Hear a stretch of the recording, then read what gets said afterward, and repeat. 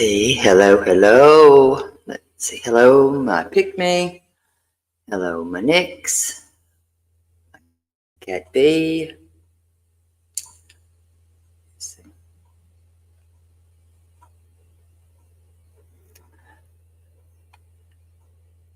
You're welcome. And if I can do anything more, I'll do my best. And if you want me to explain Miss Pick-me, I will. It's up to you. All right. Let's just get you up out of here there. I think we got you. Hello, Margaret. Nutty Nut. Nutty Nut. Let's see. Hello, Rosie. Well, I went ahead and just knocked it out. It might come back. I don't know. But I don't play with this because this is the day that you say, listen, children, this was never supposed to be like this. For real.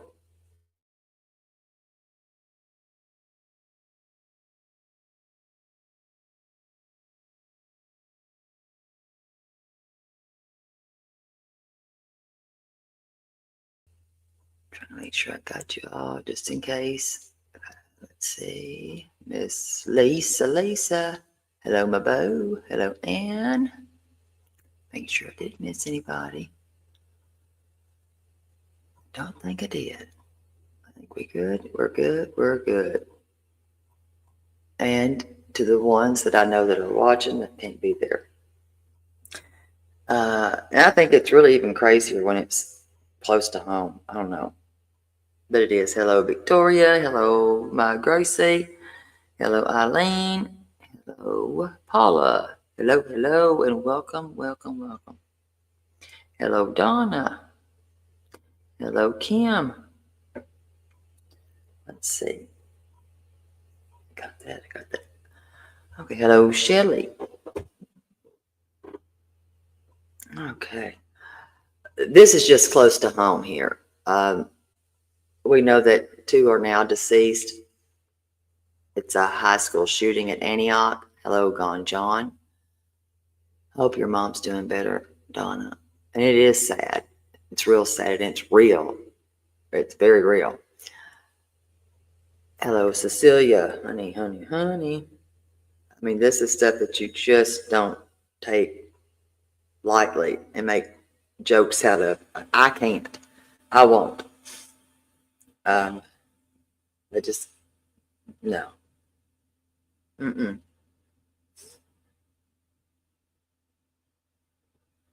mean, that's just very real. We've had this one here, and then we had one that I did show y'all and tell y'all about, of course, at the Covenant School.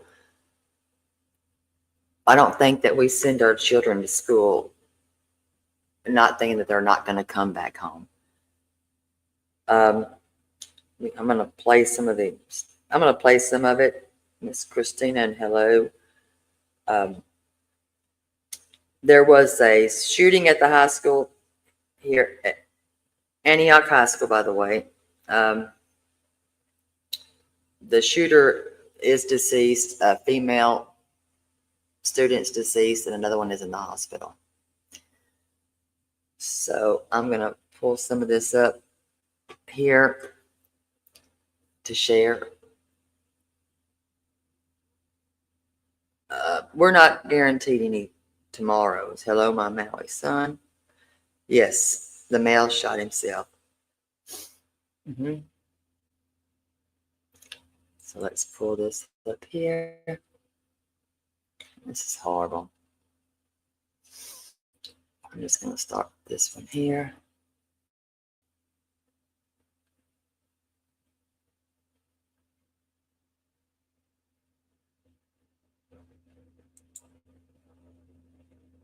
Yes. And then, of course, Don Aaron will have what he has to say about this. He's our spokesperson. It's not something you ever really want to come home online about, but you know what? Sometimes you have to.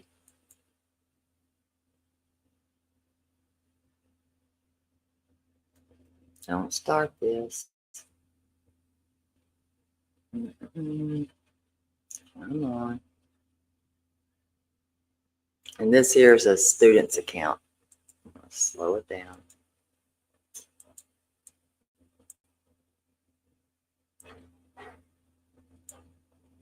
Shooting, and we were all running, and so I tried to help people who was falling on the ground. And the shooter was in the front of the cafeteria, just shooting up. And we ran out the side door. So what, you were in the room, the same room as the shooter? Yeah. Okay. In the So cafeteria. that was adrenaline kicking in? It was a bit of rush. Like I tried to help somebody while I was running out, trying to save myself too. On the girls on the ground. Then we ran out the side door. I thought I was gonna get shot, but I ran out of there quick. Okay. Yeah. So you were helping people that were also running out. Were people scrambling over each other? Were teachers in there? What were the people in there? It was a dean. They was trying to also help people and run out there at the same time too, trying to save as much as they can. Did you see the shooter? No, but it was like he was face covered. I think it was like a flash. Okay. And did you see anyone get shot? I saw a couple people get shot in the front. It's sad. Mama, as you're Probably gonna hearing need this. some therapy. Yeah. Hello, No, Miss Heather. and he's so young Hello. too. To hear this. Never Well, seen fine this summer. in actual life. And I'm from Chicago. Of course, it happens all the time. But he's born here. Never saw this. He shouldn't have to. You shouldn't have to go through this at school. So hopefully, like I said, security will be put in place. How many more students were leaving? Like, are still there at the high school? How many more buses of students are probably going to It's come in? including my friend, and there's a lot of people. They're gathering in the auditorium in the gym. Okay. But there's a lot of students in there right now? Yeah, Oh, they're that's trying a very large school. It's about 400 or more students, I would think. Yeah. So it's going to take a while. Yes. Yeah. Yes. I hear them gathering in the like trying to meet up and greet up, and so they can come here, Okay. meet with their family. What was the emotions in that gymnasium? It was a bit of fear, like the scare where you finna die, and it was a bit of rush, like trying to help as much as you can. People were screaming, running, falling on the ground. How are you now? I'm fine right now. It was just a lot of rush, like it was out of nowhere. I was getting my food, and then I heard shots in the back, and then everybody ran behind the garbage cans, and then we ran like out the side door, crouching down like this low. Wow. So it looks like you're still running on that adrenaline right now. Yeah. Yeah. What was the first thing you told your mom when all this happened? I ran when that happened. I was running outside, and then I called her while I was like out of breath. Yeah. And I tried to catch Exactly myself. how he sounded out of breath. And I'm like, where are you? And he said, Mom, they're shooting. I'm running. I said, oh my God, just stay low, stay out of sight. I'm on my way. And I just told him I have to go. I was at work. I have to go.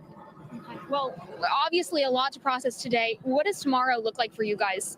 At home. Heal yourself. Get yourself together. Collect yourself. And just prayers to the victims. Because, you're used to the fights there, but this is a whole another level. Guns. And there has been people caught with firearms, guns, and stuff, and they did nothing really about it. They just expelled them. But this got too far. One of the questions during the press conference was if you guys have metal detectors when you enter the school. Yeah, They They do. had that like on the back door, but they took it off. I don't know why. So they were able to bring a weapon into school pretty easily through the front door then? Mm-hmm. Like that, it's like you can bring a gun or weed in your backpack. No, they do searches, but it's not like constantly. It's where they can hide a gun in your pocket or something. Okay. What were police telling you guys in the gymnasium, or what were you kind of hearing from law enforcement? He was telling us anything we need to know, just let them know. And then we was all gathering up at this station all the way down there, and then we was calling our moms and telling everybody know. Okay. Well, thank you so much, you guys. We're gonna let you get home and get rested and settled. Yes, warm as well. Thank you so much, you guys. So we're continuing to see these parents be reunited with their kids, family members, friends reunited with their loved ones. As they're kind of coming in, we've seen at least 5 school buses filled with students, and we're hearing that it could take up to several hours to get all these students reunited with their family members. But police and law enforcement are doing their best, as well as MNPS, to get these students reunited back with their families. And we still have, as we've been documenting through the last couple of hours, a full gas station of parents waiting. You can see up on this ridge here, family members still on their phones searching for their loved ones to come in and waiting. There's also family members that we've spoken with that do not, their kiddos do not have cell phones, or their cell phones have died. So it's just kind of waiting to hear from the schools on when their students will be returned back home to them. It looks like another bus going back over to fill up with more students there. On this bus, you have the bus driver, and it looks like you also have some Metro police officers as well, maintaining to keep the situation safe and calm as it progresses. I'm going to send it back to you guys, but again, this is a very developing situation in terms of how parents are reuniting with their students, and just as we're learning more information as the day goes on. Thank you. Most They're trying to get the students on the buses. Hello, Jocelyn. And yeah, it did just happen today. Let's see. Hello, Hatters. I hope you're feeling better. Hello, Christina. And it seems like this is happening more and more. And more and more. All right, I'm going to get you to Don Aaron. And this was another update. Let me get this important.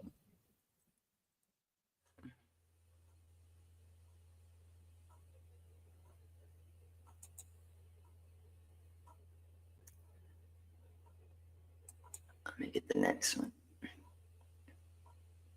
It is today, sadly. That's why I keep saying tomorrow's not a promised day. It's not a guarantee ever. So while everybody's fighting, others are looking for their kids. This kind of means a lot and should put things into kind of perspective around here. Hello, Marie Hyde. Let's see. Anybody else I missed? Okay, let me go here. Now, this is our spokesperson, Don Aaron. Here.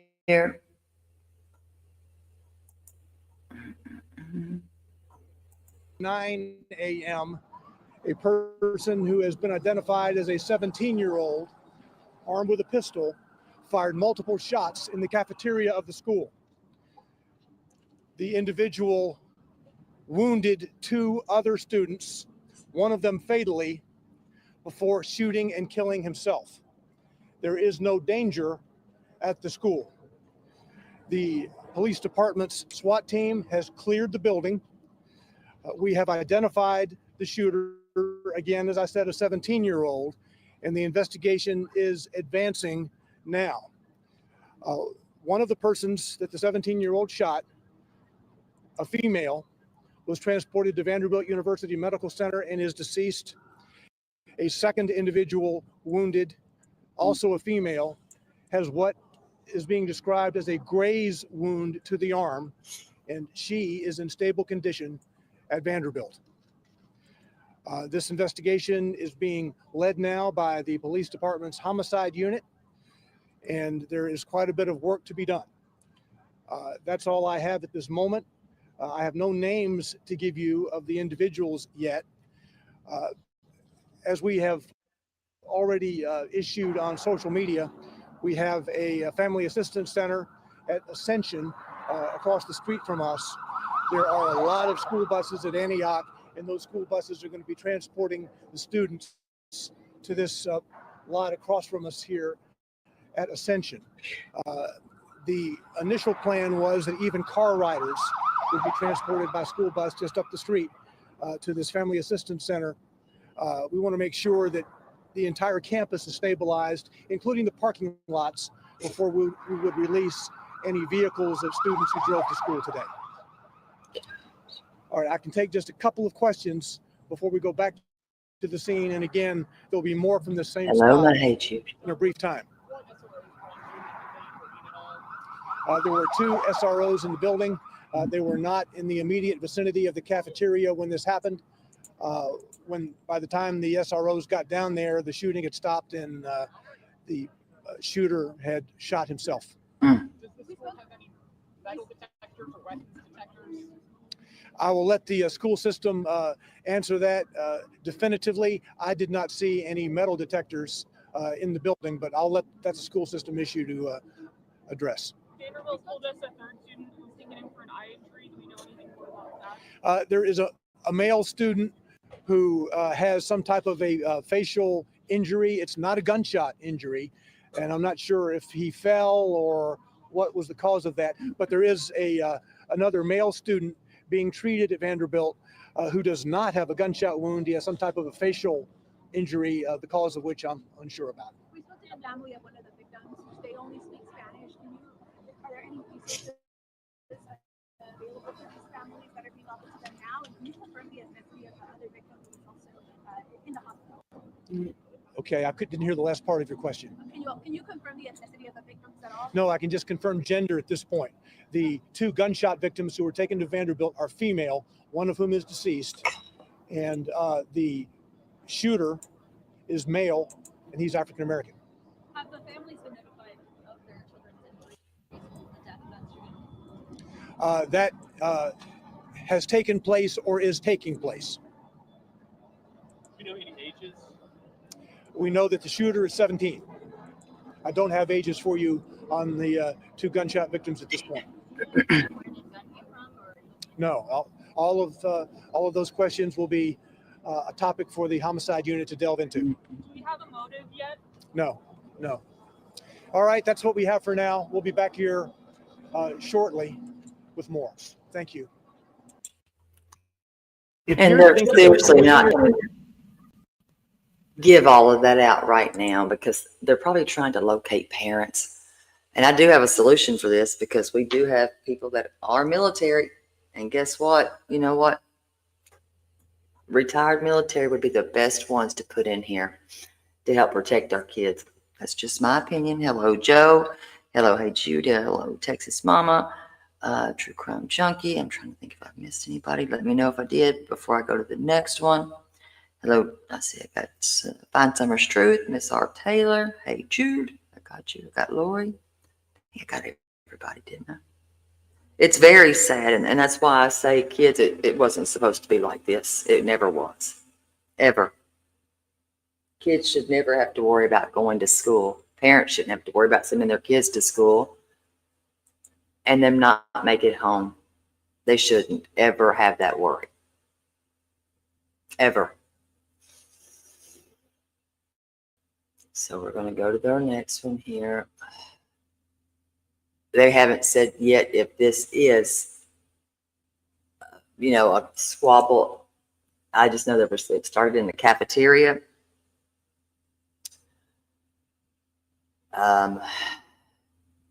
What transpired in that cafeteria, I don't think any of us know or going to know. All right, now we're going to go to this one here. That's what I was about to say, the Covenant School. And remember what that one Sean Taylor said about that and how that was a setup of such. I've already played that before. He's going to probably say the same thing about this, and it's not. It really happened. It's easy. Sometimes it's easy. Sadly. Should they have them? Not in my opinion. No child should. But do they? They do.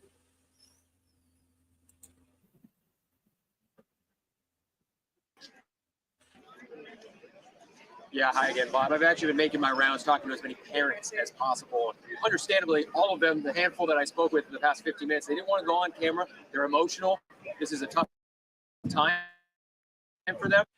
But I can relay a little bit of what they were telling me. For one, I have these parents behind me over my left shoulder. They're waiting for their kids. They were upset. The woman was, as she said, had the sailor mouth because she was just saying it was so disorganized, discombobulated. She didn't know where the come on. She didn't know where the kids were. She wasn't getting communication from the school. She was frustrated, obviously, trying to find her children, and the communication she said was coming from us, coming from the news. She didn't hear it from the school districts, wasn't getting proper channels of feedback and communication. So she's been waiting here. She said since just after 11, after this whole incident and shooting happened inside the cafeteria at Antioch High, waiting for her kids to get out of the school, get transported over. We just watched, and it was just, these images, they tell the whole story of today, right?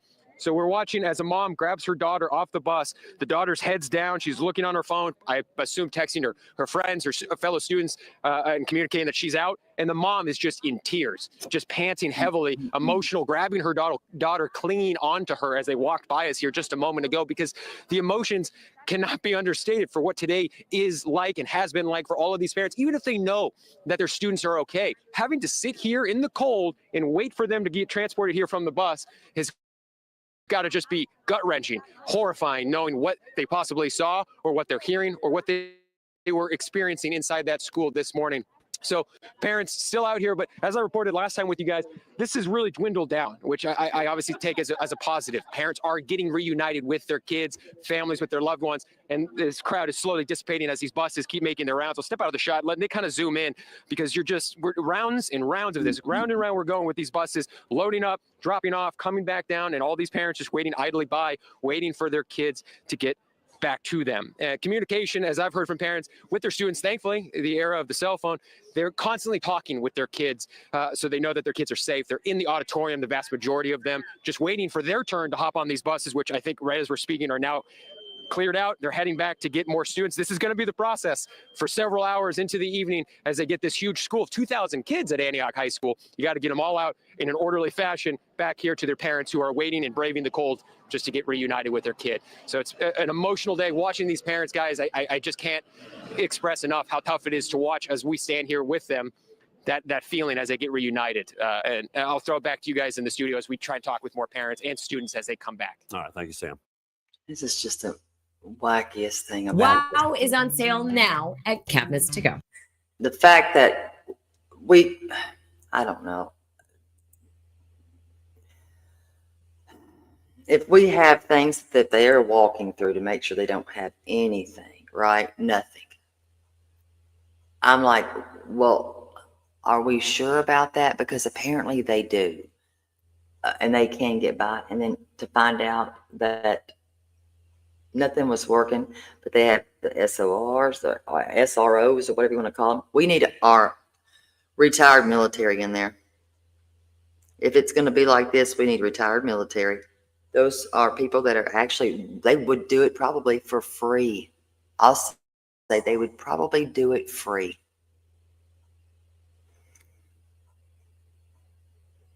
Am I wrong? Do you think I am wrong on that? I don't think I'm wrong. I think that they would do it for free. But we shouldn't have to send our kids out like that to think about what kind of fear.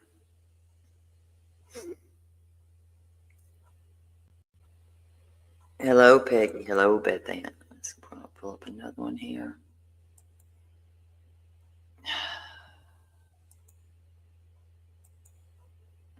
Let's do this one. We have to protect our kids. They are our future. Without them, but what are we teaching them? Hello, Susie.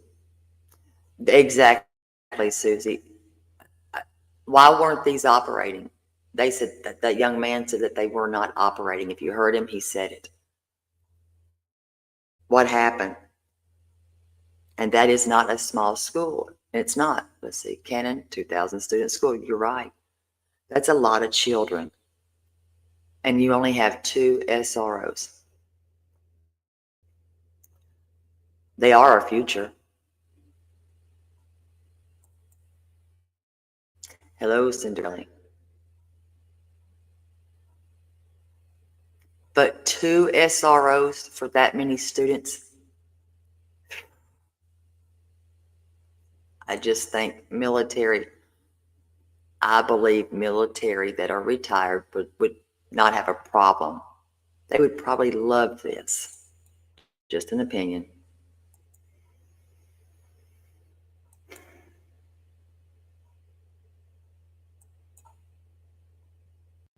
Let me pull this back. some Metro police cars out here. I'll have Jason show you guys kind of what we're seeing out here with those police cars going down. And then we have all of these parents that have gathered across the street. You have Metro school staff personnel out here that have been speaking both English and Spanish to the parents out here, trying to get everyone located over there across the street for this reunification site that they are directing people to. Obviously, they have the road shut down. There's people that we've seen just pulling over on the side of the road out here along Murfreesboro Pike, trying to get in touch with their kids, trying to come out here to the reunification area.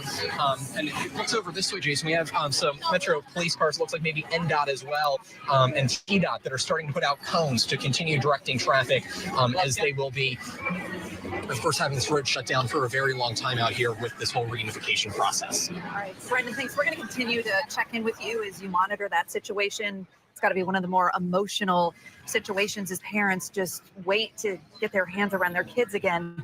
We want to go back to Vanderbilt. Courtney Allen is live. She's been monitoring the situation there. And Courtney, you're seeing now an increase in police activity.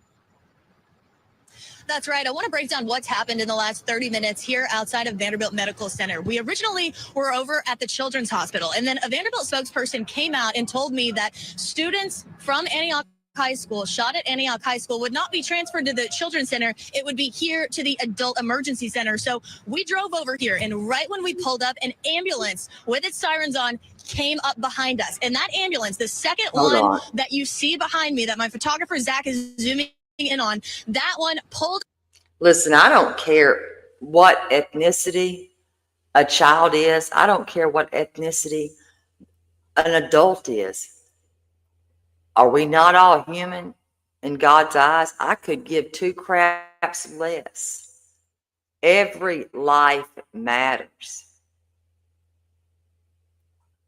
I don't know what game that is that you're coming off with this ethnicity thing. Cannon, let me help you real quick.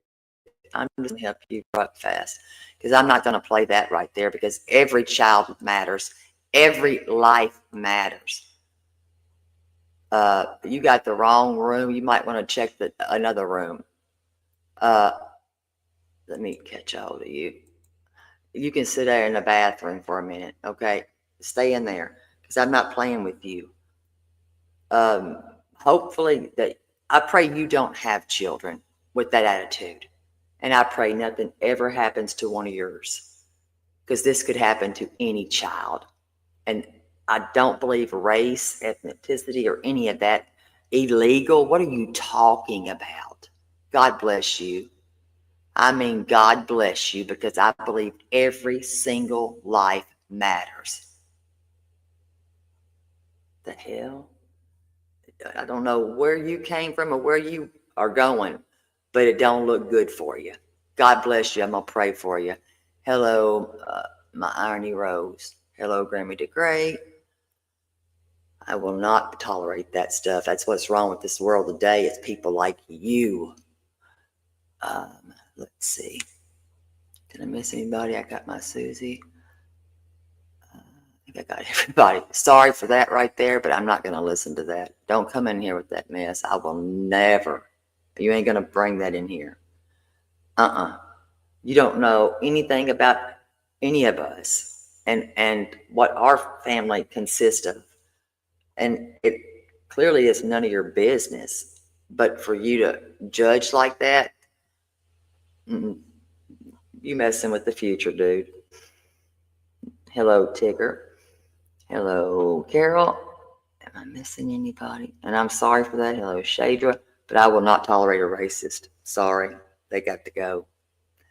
And don't come back. Wrong room. Hello, Forever Nikki. Wrong room for that.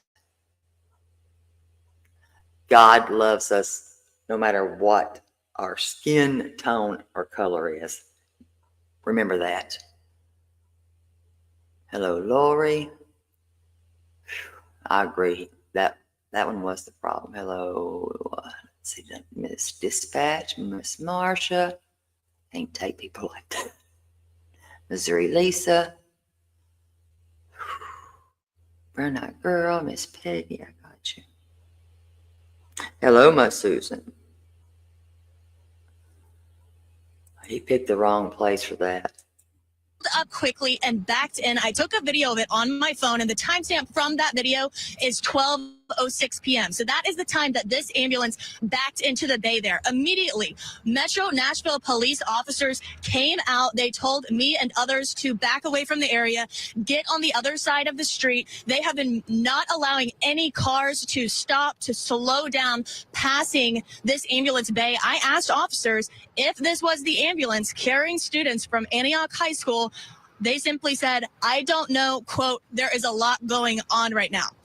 But we do know from Vanderbilt, all they have told us to this point is that any students from Antioch High School who were shot today would be transferred here to Vanderbilt Adult Emergency Center. And then minutes later is when we pulled up here, as well as that ambulance that is backed in. I can tell you from the last 2 or 3 minutes of being out here that multiple additional Metro Nashville police cars have shown up. We've worked to get further confirmation from Vanderbilt if they have an update to confirm that those 2 students are in fact here at this point. They say that they cannot provide us any additional information just yet, but we will let you know as soon as they do. Holly, Amanda. All right. So again, Vanderbilt officials not confirming that any of the victims, the shooting victims, are there, but they will be transported there if they have not arrived as of yet. Again, we're talking about a total of 3 shooting victims, but they have informed us that 2 were transported or heading to the hospital. And this is the location where they would be. And in the meantime, we are also learning that Mayor Freddie O'Connell will be holding a news conference.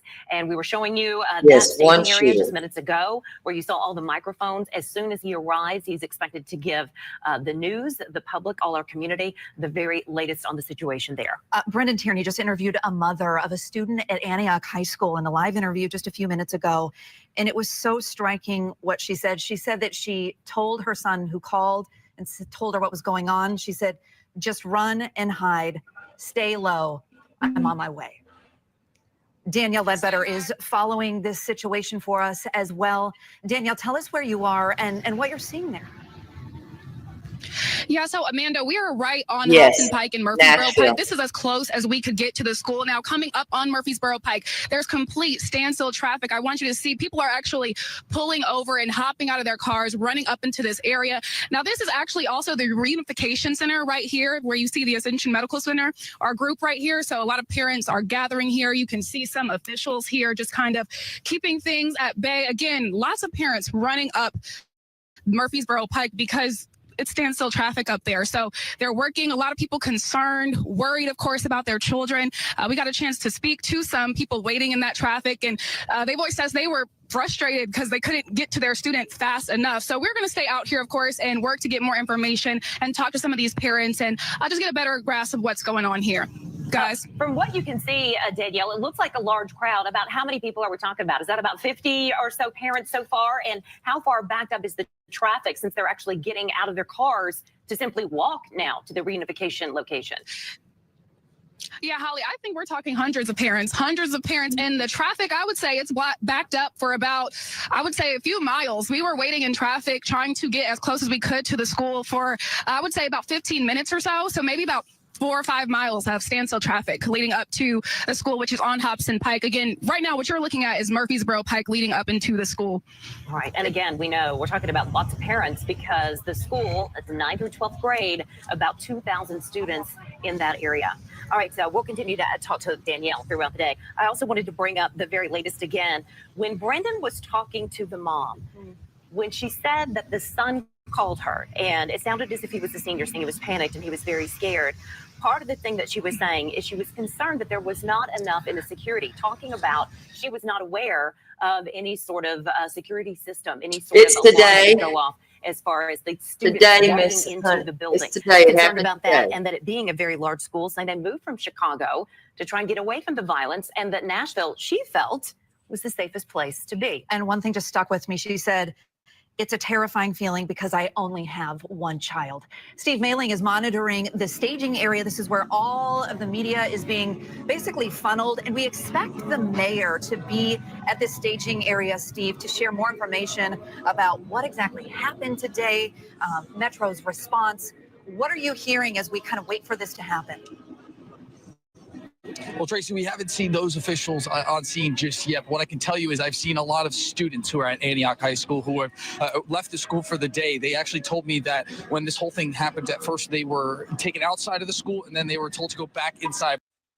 No, Jesus, this is here in Nashville, not California, sweetie. It's Nashville. He's good. He's good. But no, this is Nashville. Hello, Jesse. The metal detectors apparently weren't working.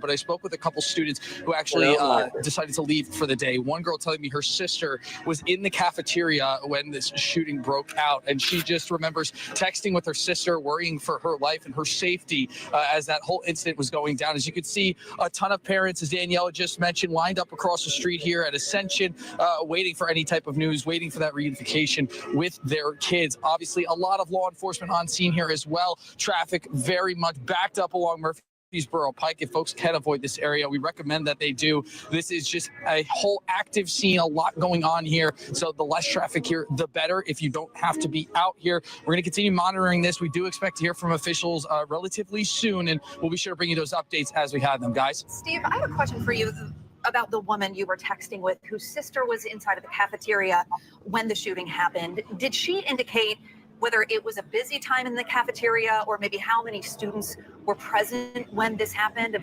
potentially witnessed this?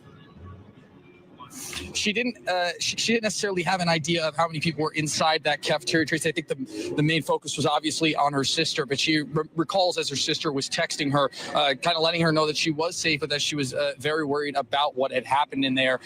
She imagines that it was around lunchtime is what she had told me, so expect there to be a decent crowd of people that could have been inside of that cafeteria at the time. But again, her main focus was, of course, for her sister and her safety. I'm glad to report that both of them are safe right now, and they are waiting to be reunited with their family. Tracy. And you know, it's interesting because right now there's a big debate happening amongst lawmakers about banning cell phones in the classroom, right? And today, in the last hour or so, we've heard from various parents who say that was my direct line of communication to my child in this emergency. That's the reason I knew that they were okay. Almost in every case, the child had called the parent on their cell phone. That's what we are hearing. All right, and as far as that staging, so you can see what's going on. They're putting all these cones, very active scene. They're asking people to obviously stay away. If you're just tuning in, this is Antioch High School, which is located right there. This is technically right off I-24. It's off Hobson Pike. They're in Antioch, and they have shut down Hobson Pike indefinitely right there at the Davidson County, Wilson County line. You can see there is a staging area, and they have asked, they've got all these parents who have been backed up in traffic. So they're now just parked, getting out of their vehicles to try to find out whatever information that is. They're trying to move closer to the school. Others in the meantime are going to, it's the Ascension Medical Group. That's the building we've been showing you live, where Danielle Ledbetter just brought us another live report. That's 3754 Murfreesboro Pike. Again, the shooting at Antioch High School, reunification now for parents at 3754 Murfreesboro Pike. That's the Ascension Medical Group building. And we've been touching base with Brendan Tierney, who is live on the scene watching some of this reunification process unfold. I mean, Brendan, you saw parents parking as close as they could get to the school, frantically trying to figure out word about their students. Let's talk more about some of that activity. This doesn't happen with just one busload. This is many trips that we're talking about. Yeah, Amanda and Holly, we've now seen 2 Metro school buses. The second one's now coming back from the school out to the... I need to go to the next one. Hold on. Not changing anything. This reunification center out here. I'll give you a closer look at all the parents that just lined up along the sidewalk out here as that second bus is now starting to pull into the reunification center. It had a Metro Public School transportation department vehicle in front of it with its lights and sirens on, helping escort it out down here to the area. There's plenty of police cars out here as they've now completely set up the road for cars to be leaving the school area for the most part. As we have a police car now driving past us, you can see the school bus is making it. I'm going to stop this one here because we've got another update that's now that they are speaking on. So we're going to come over here.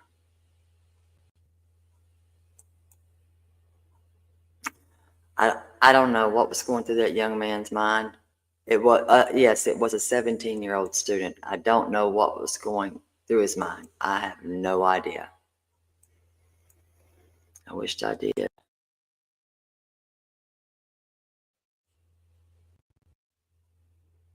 Where did you go? It's not that one.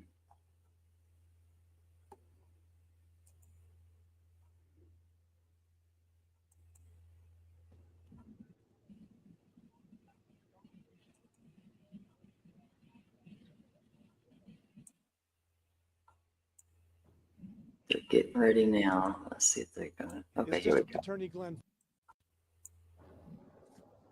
Okay, here we go. All right, is everybody ready to go?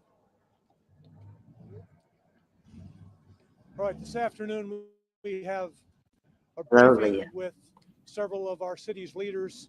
Chief John Drake will begin the briefing, followed by Mayor Freddie O'Connell. Mayor O'Connell will be followed by Metro Schools Director Dr. Adrian Battle. Also here is District Attorney Glenn Funk and Nashville Fire Department OEM Here for Director Funk. Chief William Swan. Chief John Drake. Thank you, Don, and thank you all for being here during this unfortunate time. What we know thus far is that we had a male student of 17 years old that rode the bus this morning to Antioch High School. During the course of the morning, this individual made his way to the cafeteria where he then confronted a 16-year-old that we identified as a female Hispanic student, fired, striking her. She is deceased. There is another male 17-year-old young man that was wounded with a graze wound, and he has been treated at Vanderbilt and released. The shooter was 17 years old. He entered into the cafeteria, firing multiple rounds in the cafeteria, striking her, and then before pulling the weapon on himself. From that point, at 11:11, we started receiving calls for service. Officers responded and found the male shooter deceased in the cafeteria. We've been working with our state and federal partners on the identification and notifications of all.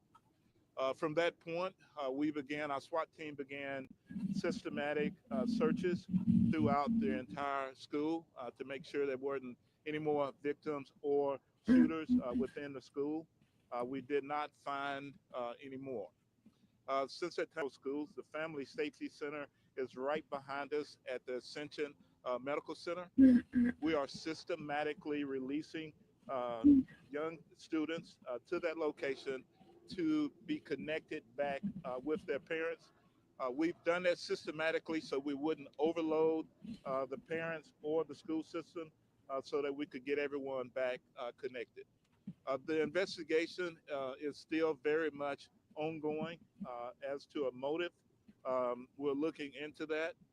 There are some materials on the internet that we're looking at that's under the investigation on the initial stages, but we'll with TBI, FBI, and ATF, and we'll continue the investigation. Which is good morning. Please look at our platforms for further information. At this time, I will turn this over to Mayor O'Connell. Community, it is impossibly difficult to be here once again dealing with the devastation of gun violence in one of our school communities. As a Metro Schools parent, I know how difficult it is to receive a notification of an emergency operation at a Metro school. I can't imagine how difficult it must be to receive the notification that there has been this level of violence in a school community. Chief Drake, to Dr. Battle, to Director Chief Swan, to our Department of Emergency Communications, the level of first response here once again highlights how important our community of collaboration is. The Family Service Center behind me has been focused on victims and their needs, and we will continue to be focused on that today and for the period to follow. There have been MMPD wellness team, there have been the family intervention program. Our Nashville Fire Department's EMS division has been deeply involved in this process, and we as a community will continue to rally to ensure that resources are available to those families who have been directly impacted by this incident, and certainly to the school community.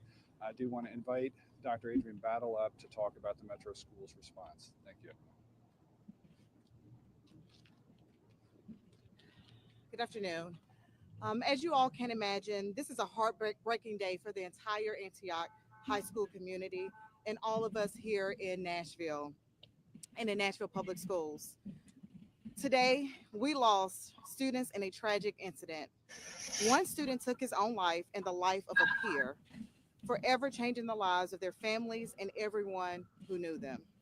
My heart goes out to these families as they face unimaginable lives were lost, though at least one student is being treated for injuries. I want to thank the school staff who quickly followed emergency protocols, potentially preventing others from being harmed. Their actions were heroic on a dark day for our school community. I also want to extend my gratitude to the Nashville Police Department and Nashville Fire Department for their swift and urgent response, securing the school and caring for those impacted. This tragedy is under active investigation by law enforcement and district leadership.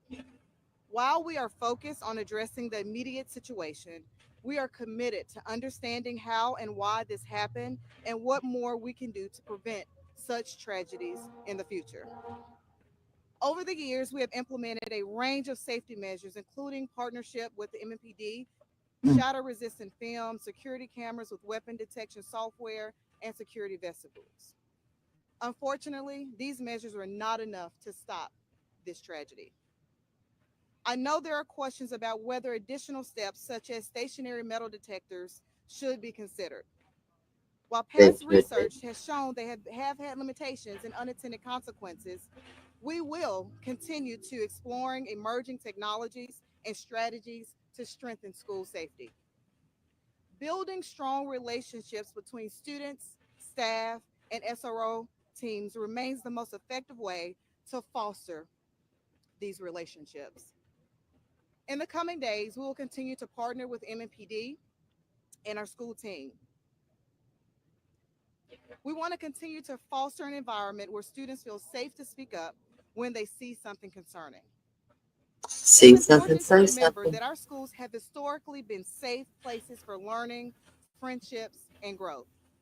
We cannot allow this tragedy to overshadow the positive experiences of our 80,000 students.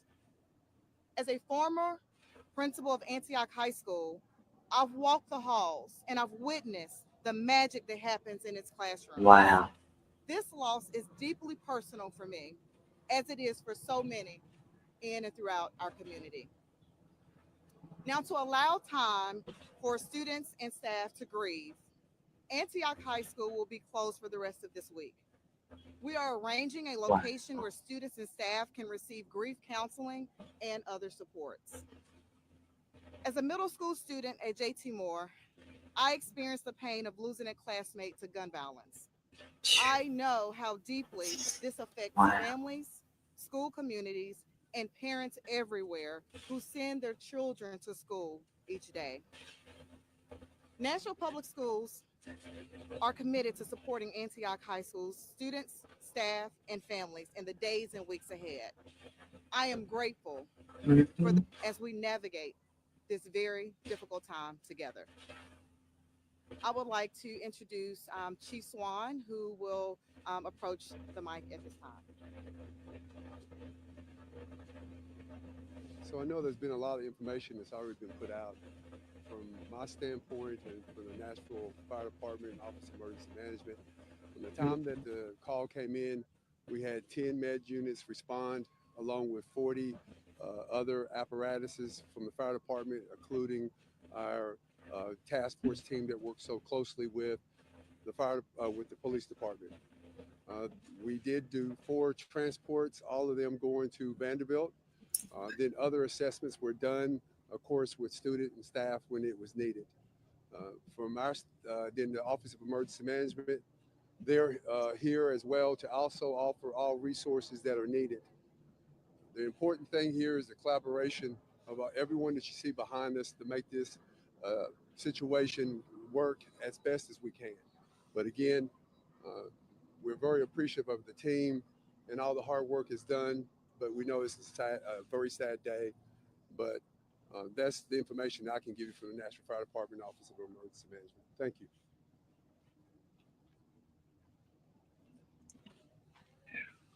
The 4th student who was transported to Vanderbilt suffered a facial injury from a fall.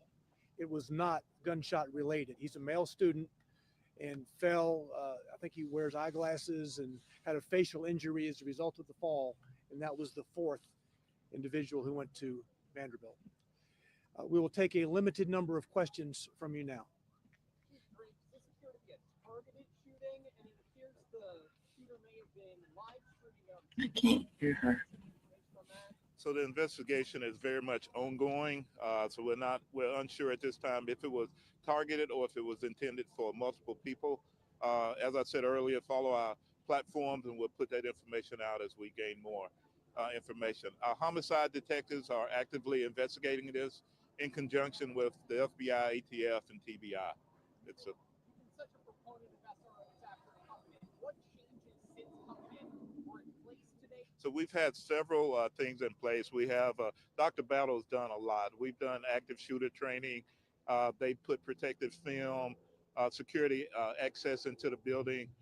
This individual arrived at school on a bus and was actively a student in the school, went into the restroom, I guess, to retrieve his weapon, and then went into the cafeteria.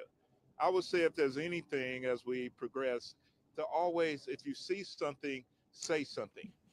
We believe there's some materials out there, and maybe they were. The shooter had a criminal history, or if he has a history of bringing guns to school. That's very much under investigation. I think See something, say something. but I'm unsure as to the details. But we will put that out later today. A material that was found online, has it been vetted? Has it been confirmed that that is part of the shooter's manifesto? We're very much looking into it, and we'll let everyone know once we get there. Well, I'm glad. What services are going to be offered for this diverse community? We know that a lot of the students here are Latino families, and we're getting a lot of calls. They're obviously very distraught and kind of really don't understand what happened. Yeah, it's the same as we do with all other students, and we have our family intervention program from the Hispanic community. We'll do everything we can to make sure all notifications are made, all outreach is taken care of, and any information we'll give to them. If they need to reach out, contact It was today, Miss Elaine. We'll help, or the metro schools, and we'll help them with any information that they need. Chief, have you been in contact with the shooter's parents or guardians, and have they been cooperating with the investigation? You Initially, are we welcome, have, Miss Kate. contact with a parent. So, and that's very much it's very much ongoing. So. Is there any information where this case is not done? That is an active investigation as well. We work closely with our federal Thank you partners. for that. I don't know if you want me to call your name out, How that went, if everything kind of went smoothly, but thank you. predetermined to be that in So it was not predetermined Thank to you, my Miss knowledge. Lisa. It's, we determined to be a great Thank you, site to have Heathers. everyone meet a little bit away Hello, from the Amber. school. To my understanding, it's gone as well as can be expected. Hello, At this Marie. point, as I said earlier, we've done it systematically. We didn't want to overload the school, the Ascension Center, or the parents. And so systematically, we've released a limited number with their families. And that'll keep going Thank you, Lisa. until every kid is back safely with their parent. So. Do we know how many bullet shots the victim received, and if the shooter maybe had more ammunition? So there was multiple rounds that were fired inside the school. Investigation would tell if there was other magazines, other ammunition, and all that. As it unfolds, this will go into the wee hours of the morning, and we'll have more information later. Thank you, Thank you all Hatters. very much. Thank you. Thank you, Miss Hatters, and thank you, Forever Nikki. Next of kin notifications Thank you, Nanny just Nuts. being made to the shooter's See if I can family make it and out. to the 16-year-old female. Those names will be released to you on our platforms probably within the next 30 minutes. Thank you. I think we got it as loud as we're going to get. We can get.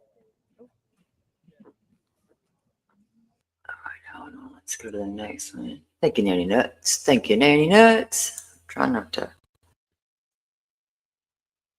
I'm trying to make this not, you know what I'm trying to say. I can't even think of what I'm trying to say. I know what I'm saying, but I'm like, gosh, this is bad. Let's go to the next one here. I don't think that anybody thinks that we're going to go to really take our kids to school, and this right here is the outcome. Ever.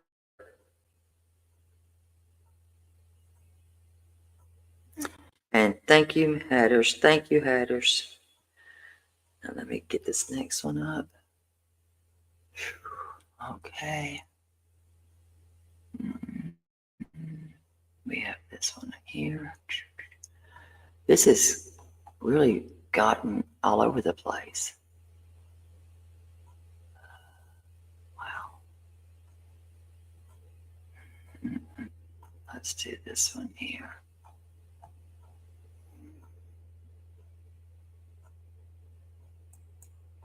It may be a repeat of what we just heard. I don't know. That's fine. But we will know in the next 30 minutes, of course, maybe what we don't really want to know. But we'll know in the next 30 minutes. You know, I homeschooled for a minute, and guess what? It was okay.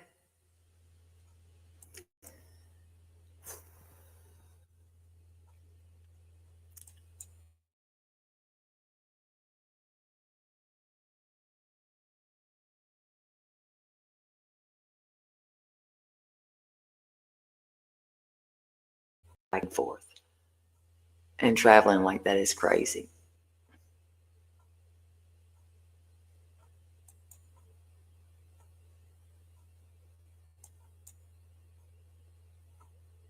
I think this might be a repeat. Hold on just a minute. I think this is going to be a media. Let's listen to Don. All right, this afternoon we have a briefing with several of our city's leaders. Chief John Drake will begin the briefing, followed by Mayor Freddie O'Connell. It is going to be a repeat on this one. Hold on. We're going to the next one. And I'm surprised they didn't let Glenn Funk speak, whom should not even be anywhere near this, to be honest. If anybody knew what the attorney that he was, you would understand that part. Shouldn't be there.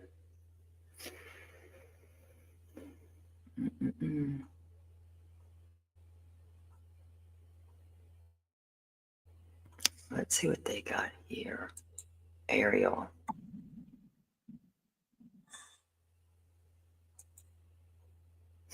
Hello, my dreaming. He did. Absolutely, he did. Hatters. He was 17. He did.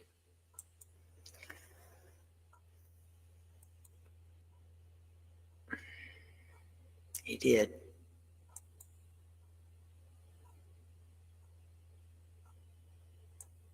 Hello, Nano. Thank you, Cecilia. I appreciate you. You see it when news comes off of these monitors. We have it for you. We have a high school. So this is our CBS partner, and this is what they're showing to their viewers. We want to go ahead and listen in to how they broke the news to their viewers. Again, Mike is showing us that scene from Sky 5. He mentioned that about 2,000 students go to Antioch High School. There's about 118 teachers there as well inside this building on a normal day. Of course, this is not a normal day by any stretch of the means. We have 2 students who have been shot. We are working right now to get their conditions. We also do know that the TBI is on the scene and beginning an investigation. We have been told by Metro Police this is an active crime scene now. We have also been told the shooter is no longer a threat. So right now they are trying to keep students safe, corral them to one location so that they can be reunited with their parents. We have calls into police. We have calls into the school to get the very latest on the conditions of the students involved in this shooting this morning. As you can imagine, this is an all hands on deck kind of scenario. Everyone is rushing to that scene, as Mike described from the helicopter, and just driving down I-24 to get to the airport this morning. Local school Emergency vehicles just rushing there to get there and get on scene and keep as many students safe as possible. You can see car after car lined up outside the school this morning. We have just learned from Metro Police that they will be holding a press conference very soon. Of course, we will stay on and bring you that information so that you can hear it firsthand for yourselves. TBI again tweeting out today that they are on the scene as well and beginning an investigation. I do want to let you know that, again, the reunification site is Ascension St. Thomas. That is where you need to go to get to your child. Ascension St. Thomas, the address, and we will make sure that we have it up on the screen as we do right now, 3754. Yes, ma'am, Nano. That is the reunification process. You will not be able to get to your child at that school. I know that's what you want to do. That's just your first inclination is to get to that school, but you need to go to Ascension St. Thomas. Students are being bused over there. And 2 are Metro deceased. Police will actually be releasing them to you from that site. Police are asking, please do not come to the high school. They have their hands full trying to, this is a crime scene now. This school is a crime scene and they need to investigate. We have several crews on the way. This is video from our crews this morning of police there getting to the scene. Sky 5 showing us buses heading out. I want to see if we can check back in with Mike Rose. You have a good eye on those buses right now. Did you see students boarded onto these buses? Hey, Carrie. Yeah, so it now looks like we've got at least 13 buses that are all lining up on this side of the building here. I've not seen students being escorted from the building to the buses. We've got more that are coming in now from both sides, both the north and south side of the school. So to the right, to the screen right, that's the south side of the school. Screen left is going to be the left side, the north side facing school. And so we have buses coming from either side. They're driving around to the back of the school and kind of staging in this area right over here. So perhaps this taller part of the building is the gymnasium, auditorium area. Perhaps the students are in there temporarily, and then in an orderly fashion will be escorted out to these buses and then taken over to the reunification center. Let me widen out just a little bit to give you some more scope. It looks like, let me put the lens over here. This is Murfreesboro, Pike. All right. Our thanks to our CBS partners there in Nashville, Tennessee, making sure people who are getting this breaking news of at least 2 students shot by a 3rd student inside that high school in Nashville are getting the crucial information that they have. That live helicopter picture showing a line of school buses there, we can only assume, and at this hour, not confirmed, but we can only assume that students will be taken on those buses away from now what, to the point of the TV anchor who was breaking that news just now, is a crime scene. Once again, another school shooting at another high school in the United States. And at this point, as we see these students frightened, awaiting rides on the curb, arguably parents out there trying to get to their students and find out what has happened yet again with another school shooting in our country. We know at this point at least 2 students shot. We can also tell you that word is breaking there in Nashville, Tennessee, that it appears, and it is thought widely, that the shooter is down. It is being reported through several media channels that that shooter went in, shot at least 2 students, and then took their own life. So now it's all a process of getting the students out who survived this trauma and then going in and making sure that they are reunited with their parents. Then the other part of this, and that is the investigation into why this happened yet again. Now, Nashville, Tennessee, to that point of yet again, let's remember, it wasn't very long ago, 2023, in fact, the Covenant School, another school shooting, 6 killed there, 3 of those were children. So Nashville, Tennessee police, they know what this is all about. They know how to respond. They know how to investigate. No doubt federal authorities will be joining them in their investigation. So once again, when we see it, you see it here on CBS News 24/7. You are looking at an American high school, Nashville, Tennessee. Once again, another school shooting. As more news breaks on this story, we will bring it to you right here. Our thoughts with so many people who are now affected once again by a problem that is now going to have to be addressed by a new incoming president, Donald Trump. We are awaiting a statement from the White House, from lawmakers there in Tennessee and elsewhere. Okay, hold on. I'm pretty sure. What's your credit card debt balance? If it's 10, I thought that I said, you're going to come in here, come with respect. So that one was outed. That one right there, that just come in here with that, we don't even have to read the comment, they're gone. So, good grief. And what he was just talking about was the Covenant school shooting, that those babies, they had the memorial that was up for a long time. And yes, parents are being held responsible.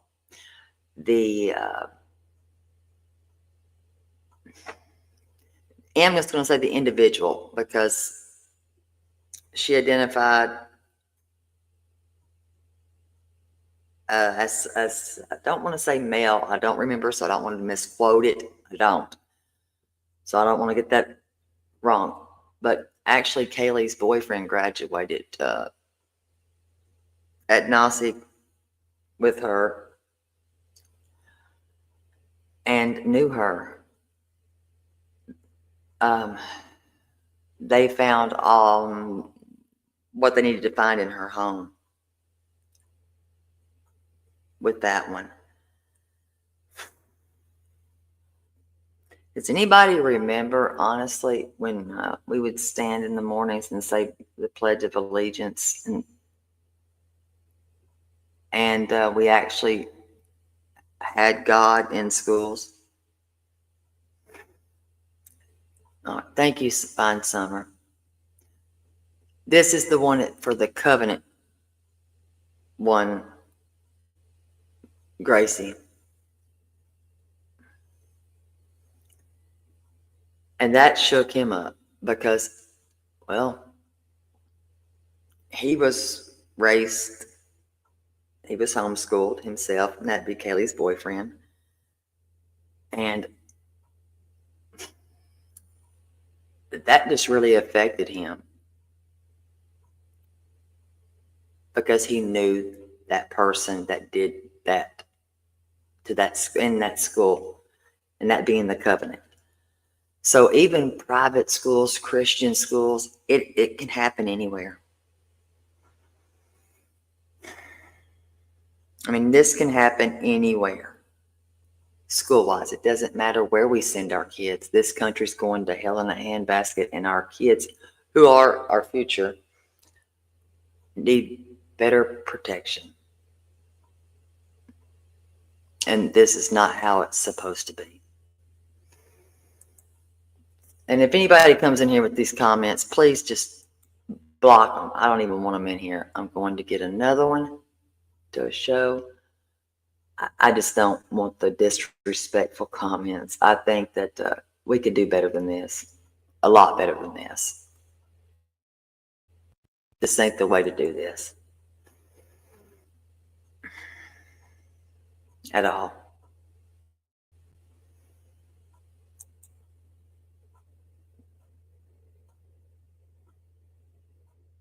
Absolutely, and that's my thing. It can happen anywhere, and welcome, Queen of O'Hara. It can. We think that we're sending our babies somewhere that they are protected, and sometimes, you know what? They're not. sadly, they're not. It doesn't matter if it's a private school. It doesn't matter if it's a Christian school. You are never going to know. And that's the scary part of all this.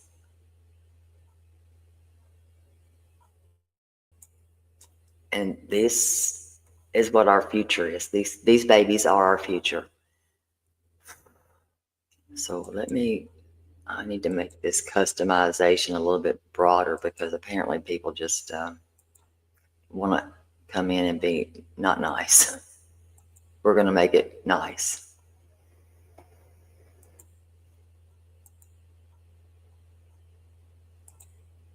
I think that'll be nice enough. That's the other thing I was going to talk about right there. They are going to need a lot of mental health counseling because people are not normally used to seeing things like that. I know in the 1995, it was actually August 7th of 95. If you've ever witnessed anyone being shot, that can do something to you that I don't think that you are ready for.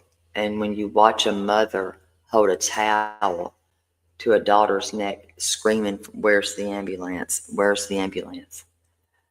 Because it was taking forever. That's a scary thing. And that was a person that I was friends with. She's no longer alive today.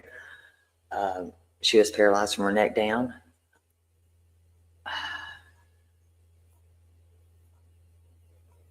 And I don't think people get that out of their head when they see a mom holding towel. And that happened in Hendersonville, actually on Township Drive. Thank you, Cecilia. I agree, Rhonda. But I think we have to do better. Welcome, baby. There's a lot more to that story. I would probably tell y'all this in a member zone, most likely. It's just the better place to kind of do that because it's kind of personal. But there's so much bad in this world going on that we have got to do better. We have got to do better. Hello, Brady little me. How are you, darling? I see you, baby. I hope you're doing well. Now let's get us to the next one here. We just have to do better.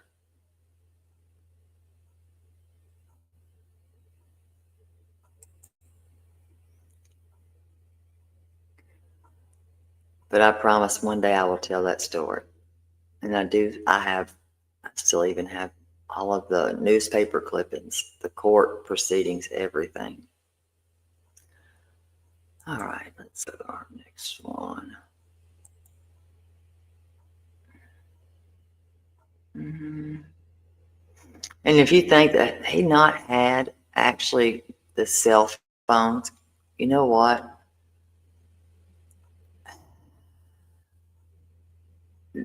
This would be bad. This would be really bad. Because they may not have reached their parents. I agree on that.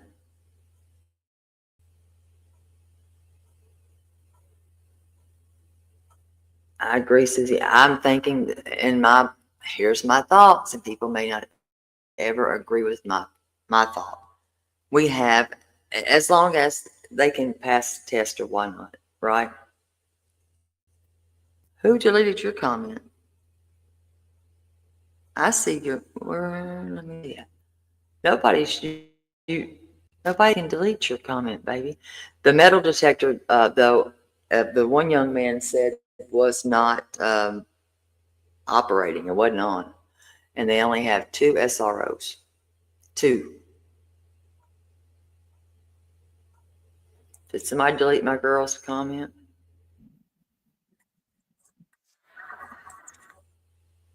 I'll go back and look. Hold on, baby. I'll find out. It got deleted. Let me see. I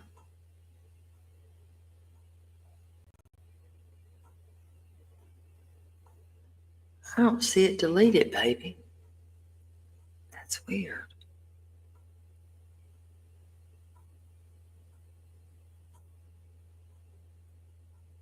That's what he said.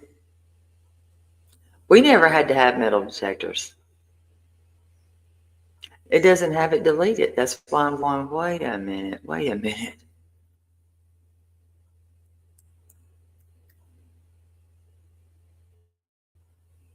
Hold on a minute. I don't see it deleted.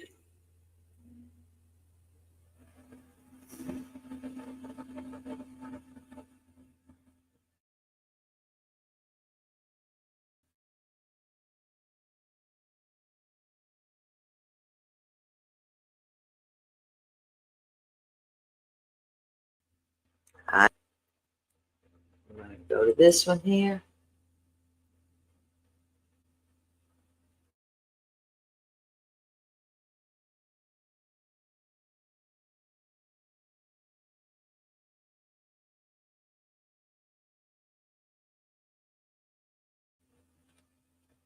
Nada.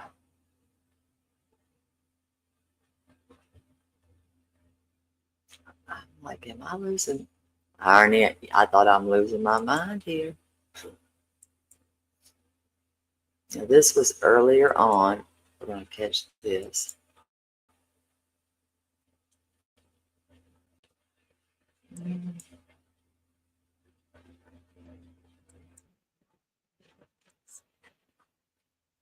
Inside the cafeteria. Now, our reporters, our team has been out on the ground since around 11:30 this morning, bringing you all angles on the scene. We do want to go to Caitlin Quisenberry. She's been near that reunification site talking with parents and students, and let's listen in right now. Should really be happy that they at least get to see them goodbye. Yeah. What no, I was gonna say, what did the officers say when they came in the room? They didn't really say anything. They just came in, they looked around, they walked out, and we just blocked the door back again. Okay. How were you blocking the door? We had tables, desks, chairs. We had the method where you put a chair inside the door where you lock it down so no one can enter. I don't know how they got that off of there, actually. I was confused. I was confuzzled. I didn't know what to do. I was scared. Everything was just so bad. Yeah. So how are you doing now? I was scared. When I was in the bus, I was trembling. I was scared. I was told that the murderer was killed himself because he couldn't escape. And I'm like, that is bad. You should at least witness the justice system. It's because you killed 2 people. And I saw the video of the poor little boy or little girl. They were dead. I'm so happy that the 8th graders got out alive, though. These poor babies are never they going got out to safe. forget They left this. before. It happened in B-Lunch. B-Lunch? Okay. And then where were you at this time? You were in I was in my classroom. I was safe because my teacher, shout out to her, she is amazing. She Right. handled it perfectly. Okay. Well, have you reached out to your parents or family yet? I have reached out to my dad.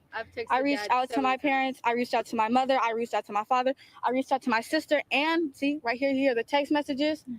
Aww. I got my father's text messages somewhere around here. And what has their response been so far?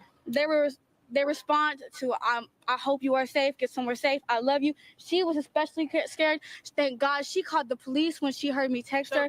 She is one of the most safest persons ever in Aww. this entire universe. This is live. If I did not have her, I would have been. So you're her sister. You're not at the school. No, I went to the school like a couple years back, but I don't go here no more. Okay. School's always had chaos in it though. Gotcha. When did you graduate? 2021. Okay, gotcha. And you made a call to police. Yeah, I called 911 and I Okay. told them that my sister texted me and said that they was up at the school shooting, and the dispatcher told me that they had police there Okay. already and that the shooter was like not a threat anymore. That's what they said, that the shooter wasn't a threat. And then I got a call from the school and they also told me that the shooter was not a threat no more. Okay. So Got it. Can you also just one last time kind of set the scene for me after this happened? What were you Bless hearing her as this heart. was happening? What were you hearing? As we were entering the bus, or as we were leaving the Uh-huh. classroom, or while we were in the classroom when the police came in, they were talking about how the murderer was killed. He killed himself, shot himself, and how they were trying to bring someone back to life. They had a video of some guy decided to go on live. And Bless record all her. this. He decided to. This is sad, honestly. They recorded the guy getting resuscitated, which I saw, and I was like, Oh my God. Give me Is 5 days and I'll ever going to forget that right there. That is sad. Damn. She's never going to get that. That will never be something that she forgets. God bless her. Those kids are going to need a lot of therapy.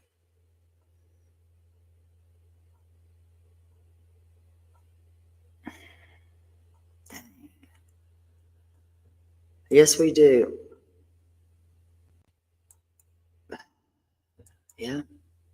It's the same as courts. Courts have revolving doors. That fail a lot. Hello, Miss K. What's on? You graduated in 2021. Well, thank God you're here, Miss Kaylee. Thank God you're here. Let's see what we got. My heart. I don't know. I could not imagine this. And this is not a day we should be having to raise kids in.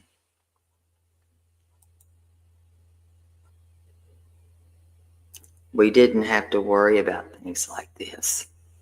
I think the worst maybe was maybe somebody fighting here and there. Wasn't a big to-do though. It wasn't huge. That is what the young man said, yes. That they had, I think he said, what was it, 2 metal detectors, non-working, and they had 2 SROs. So that is for that, I mean, that's what, 2,000 students. I don't want to be that person to say it, but that's not a lot. That's not a lot.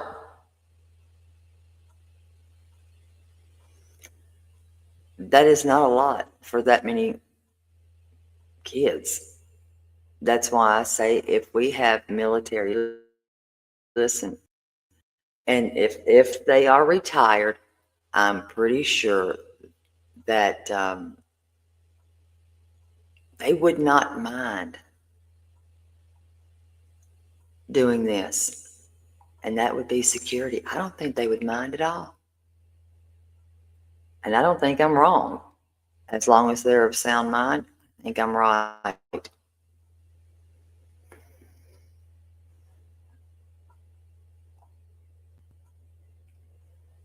Anybody want to think I'm wrong here?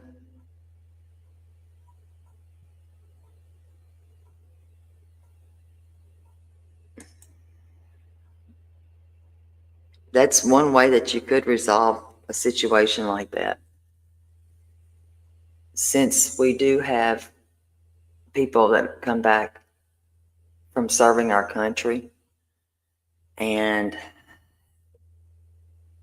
sometimes they become homeless, etc., this would be a way for them to actually have a job that they could be doing something at and protecting our youth. And yes, I would trust them.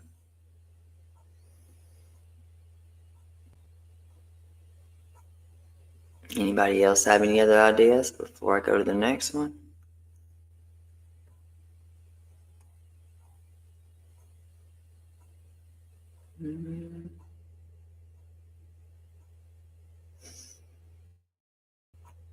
Okay, this is when the first responders got there and were called.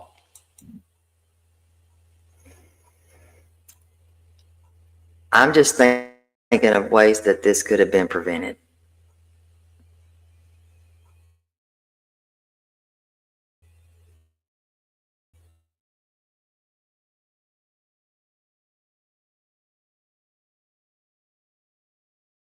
into.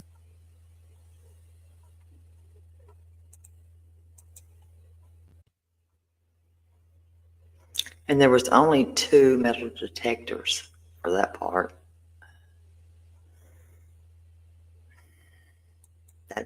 I don't know.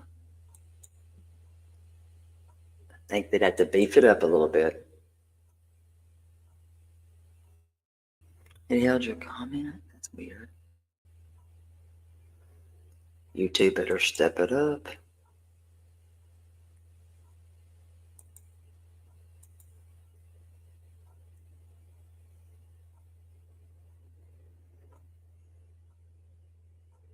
What happened here. The shooting was reported just about an hour ago, again, at Antioch High School. This is a look at the footage showing you first responders rushing to the scene. This is the type of situation that they are actively training for. It's never the call that any law enforcement, any parent, school member, teacher, staff, no one ever wants to get this call, but these first responders and staff members are prepared and trained for situations like this. So they are rushing to get to that scene. In this video here right now, you can see from Interstate 24 earlier this morning. Again, a recap of what we know at this point from investigators. 2 students were shot by another student at Antioch High School this morning. It happened at about 11 a.m., so it's been a little more than an hour now. And you can see from Caitlin's report just now, it's still very much an active scene. Investigators are getting there.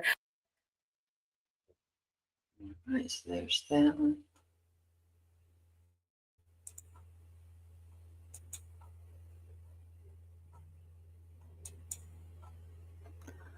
Let's see if they've updated anything else.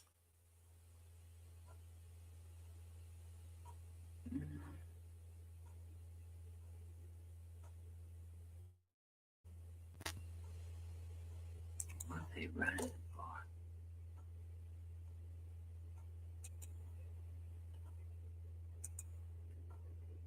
Let's see. I may be, let's see. You know what? I think I kind of might remember some of that stuff right there. Digger. I can't say I don't remember that. I kind of remember that. So you're not wrong on that one.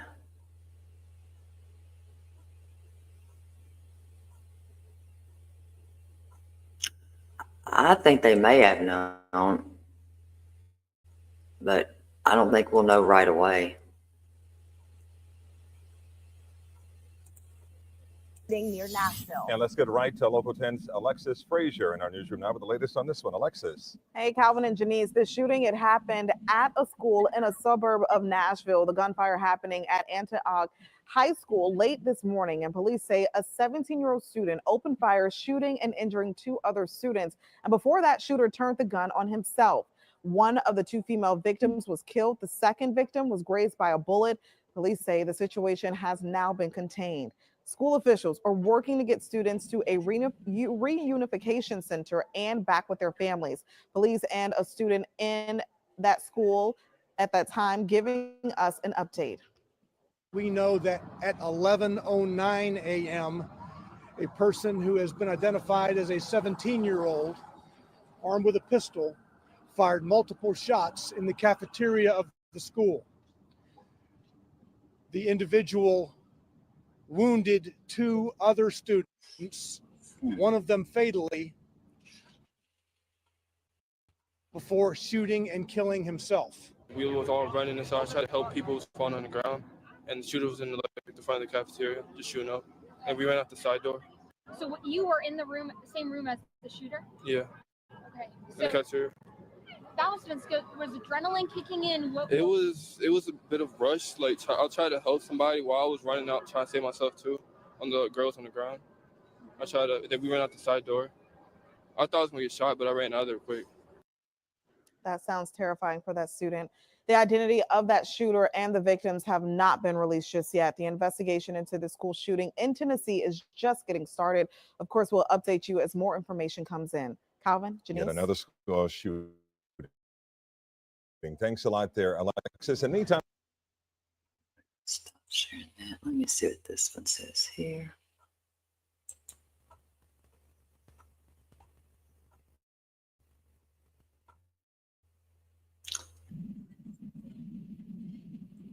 That's going to be the same. Hold on. I do want to know if they knew that or not. When it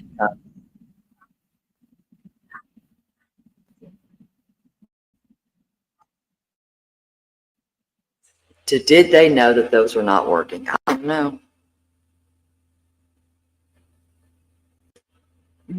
Let's see what they say here. I'm interested in that now. Hello, Jules. I would agree with you.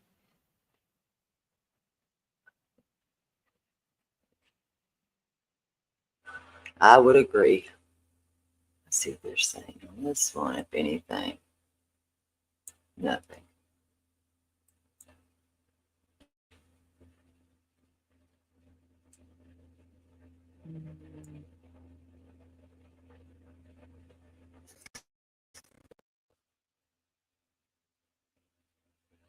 There's always a motive. But what was his motive? If they knew and there was nothing done about it, then there is a damn problem, and they're going to have to answer for that. That is something that you got to answer for. If that is the case, that will have to be answered for.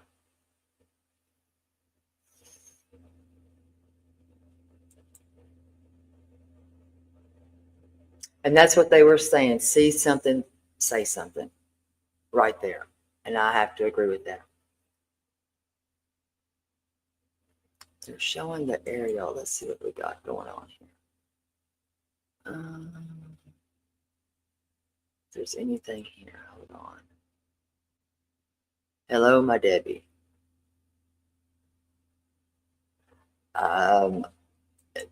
If they knew, I'm going to agree that that school might. There's going to be some problems here.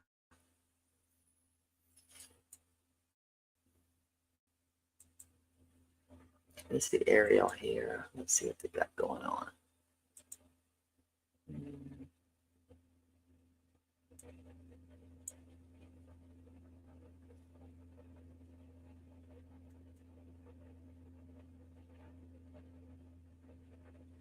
That's what I was saying. A fist fight, way different. They met somewhere and they duked it out. That was it. I don't think that this is the way we need to settle anything.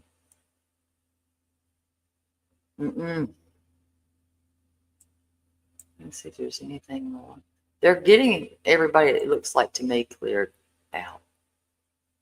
And that's the aerial view there. And that's live.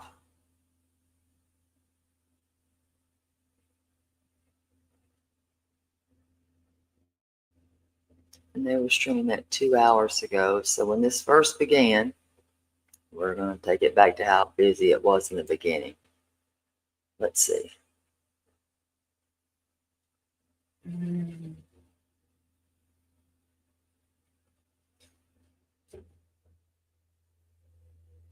See, I couldn't handle that. The fighting, that's crazy.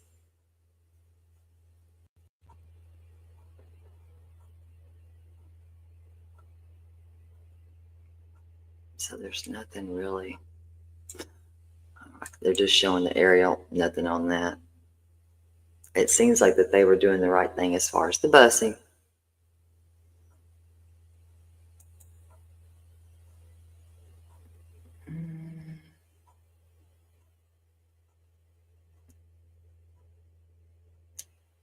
Oh gosh, we got a father speaking on this one. Hold on.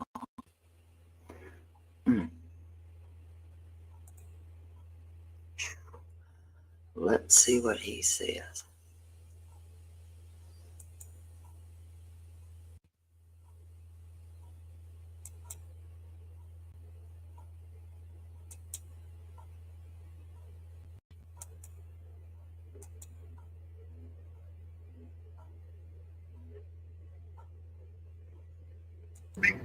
I'm good. What are they telling you? Is this your son on the phone? Yeah. We got transported to the gym right now. Are you going to the gym? So you okay? Yeah, I'm already Jimmy. I'm good. Okay. All right. Well, let me know. We're here at the gas station waiting. They said we're going to the clinic. To the clinic? Where are we? Where am I supposed to pick you up? Huh? Where am I supposed to pick you up? I think we're going to go to the clinic together about 5 minutes. All right. Have you talked to Isabella? Because I haven't heard from her. They said 3:45 to my bike, I think. Okay. All right. All right. Try to call your sister so I can get a hold of her. I love you. Bye. Bye. How are you feeling in this moment? Some mixed emotions right now, you know. It's sad that we always seem to be dealing with some type of shooter. And when it comes to your kids, you know, it's mixed emotions. I don't know. I'm anxious, sad, angry all at the same time. Yeah. I just want to have my kids. That's all, you know? Yeah. And I heard you said that you couldn't get in contact with your daughter right now. Yeah, well, she was in the cafeteria when the shots took place. And we lost contact from her for a little bit. Next thing you know, she was in the room. Next thing you know, SWAT got in there. I think he's going to fix it. So I promise. I think that got to give him time, baby. But it hasn't been consistent. And for the last 10 minutes since we drove over here, I haven't heard nothing from her. My son was in the ROTC. They were jogging around the room, around the school when it happened. They took him to a room, but I've been in contact with him through the most of the time, but not my daughter. So my daughter is the one that we don't know what's going on right now. Yeah. As far as we know, it's just one kid that, you know, committed the crime. But it makes you think, you know, there's so many kids, so many SWATs and police officers still coming in. That makes you wonder if there's only one active shooter or there's more active shooters. We don't know. But as far as we know, it's just one kid, unfortunately, but we don't know. Hey, are you okay? I'm good now. What are they telling you? Is this your son on the phone? Yeah. We got transported to the gym right now. Are you going to the gym? So you okay? Yeah, I'm already Jimmy. I'm good. Okay. All right. Well, let me know. We're here at the gas station waiting.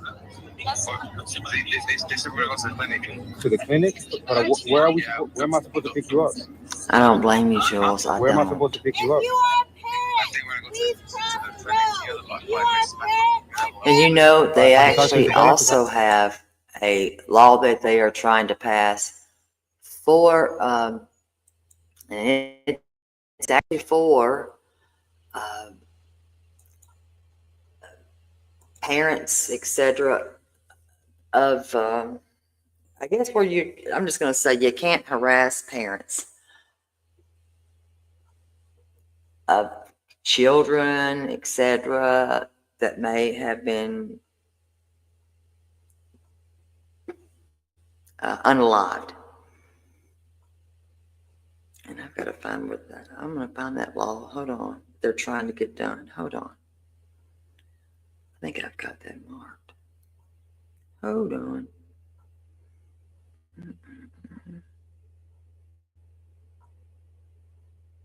Give me 1 second.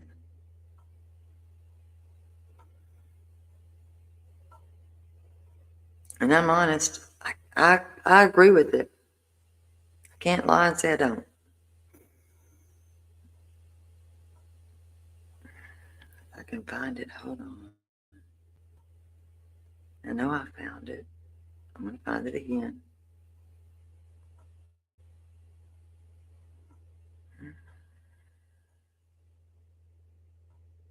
I think it's the Cash, is it Journey Justice Family Organization?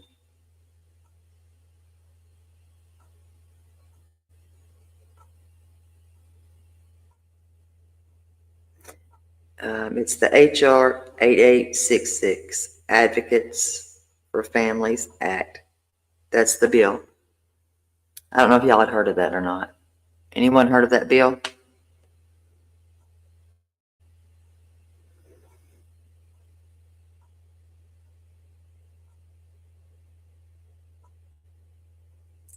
Maybe not.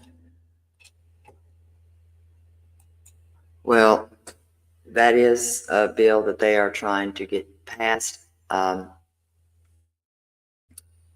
It's HR 8866.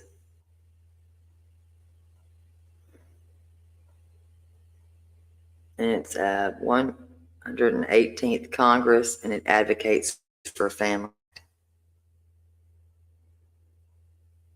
And we got an update here. Hold on, y'all. That was 3 months ago, or 3 minutes ago. This happened today, Miss Debbie, today.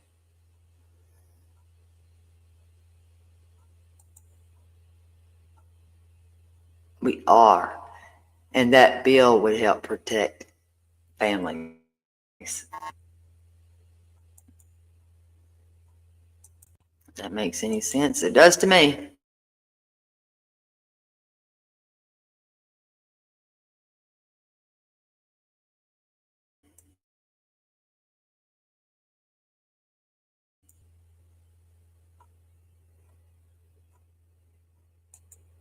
All right, they're describing a student, so here we go.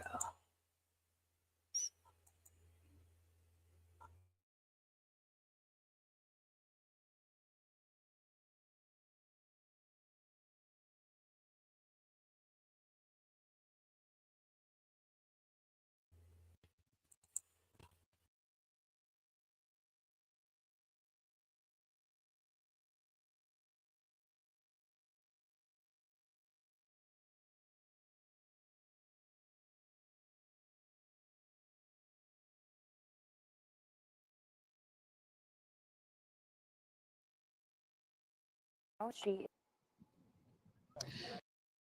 Kendall, Bob, I'm speaking with two students at the school and a parent, and I'm just going to recap what they have told me in the last few minutes. So one of the students told me she did know the person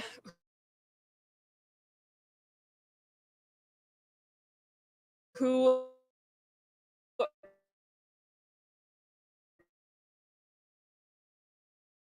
was the is now dead. And so can you just recap exactly what you told me and what you know about him? He was like a smart person, top of the class, quiet to himself, mostly. Yeah, and you said you had ROTC with him? We were at ROTC together, and yeah, he really didn't talk to anybody, but I would talk to him here and there.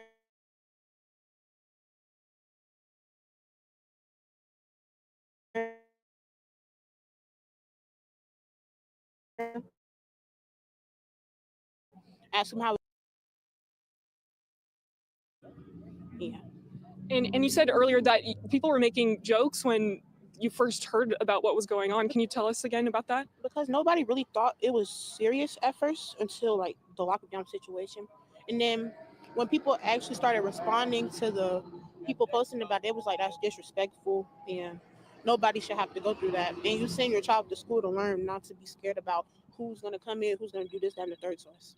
And both of you said that you saw some pictures on social media of what happened. What was going through your mind when you saw what was happening online?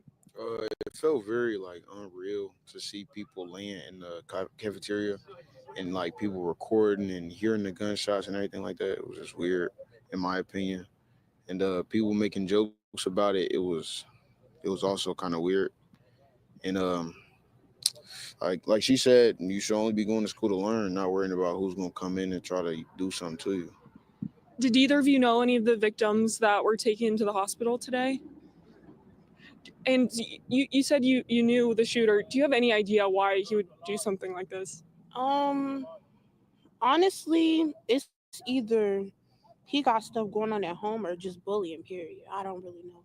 Yeah, and you said he was a quiet, shy guy. So do you think he was capable of doing something like this? I mean, from what I saw that he posted himself, yeah. Yeah.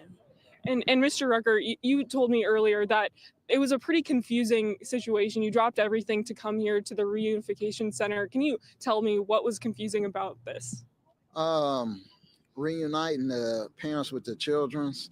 It's Metro was doing their thing and the school district was doing their thing, and it was confusing, really, because a lot of the parents was down here because they said that all of the parents will be able to pick their kids up down here, and then all of a sudden they changed everything and sent the bus riders home, and then we're questioning what if they're not a bus rider. So it was really confusing on the whole how to get reunited. that part was really confusing to us. And that's something that the school district and Metro need to get together and come up with a better solution for situations like this. That way they'll have a better idea of how to handle it and be more organized towards it. Of course, nobody wants this to ever happen, but this day and age, it does happen. And I actually graduated from that school. So it's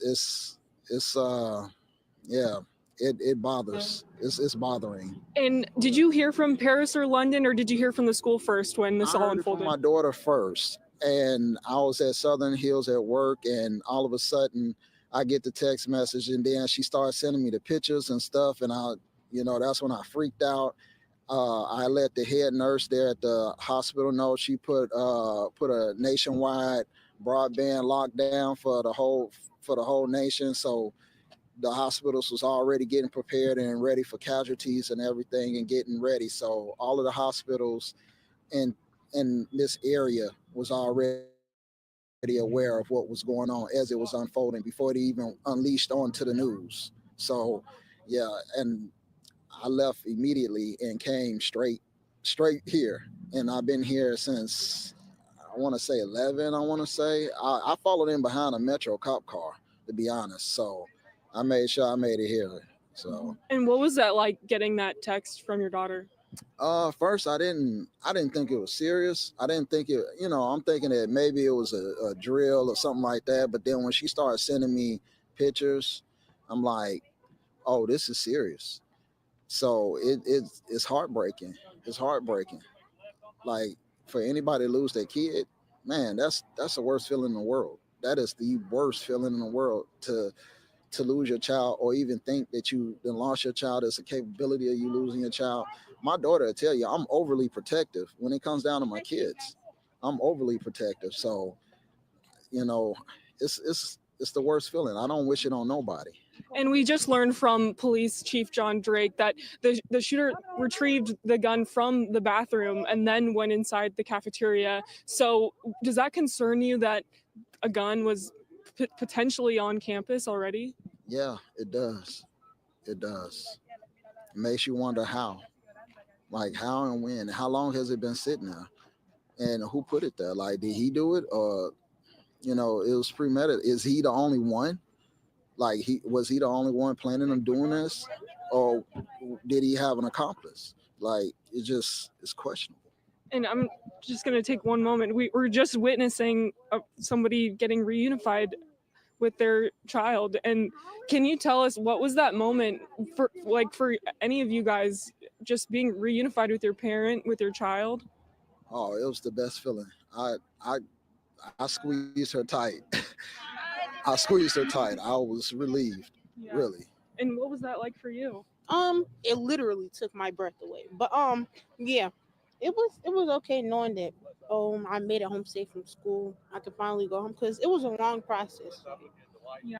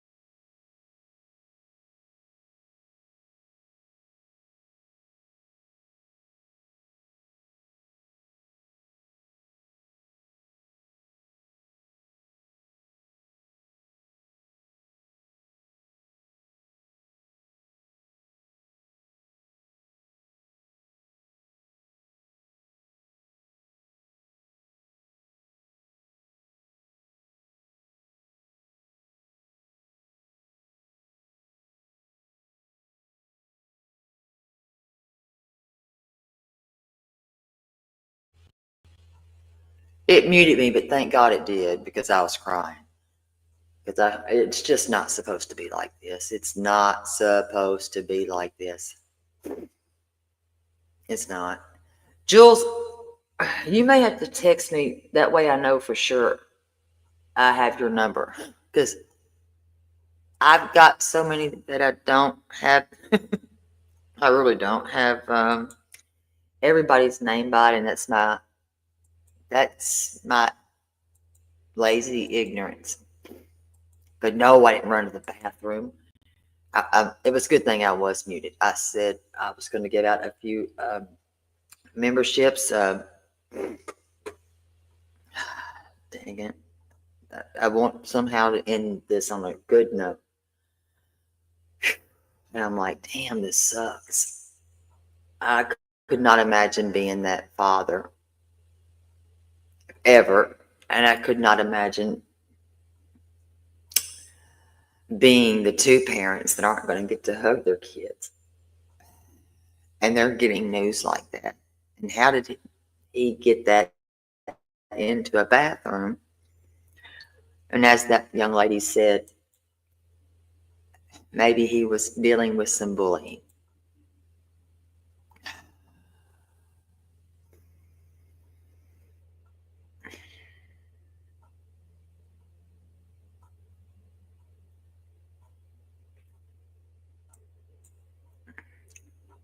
And that's another thing we got to stop that. Even adults bully. And my point on that is this. To how far do we want to take that? Is it to where somebody feels like they have no other way out or no other options? Because maybe that's what that young man felt like. We don't know his mindset. I can't judge him. Because look at, he was supposedly a top student. Think about those things, because adults do the same damned thing. They bully.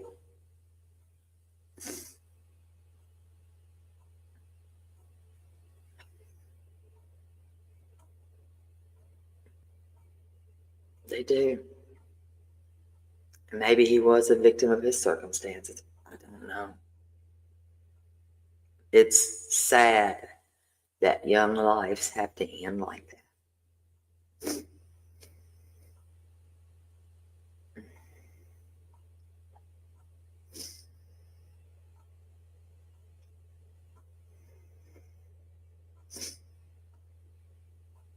So I can't judge that kid. I cannot do that. I can't judge that child.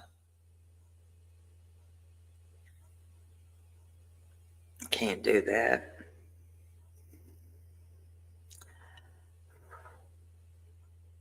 Have y'all got your tabs set for receiving memberships?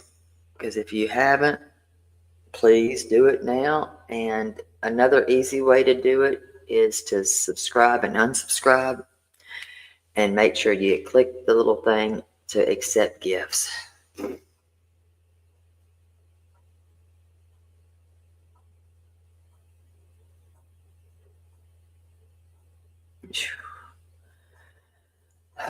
That's the one thing I'll say is I never did get a phone call like that. That would have shook me to my core. And Jules, my heart does go out to you because I know you've been through hell. And I know there's others here that have gone through some things. The loss of children. They may not want to talk about it. Somebody did come up and talk about the loss of their child. That was brutal. Now, are y'all ready? Because I'm going to give 5 of these out because we've got to have something positive.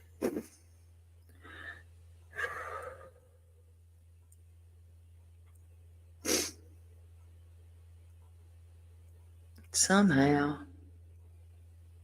Y'all let me know if you're ready. Anybody, everybody.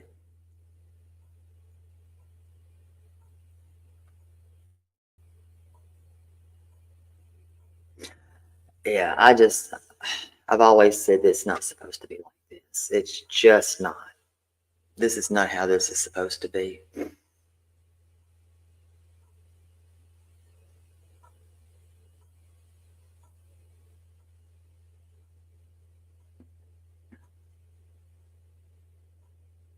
Trying to remember who I was talking to when that last one went out. I can't remember exactly who it was. Is everybody ready? I'm making sure. If y'all ain't, I'm waiting for you because I'm going to do 5 of these.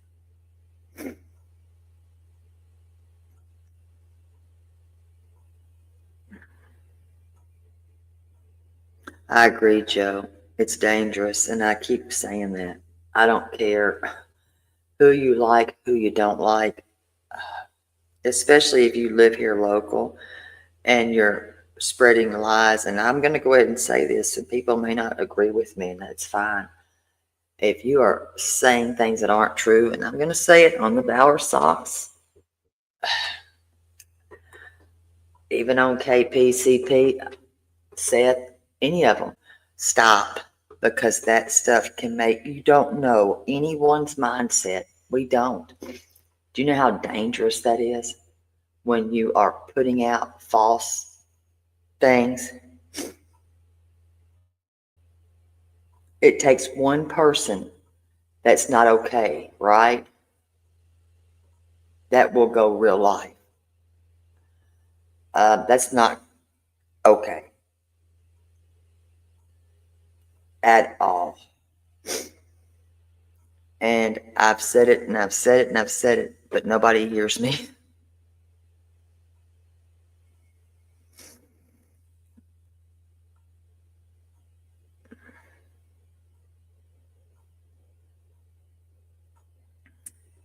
But if you are a local here, then you understand. You don't know the danger that you could be putting somebody in. And it may not be popular, but I'm not here to be popular.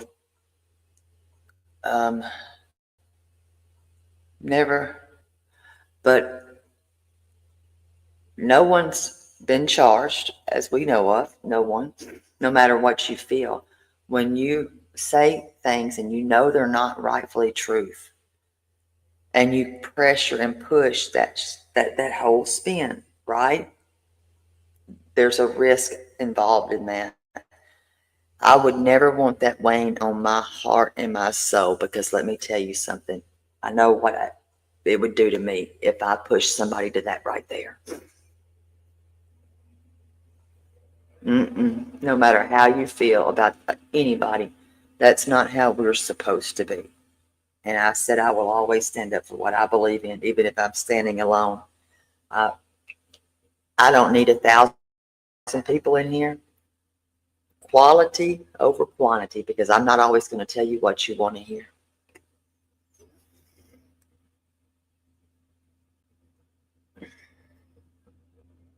And I am on the right side. I'm on Sebastian's side. So if that's the right side of history, is being on Sebastian's side, that's the only right side of history I do know. And that's Sebastian Rogers' side. And making sure that he is found, no matter what. And that's it. So that's the right side of history for me. The rest after that,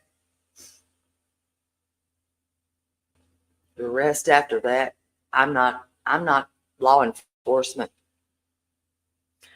It has nothing more to do with me. Well, and that's what I'm saying. I'm not here to tell you what you're going to want to hear. I'm telling you what I'm saying I feel is wrong. I'm not here to I'm not going to be here to ever please everybody, and I'm not going to be everybody's cup of tea, and they are not going to like what I have to say all the time, and I'm okay with that. So here we go, y'all. If y'all got y'all stuff marked, I'm about to hit it. Here I go. I'm doing it. So 5 are going out. Let's see who you wieners are.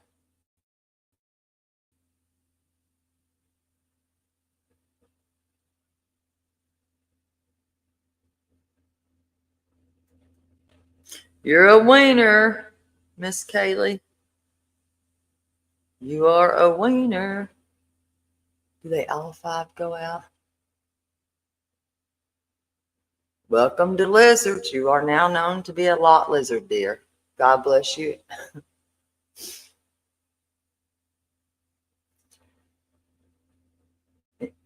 And if y'all can, if you listen to me, if you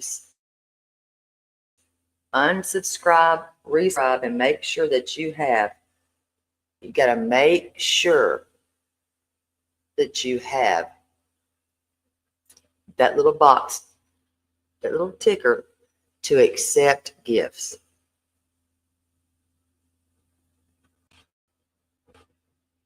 Yes, welcome to Lot Lizards. You are a wiener. Congratulations, welcome to Lot Lizards. If you do not know what comes in a Lot Lizards, you will find out. You will search parking lots in time, regardless, and you will bring back the bacon. According to Sadie Beth, that's what she said.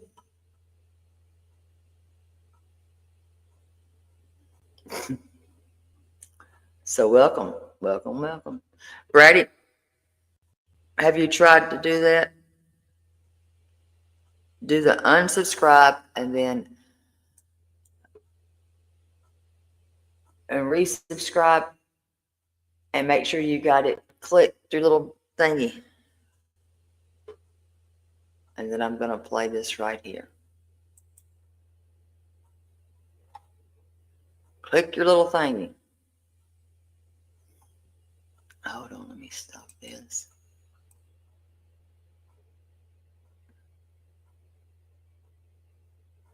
And then I will let everyone know where to,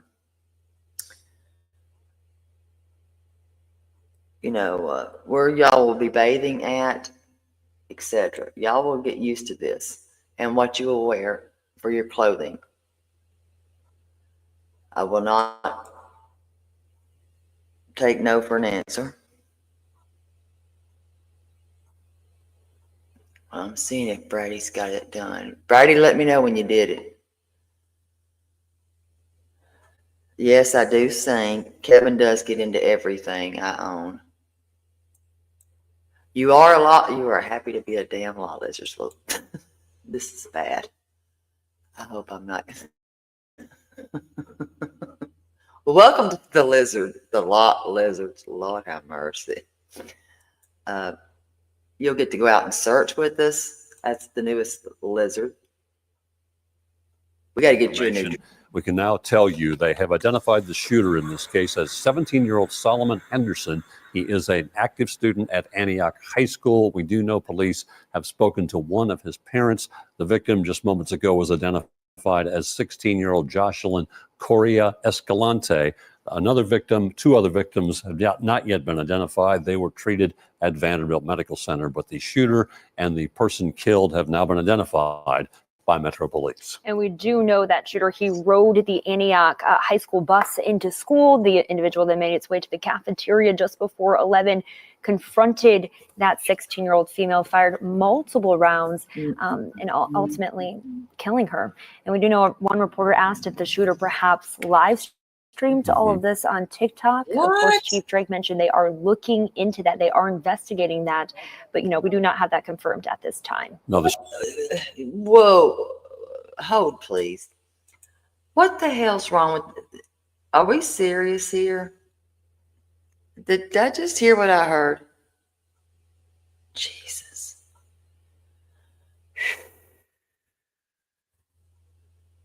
Oh, my God. Wow. I heard what I heard. This is just sad.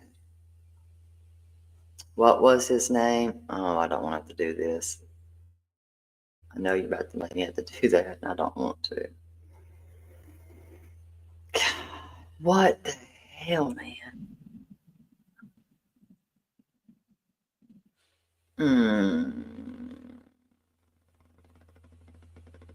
Well, apparently, since the weapon was placed, of course, we know that it was in the bathroom. He rode the bus to school. God, this breaks me even further.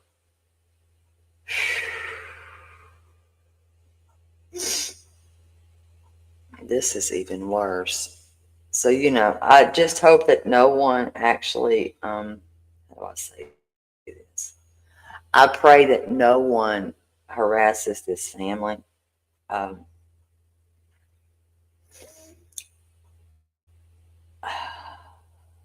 I don't think that we'll know. What am I trying to say it the right way? We have to think about, of course, his mom,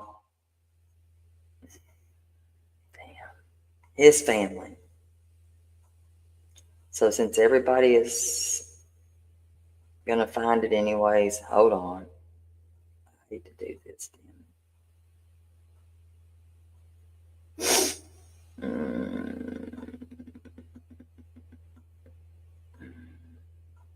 I'll just pull it up. Forget it. Hold on. I'm gonna pull it up.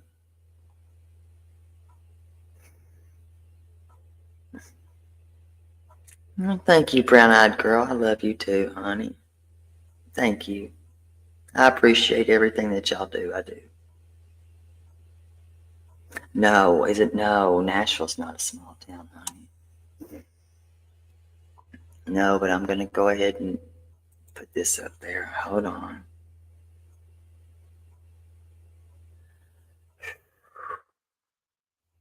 I think that the easiness of that is what it is. It's that easy. But let me go get this here, and I'm just going to put it up here.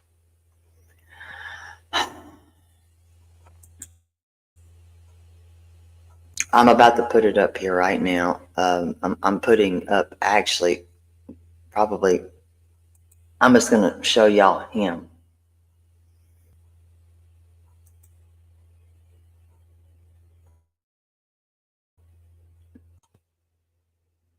Could I get somebody to actually, if y'all have not hit one, I just need one person to actually hit the like button. Please don't make me hit my own like button because I do not like the number that has shown up. And I may puke. That's the demonic thing.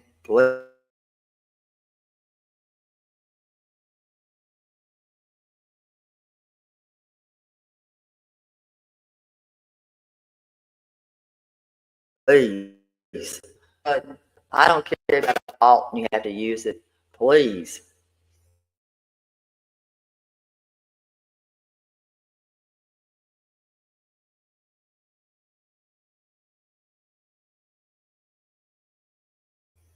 Because one, you just put this up here. Please.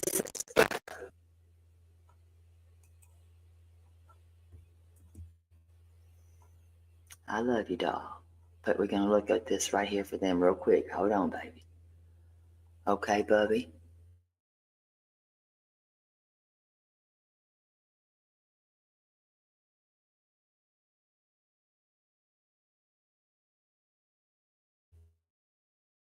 Hold on, let me get this. You can see sadness in his eyes. I can. Hold on. It only shows there.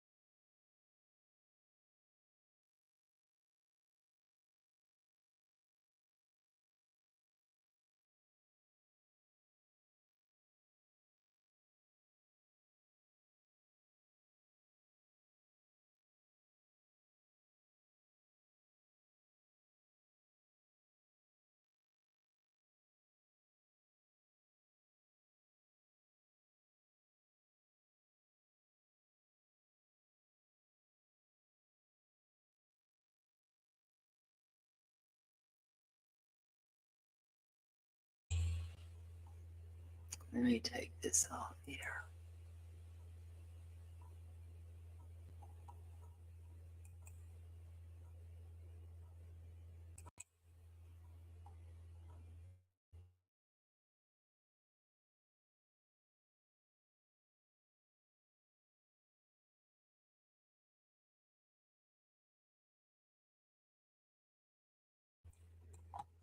That's my leg.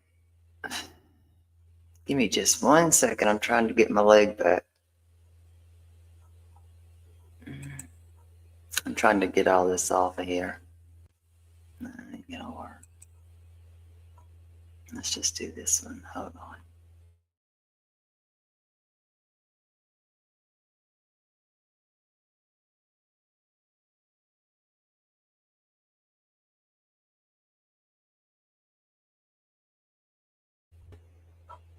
Can y'all see this or no?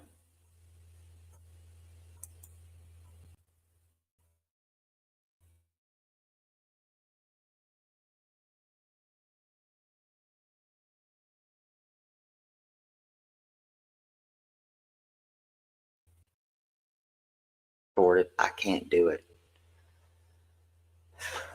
Kevin, stop it.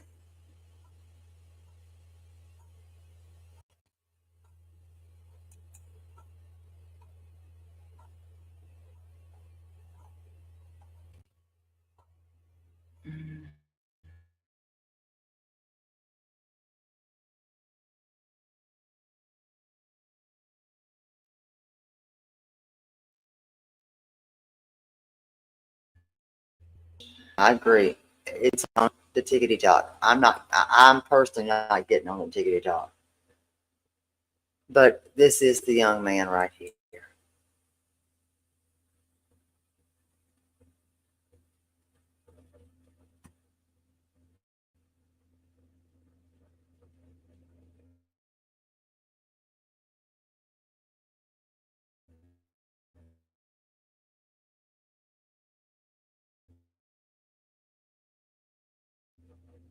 My jam. I don't want to see that. Period. Well, it's back.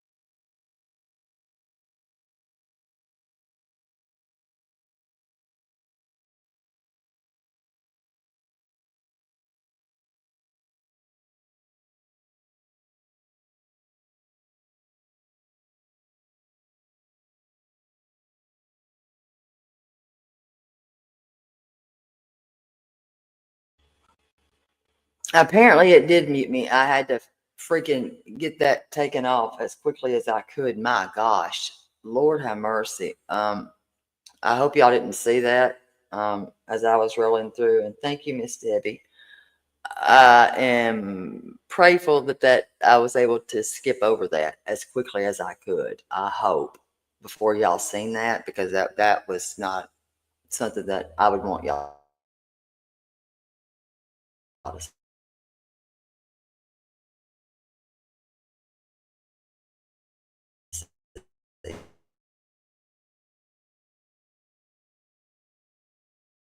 If y'all think that's bad, they've got it on Facebook. Jesus, this is bad. And I don't think that anybody needs to see that. I think that needs to be taken down.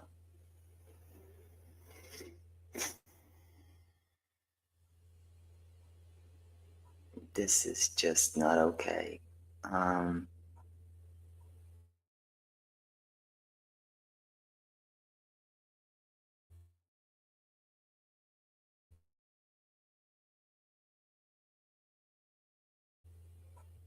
But if I need to edit it, and I might need to.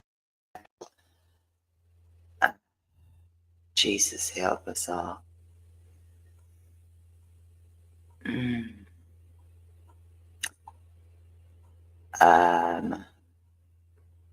I don't know how they got pictures on Facebook. This is disgusting as hell. I can't get down with this.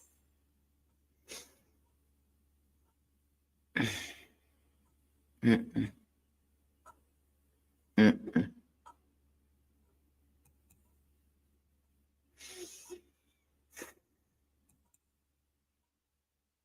I wouldn't even put this on members only.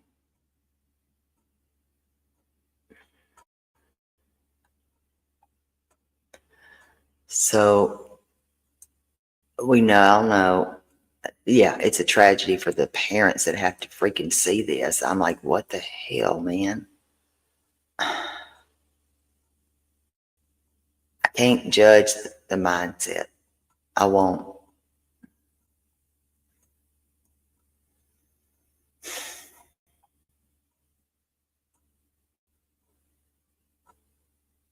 Mm-mm.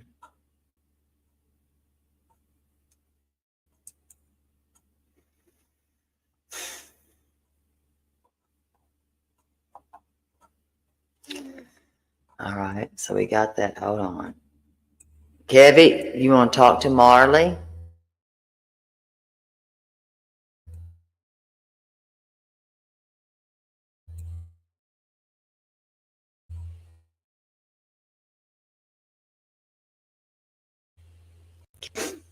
This is sometimes where social media sucks.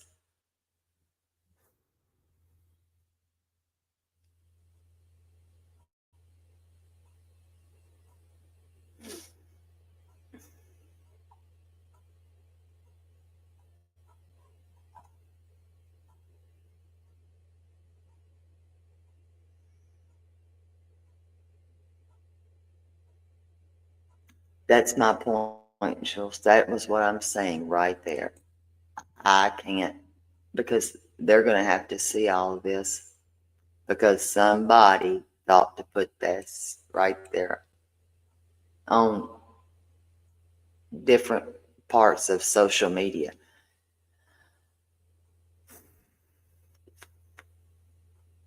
And we've got to, you know what? We should figure a way to take that down and have it taken down.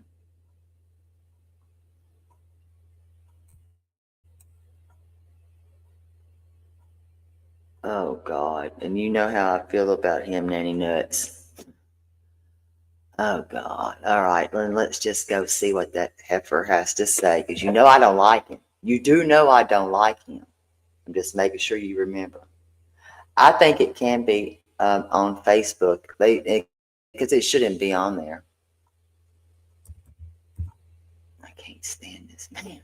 But because of you, Nanny Nuts, you know I don't like him.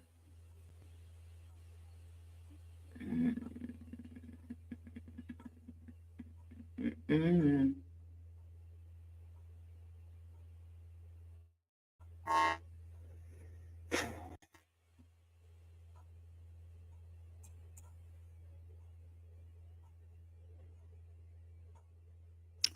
But if you like him, we'll do it real quick. I can't stand him. I can't stand the rain. Here we go. Can't stand you.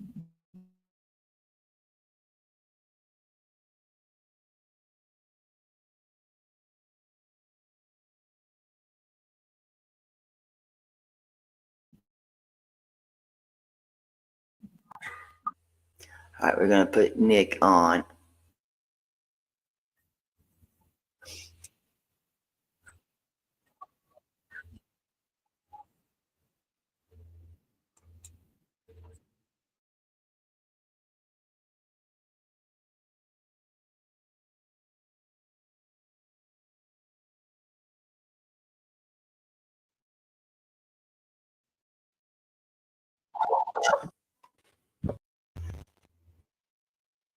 If you're just joining me now and you're not familiar, there was a shooting incident this morning at Antioch High School. That's a suburb outside of downtown Nashville, where a 17 went to the school. The signal here went to the school by bus, arrived at the school, and then at around 11:09, he went into a bathroom.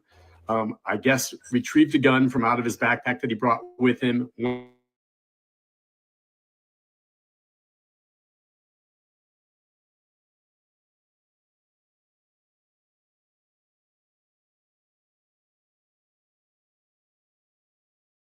Went into the cafeteria and killed and injured a 17-year-old male in the arm who's been treated and released. At that point, the 17-year-old individual turned the gun on himself and shot himself in the head, killing himself. We just a moment ago, and this is breaking right now, have identified the names of the two individuals that died. Next of kin have been notified. The 16-year-old female was Jocelyn Correa Escalante, 16-year-old Jocelyn Correa Escalante. The shooter in this case, who took his own life, was 17-year-old Solomon Henderson, both of them students at Antioch High School. That's a school of just under 2,000 students. And again, this happened at 11:09 in the cafeteria. I'm going to go over some of the details. I've been on this story since first thing this morning, probably around the same time law enforcement found out about it, because so many of you that follow me on this Facebook page immediately started sending me alerts. Now I hear from you, and certainly I take you at your word, but I had to take my time to confirm this through authorities who are on their way. I know that I had an initial message that there was a number of squad cars racing toward Antioch early this morning, and it was not long after that I confirmed what had happened there. So what we know is that not long after the individual took his own life, SWAT was on the scene. The gun has been retrieved. They're going to test a pistol that they recovered at the scene. I think the Chief Drake said that not only that weapon, but a lot of ammunition was recovered from there. And they're going to be doing what they can to trace the origin of that weapon. Other questions right now that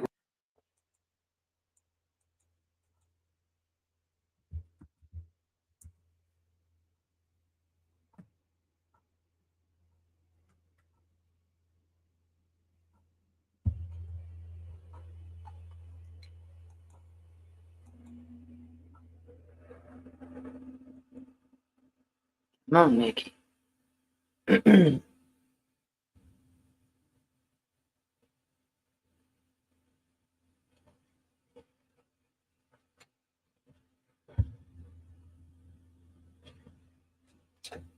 am making mad.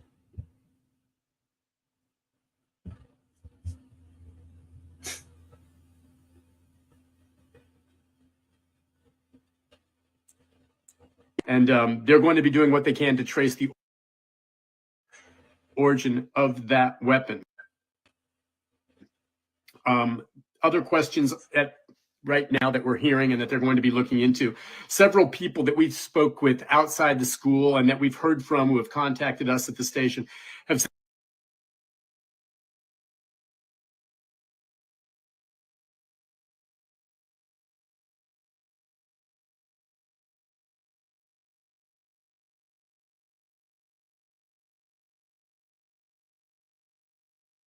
and that they're going to be looking into.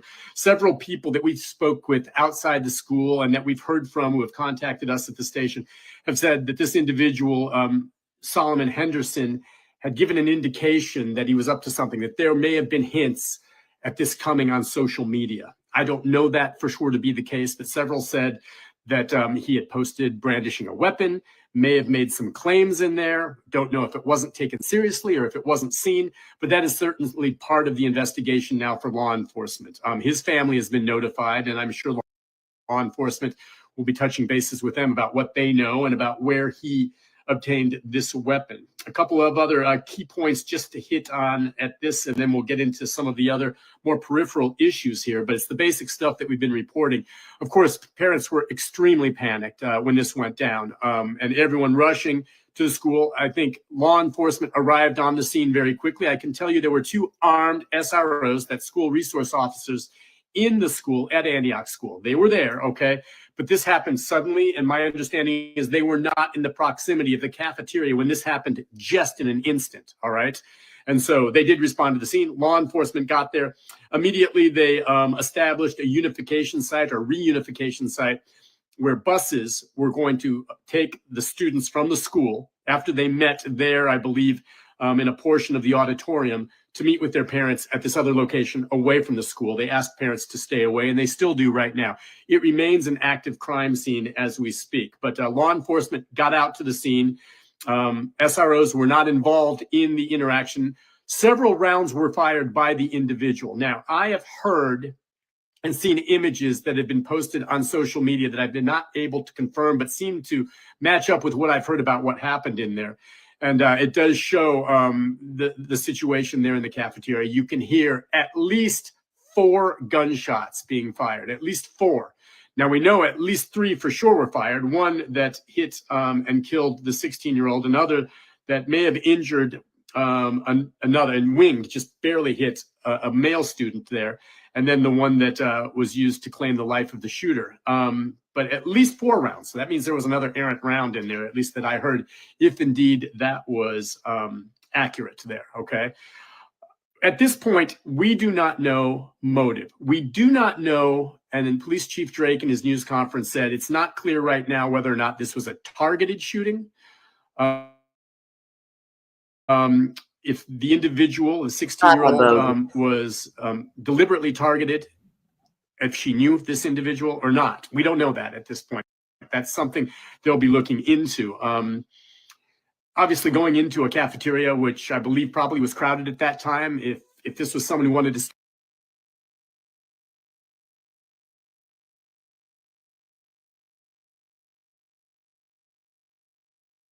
I tell you what, I cannot wait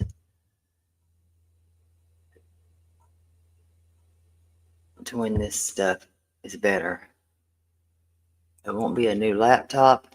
I'm moving on to a desktop where they hide, what is it, hardwired or whatever.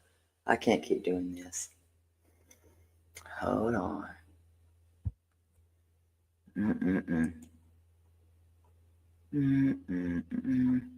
Come on, buddy. Give it a second. He's a cutie pie. I'm going to start grifting for laptop fees. I'm kidding y'all. That's a joke. That is a major joke. Trust me. That's me. Lord.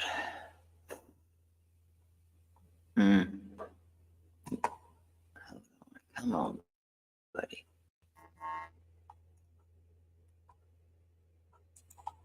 Maybe this means we're not supposed to see you, dude. Hold on. Let's see what we can do.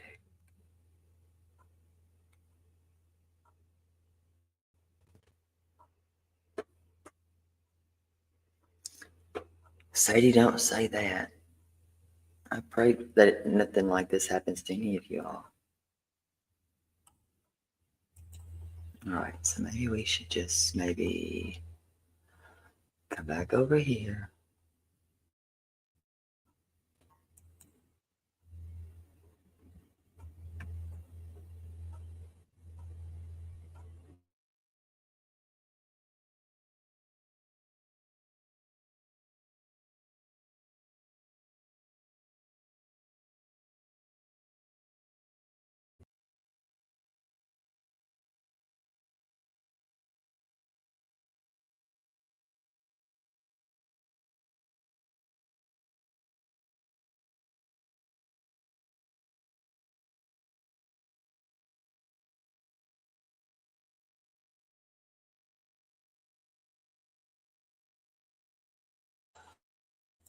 I'm just talking away, honey.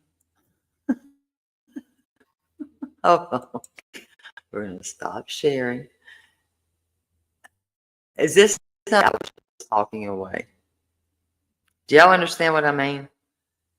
I'm hoping by Friday I will have this all handled. If not, I'm liable to throw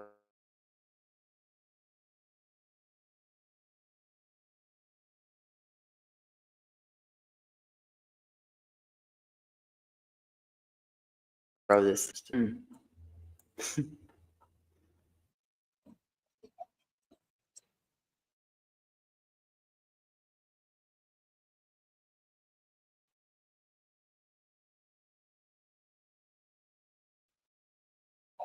Good. I just cannot with this. Nano, you know how I feel.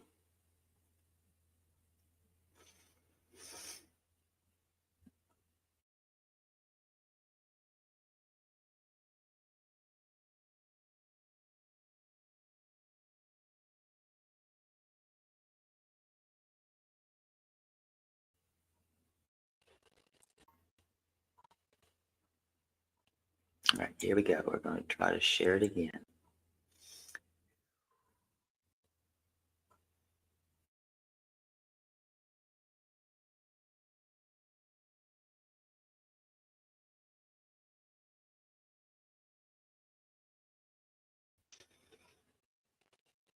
I've never been in this much pain in my life either, though. That made it a little bit mean. I don't know. Let's try this one.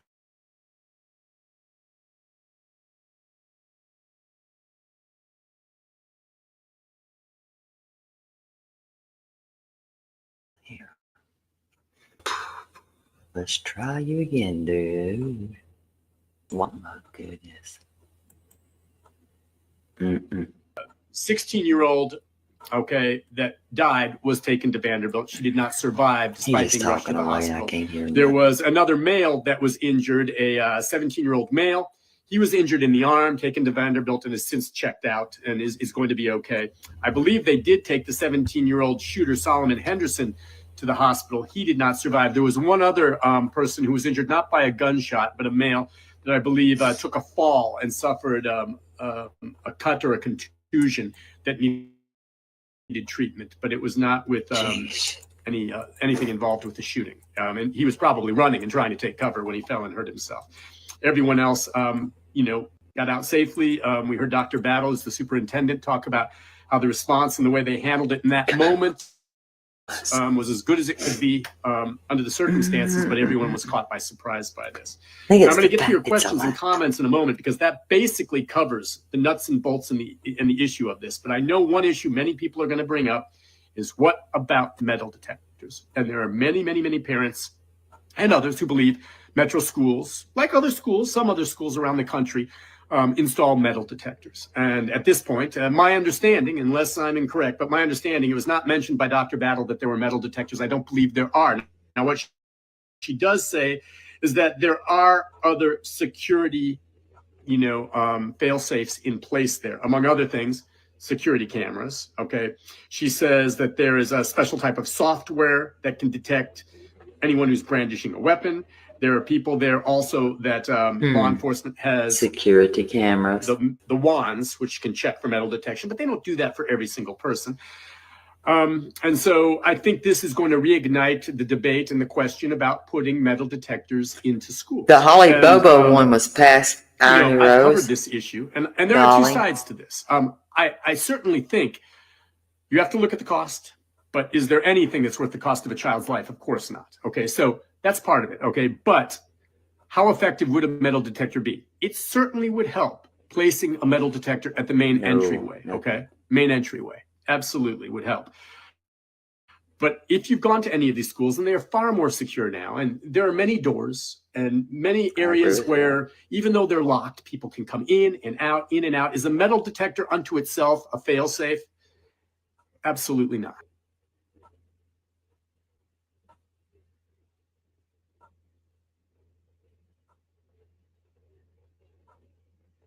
You had to have known that they weren't working.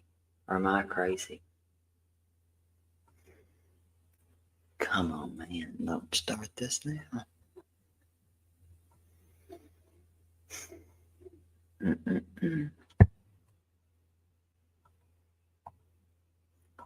He's cold.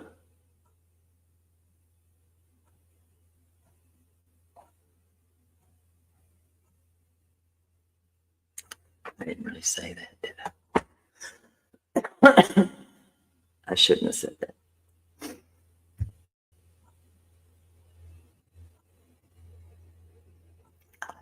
All right, let's do it again. Stop sharing and reshare.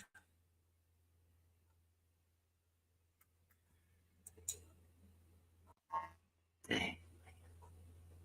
Hi, Claudia.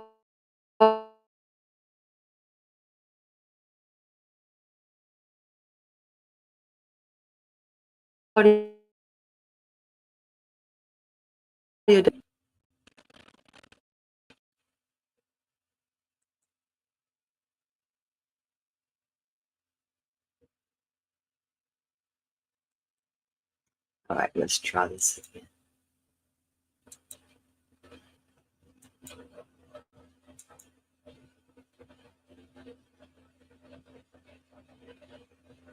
Oh, dude, you got to start talking.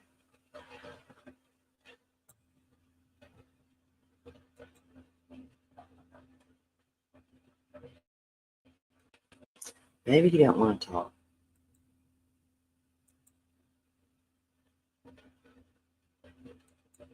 I don't think he wants to talk.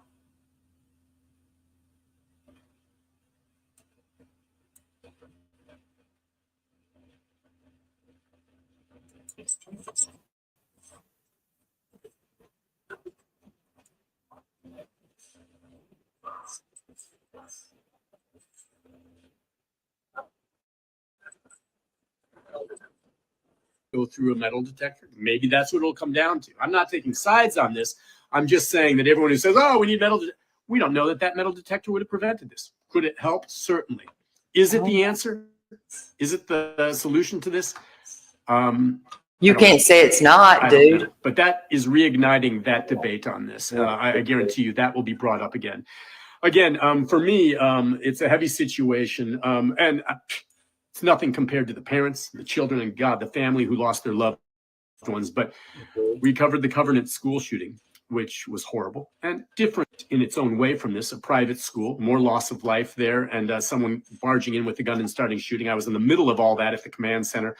And now this, and it tears at your heart. And to me, the most difficult thing, aside from the loss of life when I was out there at Covenant and at this, is I've seen one of our reporters, I was not at this location, watching all of the panicked parents showing up at once, terrified that one of the victims is their children. And they're not able to go up to the school. And they're there and they're asking for any information, anything. And they have to wait until the schools allow these kids out when they know it's safe to get on the buses to be taken to a reunification center. It is absolutely, absolutely heartbreaking. And counselors are going to be called in to provide, anyone who goes to any school in the Nashville area after Covenant and now after this, you can understand how this triggers things. Mm-hmm. I agree with that. I can't with this man. Mm-hmm. Nashville area after Covenant and now after this, you can understand how this triggers things, and people are. Are you kidding me? I can't even get this one to work.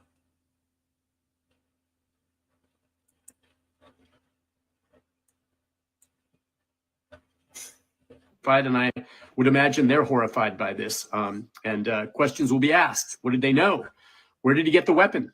All of this. And again, it was a handgun. And again, I'll reassert what I have heard is that this individual, Solomon Henderson, had made posts, some as recently as this morning, that I think could have been taken as a red flag for what was to come. Now, if that's the case, I can tell you law enforcement definitively is looking into that. And again, it's something that Chief Drake said. He even said, look, there may have been things on social media, may have been things that people who knew him or saw it didn't think much of and just let it go. And he goes, don't do that. If you see something that's a red flag, you're not so sure, you can call it in anonymously and have it checked.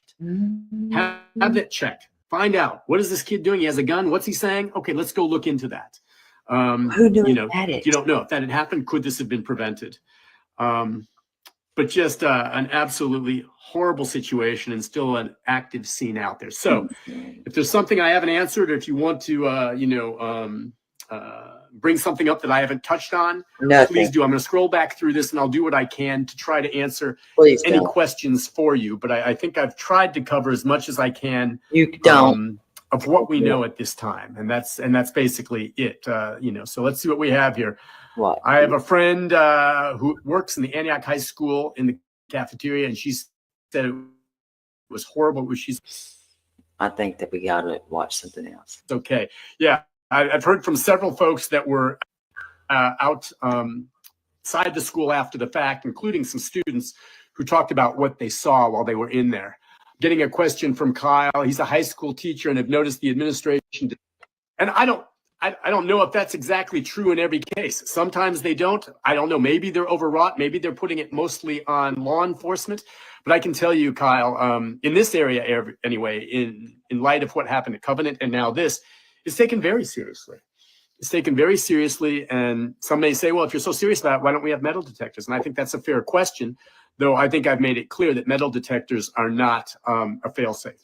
But I think there's no doubt they could help. What if this kid, and every kid had to go through a metal detector this morning, had it in his backpack and walks through the metal detector, it would have detected it. Now, my point is, if the kid goes to school there, okay, he knows there's metal detectors. And if he's dead set on doing this, he's going to find another way into the school with a weapon.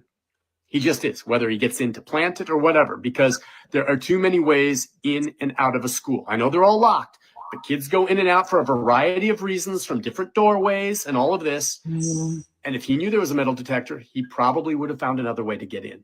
Then again, maybe he knew there was a metal detector and thought, I can't get in, I won't do it. I certainly don't think metal detectors are going to help or hurt, but I'm not sure just how much they would go. All right, I think with him, I can't no more.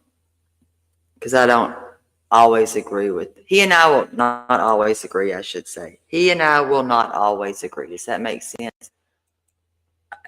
We just won't, because he's just throwing out this, and this.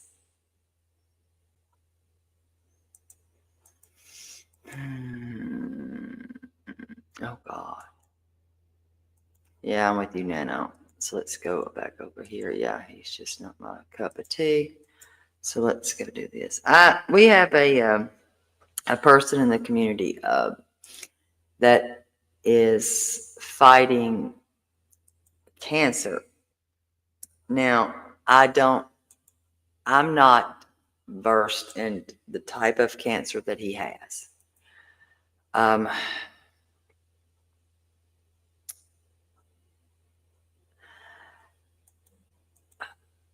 He has a channel, and I'm about to grab that. Hold on. Let me get this thing. His name is Patrick. Yes, and he's already been through a lot already.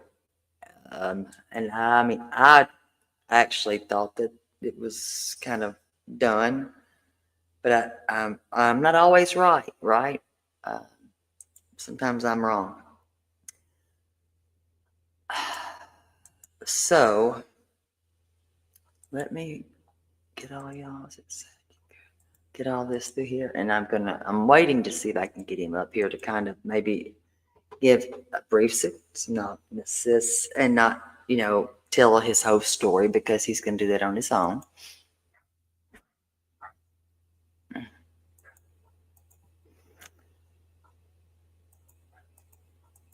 If I can grab him. I don't want to show things that he might not wish to have me show. I see you, Bright. Okay, let me see.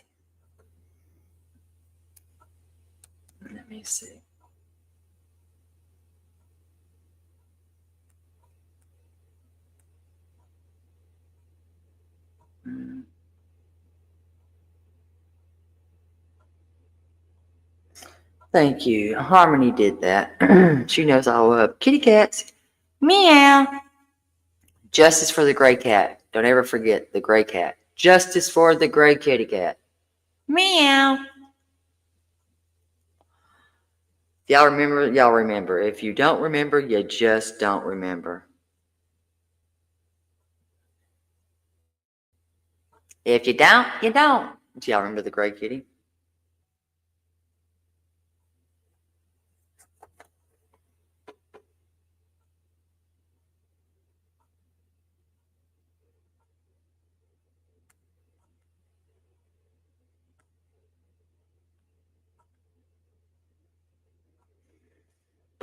Do you remember? I think it does take time, guys. You have to remember that it does take time. We have to make sure we remember that. Change is not going to happen overnight. But do I believe that change will happen? Absolutely. Let me see. Hold on. Let me email the link.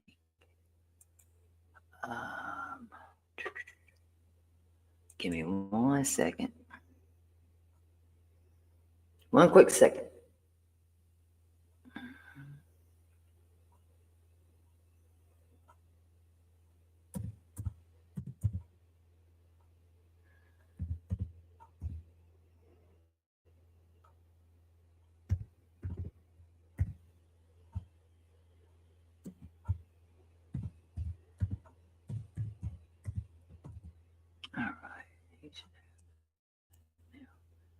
All right. Listen, I remember where we were. We were at the parking lot. You know where we were. Don't play. Hello, Karen. Hurry back, Lori. Remember I said justice for the gray cat. Come on, y'all. Karen, do you remember justice for the gray kitty cat? Oh, my.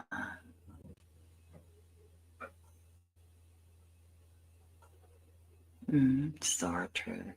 Aw. Your kitty cat might like Rachel Ray, too. I'm just saying.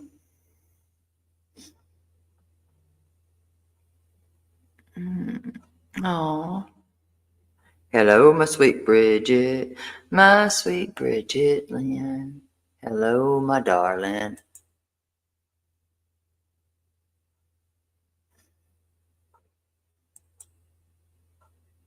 Nobody remember. Come on. Who could forget it? Seriously? Justice from the great kitty kitty?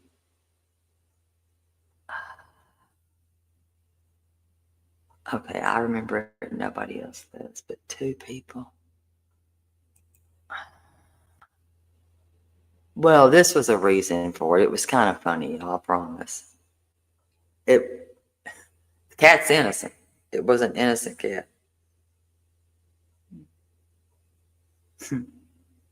Meow. That's what I did. I'd say, meow.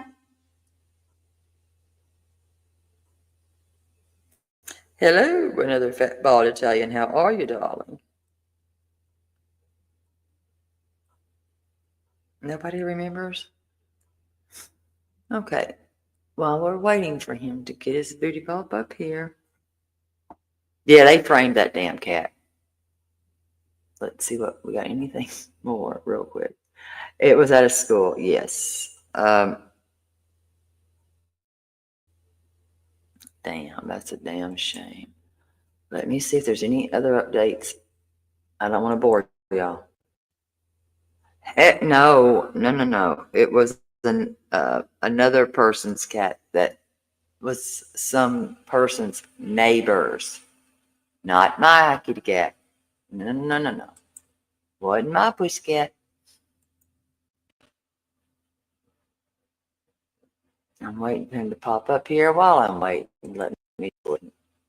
And gift 1 more membership because we always have to have some positivity. He gets to have the positivity. And this is underneath the lock lizard. The lock lizard. Yeah, will become a new lock lizard.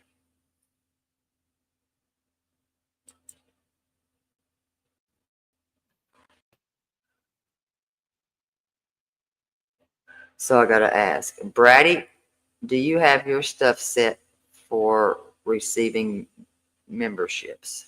Yes or no? If not, then you can also unsubscribe, resubscribe, and make sure that you got your little ticker ticked.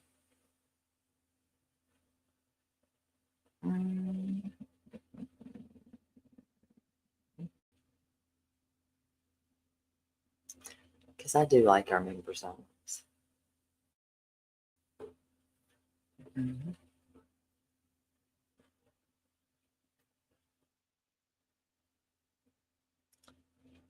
Anybody else?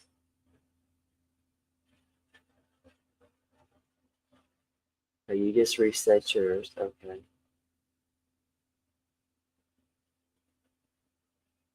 No, that was the dog. Come on, Kevin. No. This was somebody else will have to explain, because if I laugh, I may tinkle a little bit on myself. So I'm not doing that. If I start laughing, it's on. If y'all don't remember it, I don't know what to tell you. Kevin, they ain't loyal like that.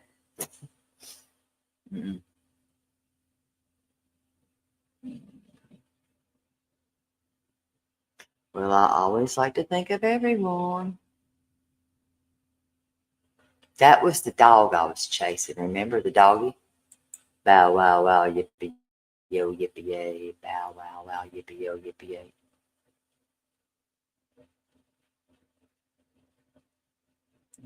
Nobody remembers the dog. Kevin, stop.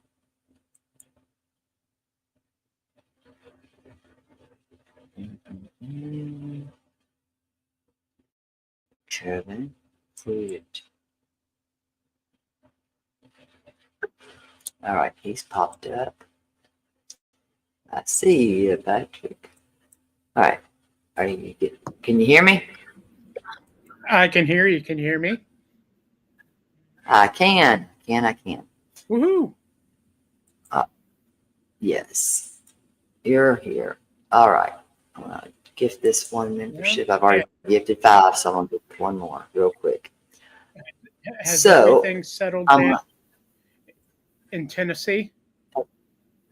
Well, we just had a pew, out of school. I heard. Such a shame. That wasn't.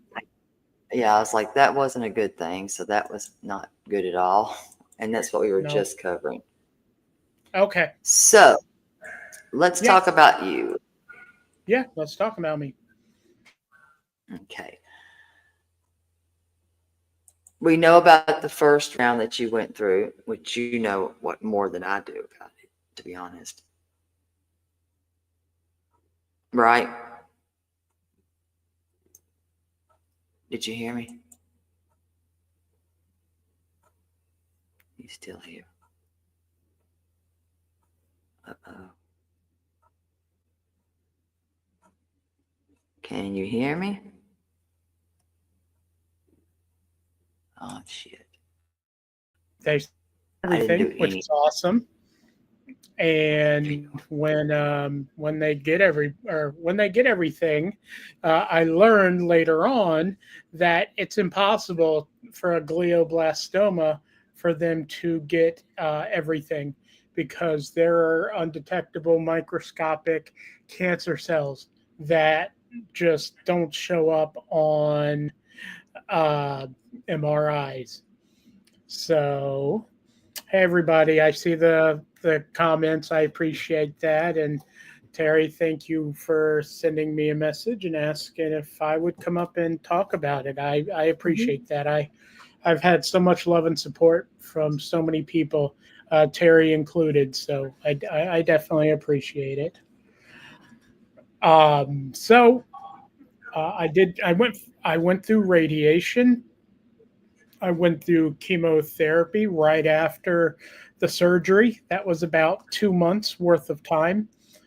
And then January 15th, I decided to get a second opinion and learned that the type of tumor that was removed, I knew it was cancerous, but I didn't know it was a glioblastoma. Glioblastomas are notorious for not being curable, adapting to beat the treatments, a whole bunch of other things. So I plan on being here another 10 to 20 years. So I don't care what the doctors say. I don't care about any of that. There's only one person who's going to decide my time. And I'm sure going to fight every second while I'm on this earth. And Patrick, do you mind telling them how old you are? How old are you?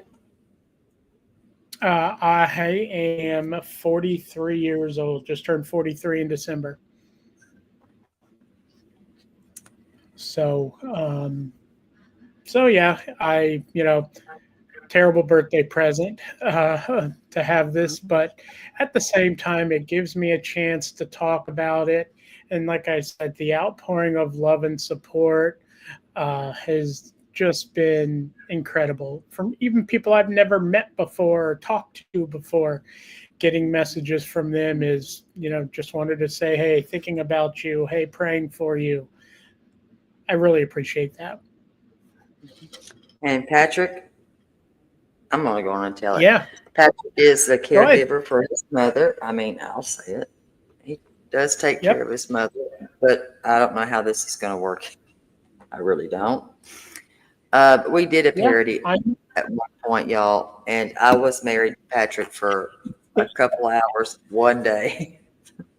That was funny. And it was truly all a parody and just let's all have a laugh. And it was hilarious. So now Terry always talks about me or introduces me as her husband for a day. That's why, because one day we had to act like it on a live stream. And I'll be honest, I didn't even know at first it was Patrick. Well, I did. Thank you, Debbie and Joe. I see those. Thank you. And feel that love, Nano. I had a walrus. Had a what?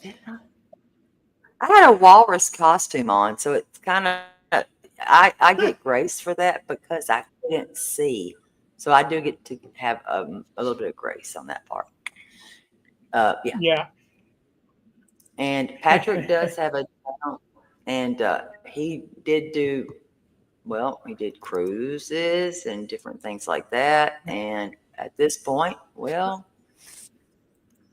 I just repurposed it. So he is going to go on tonight. I don't know what time did you say? In about an hour, 7:15 Eastern time.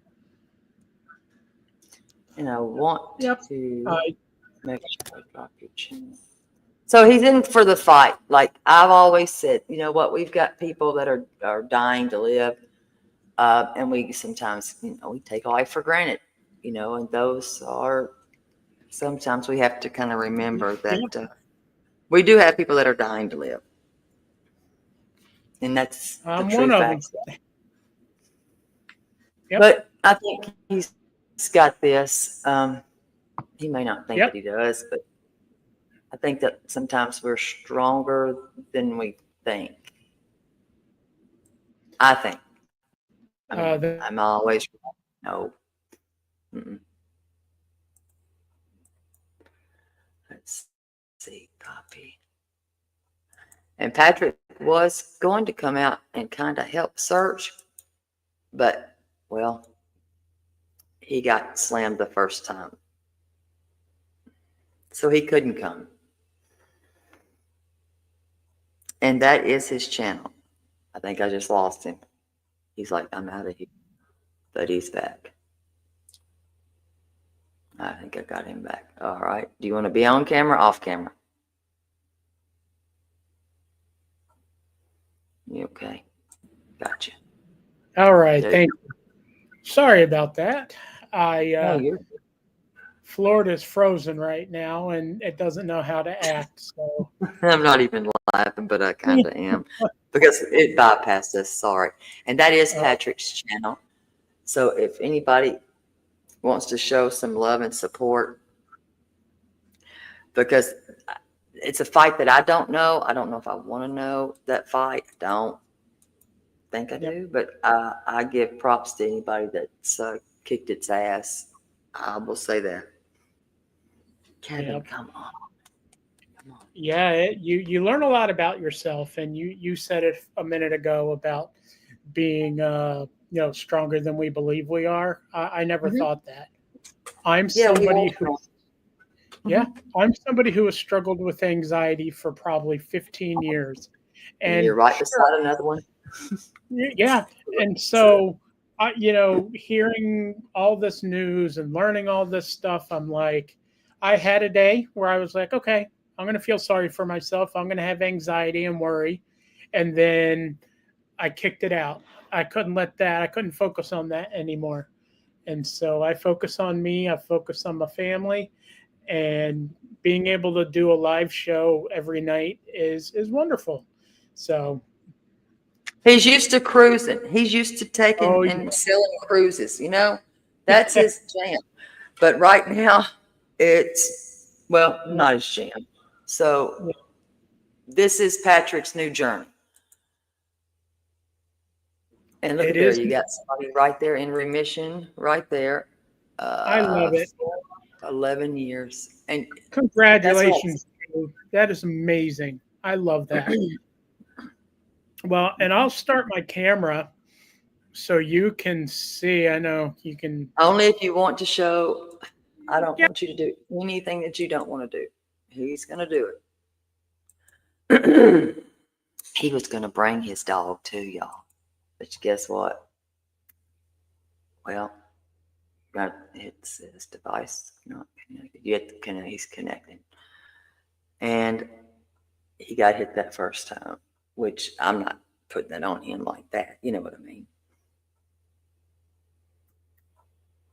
But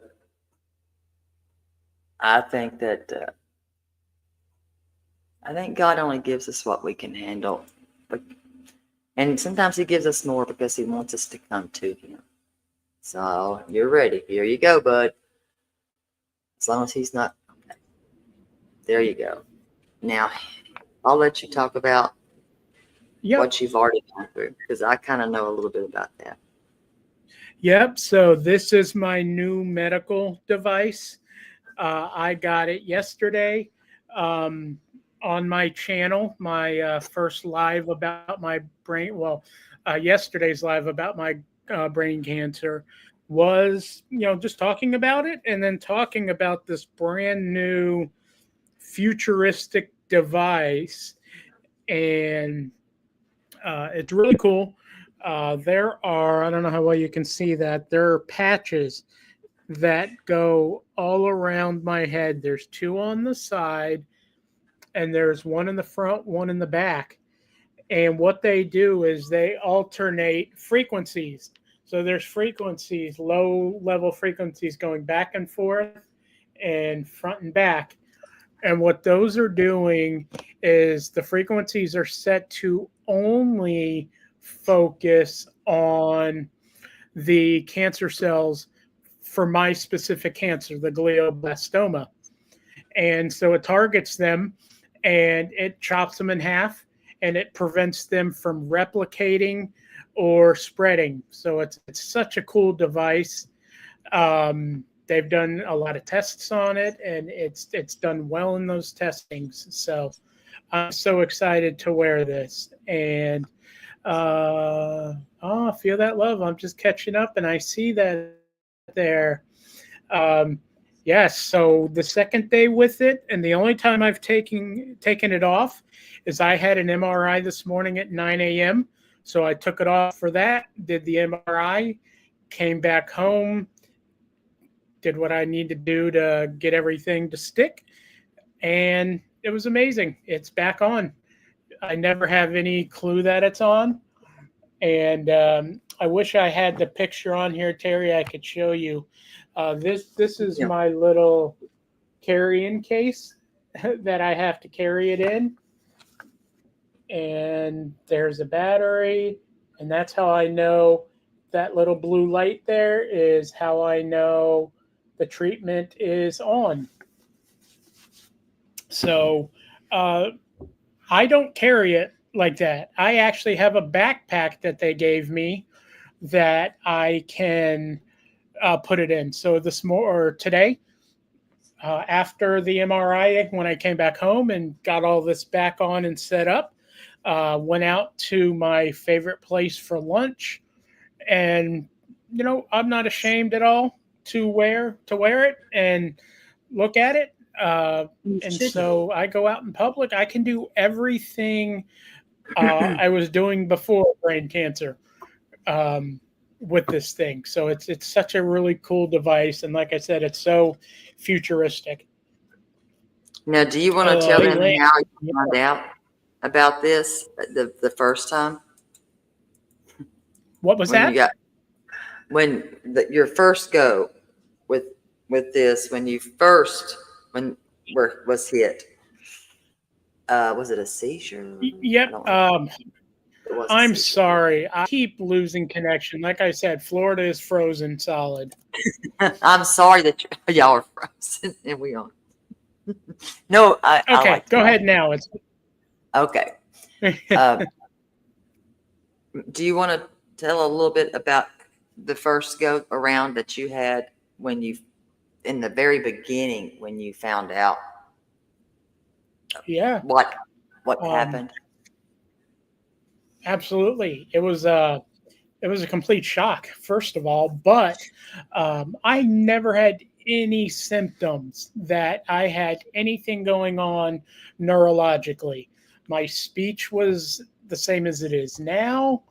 I have no issues I had no issues walking. I had no issues with anything. Eyesight was perfect. Never had headaches. None of that.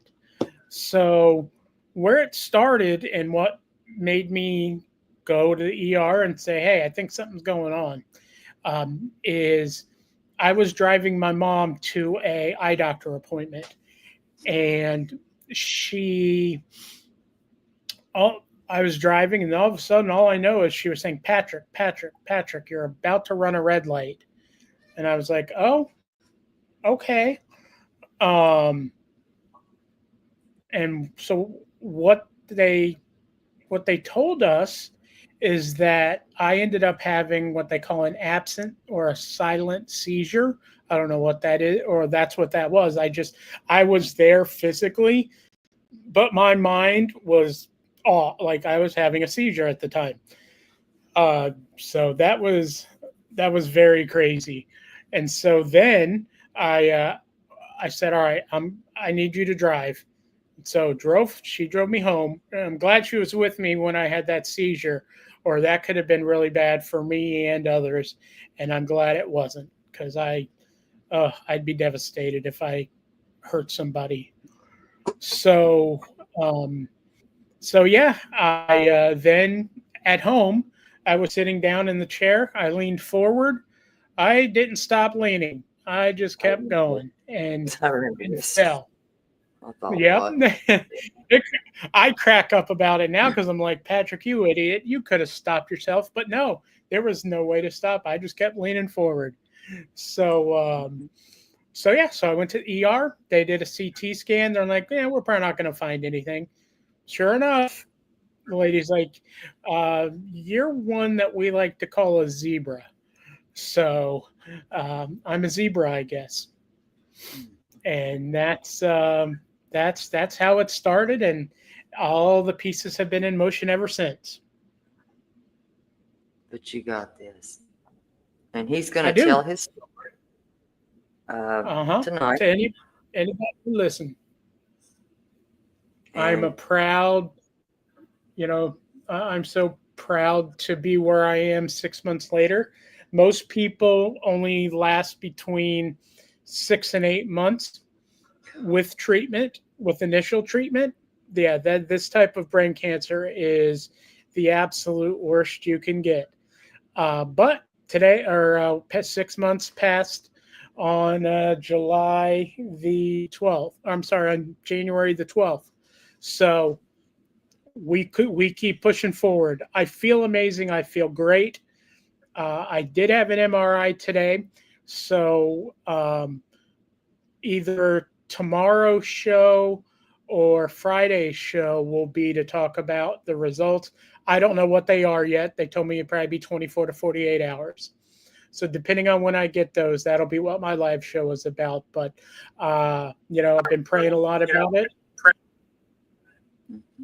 What was that, Terry? I said, I'm hoping that you're good with this. Cause I mean, I'm praying anyways. Yep. I mean, I'm one that just prays because we do have some people that are battling cancer, just not the form that you are. That I know about. The C word, the C word, it's terrible for anybody and their caregivers. But I think that you can fight this, and it's your fight, and I think you got this. I'm rolling in it, and I'm going to do it. You're in it to win it, and I think that you got it. And you've got Braddy that you said. Oh, let's see if you got what a great granddaughter. Terry, you had some great people in here. I appreciate that, but I'm going to have to drop. But I appreciate you messaging me and asking me to come up and talk about my story. And if anybody's going through anything, whether it's cancer, whether it's something else, put your mindset to be that you've got this and you can do it. Don't let anybody tell you anything else. Like I told the doctor when he was reading off numbers and statistics, I'm not a statistic. I'm Patrick, and I will defy the odds, and I'm going to continue to do that. You got this. You got this, buddy. You got it. Love everybody. Thank you so much. And hopefully people will subscribe. I'm grateful for that. And you might be able to help others through their journey as well. You never know. I mean, Patrick's always been the one that called. Yep.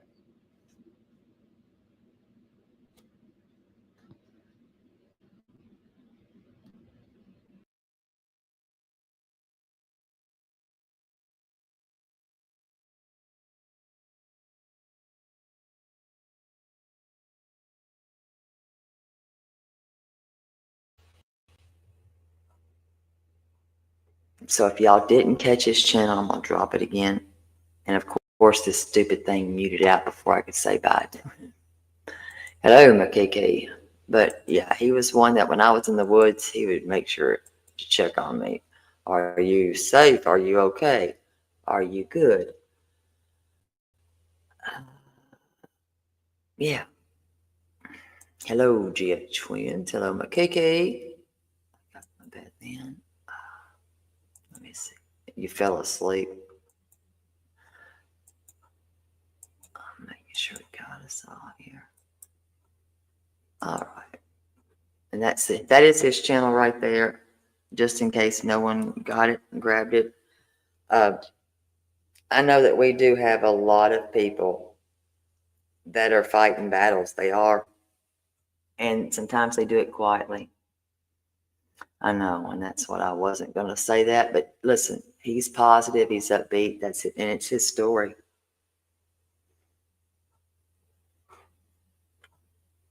You know, I think he's got it. I think he's got this. And he's going to give his journey through his whole walk. And I think that's pretty brave and pretty damned awesome, to be honest, because not many people would be able to do that. I don't think I would be that brave at all. So he's got a long journey, and it's just him and his mom. Oh my gosh. You lost 2 of your oh my honey. Try to be. And that's why I was saying earlier, I'm not nothing, not everything I say here is going to be by popular belief and liked. And when I said what I said, I'm going to reiterate what I said just so people understand. And I'm not here to be popular. I'm not. I really am not. Please, when these threats are being made, I don't care who they are being made about.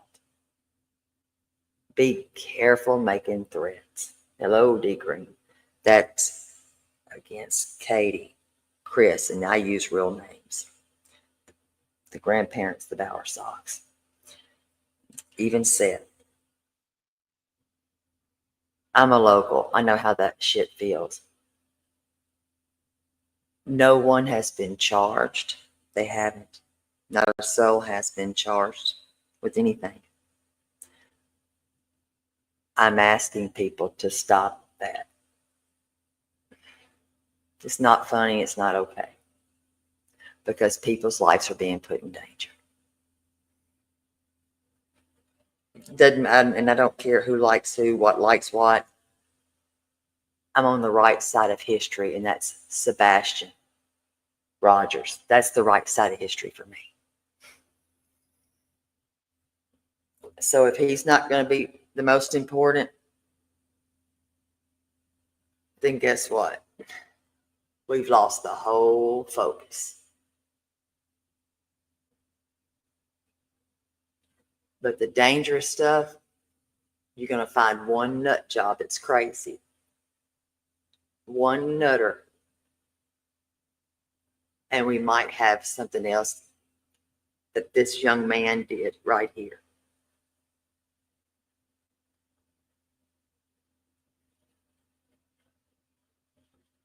So I'm asking people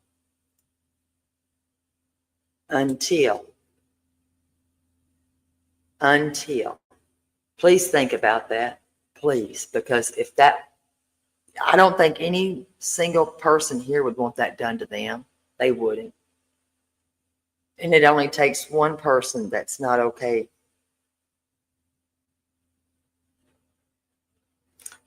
Nobody has the right to make someone feel unsafe like that. And that's what I'm asking for people. I told people, I'm not here to be liked by everybody. And my feelings are not going to be everybody's feelings. They're not going to be popular. By no means. That's why I say I like quality over quantity, and I always will. That's what we should be here to do the right thing about. Right side of history is Sebastian. Once Sebastian is found, we can deal with, well, it won't be we. Whatever, we'll deal with that. Does that make sense?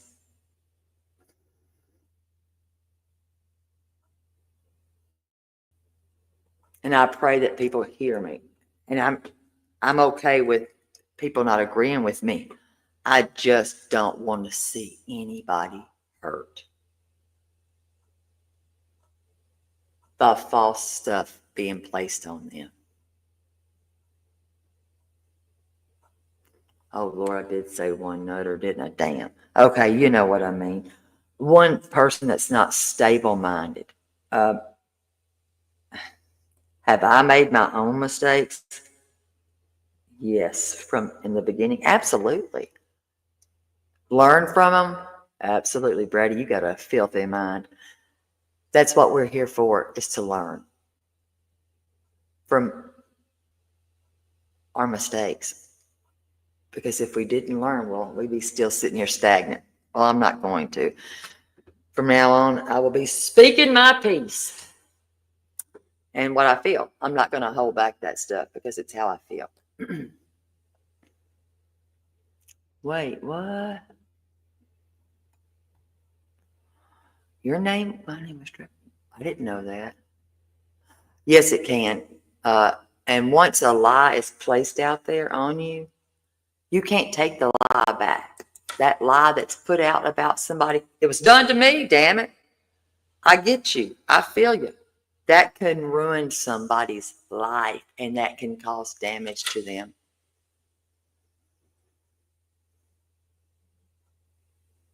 And I'm sorry that that happened to you, Brady. Damn. Hello, oh coot baby. How are you? I just don't want to see anybody hurt. And that's how people can get hurt. That's just what I have to say. And I've said it prior and I'm going to say it again. That's why I can't go with misinformation. I just can't.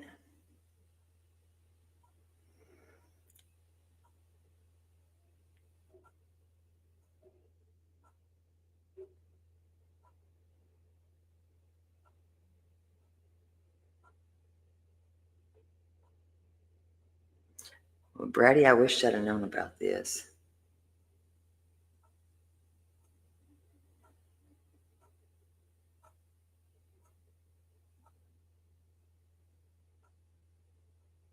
And Kaylee, I'm sorry that happened to you, honey.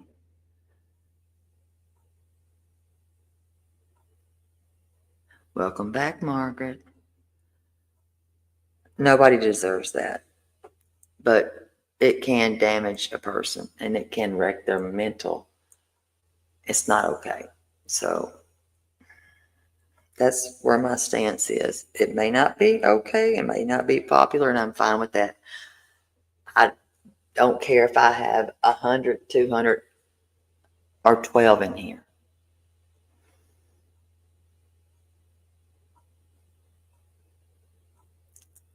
I stand on what I say. But Brady, I wished I would have known. No, they don't. And it can't. And it can. So we never know what someone's fighting mentally, because that smile they hide behind sometimes is a lie. Remember that.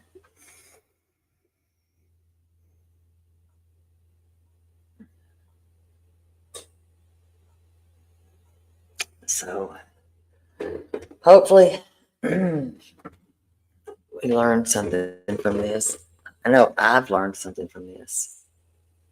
I hold no hatred for anybody, but when I see something, I'm going to say something, especially if it's not okay and it's not right. I have to. I have no choice. It's the right thing to do. Because if not, I'm just as guilty. That's a fact. So, yep. I have to do what I have to do.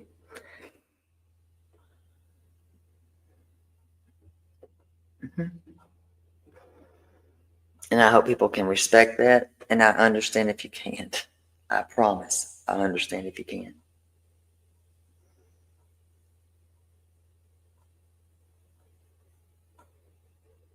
That's why I don't go and do that back and forth stuff, because no response is a response for me. But when I see things that are being said that are dangerous, I gotta speak up. Even if I'm standing alone, I still have to stand for what's right.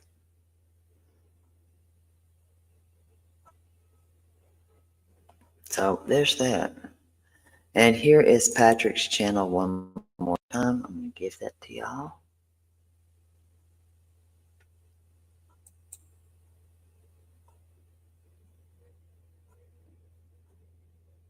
You want to come up and say hello? All right. Hold on. That way I can check outside this door. Hold on, Dolly.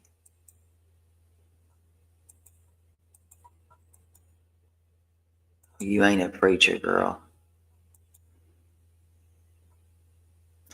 We've got new lizards.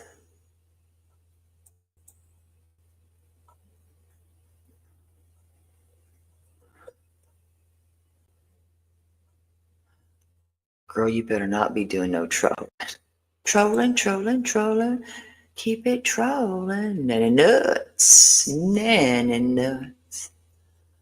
I appreciate you, Cody. I appreciate every one of y'all. I do. I just see things that and hear things and read things, and I'm like, is this shit for real? Nope. It cannot be, but apparently it is.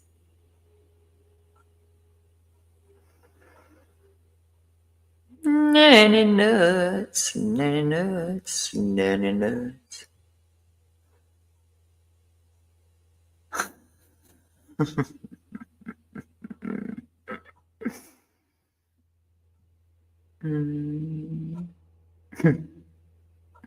You got it. And also, Pygmy has family that she's just been bombarded with hit after hit. I know that they had put the trach in her daughter-in-law, and little by little, she's coming back, little by little. Well, thank you, Sadie, and thank you, Sharon. I do my best, and I like to not have controversy. I like it just to be no drama and just keep it rolling, because there's no room for that. There's just not. Hello, baby. You want me to leave your camera on or camera off? She wants it on. I think she wants it on. All right. You want it on? She wants it on. It's good. Hey guys, I don't look that great, but it is what it is, right? What? I just came in to say hello because I was listening in my car and I was all over the place trying to read messages and do all the things. But no, I just wanted to say thank you to the chat. Your chat is amazing. I love this place. I love you. When I'm on panel, I can't read chat. So, but no, I've said it before, and I know you get irritated when I say it over and over, but you are amazing, Terry. You have like the biggest heart in the world. Like you give everybody a chance, and I just freaking adore you. Well, we And have to give it. That's what we're supposed to do. We're supposed It is. It is. And, you know, like I said, my name was Drug. Like my name was Drug Hardcore. And I had Debbie. Debbie stepped up and I was like, you don't, nobody has to protect me, but she did. I love Debbie. I know this. How did I not know? Yeah, well, I don't know because it was kind of like everywhere. It actually got into my personal life and almost destroyed my marriage and even my adopted, as said, my adopted autistic baby was brought up. So yeah, but I did not know any of this. not a big deal. I'm over it. I'm over it. I don't have time for people's nonsense and you know, whatever. It is whatever. Well, you don't ever do anything. That's why I'm like, huh? Wait, what? Yeah, well, I mean, I guess I was a sitting target, but I was trying to help somebody on their panel and was doing, you know, supporting them and found out later that that's what they do. So it is what it is. Not a big deal. I'm over it. I'm good. I'm Well, I'm good. I got glad. you guys. Yeah. And Yeah.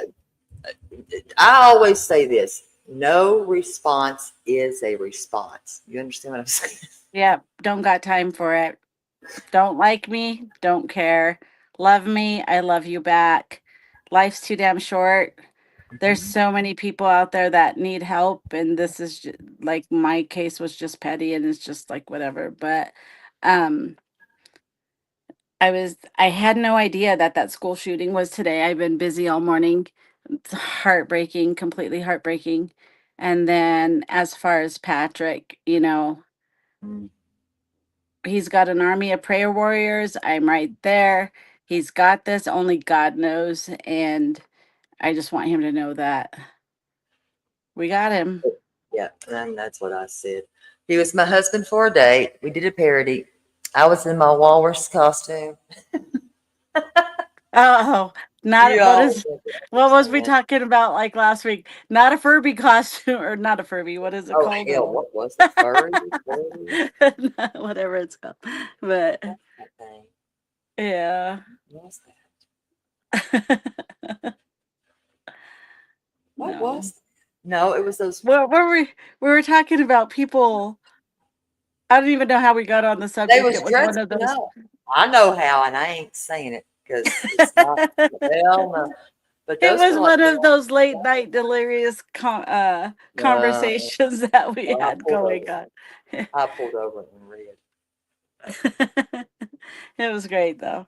You always keep me laughing. It doesn't matter how serious the conversation, doesn't matter what, you at least get like a little bit of peace and happiness in there. And that's another thing I appreciate about you.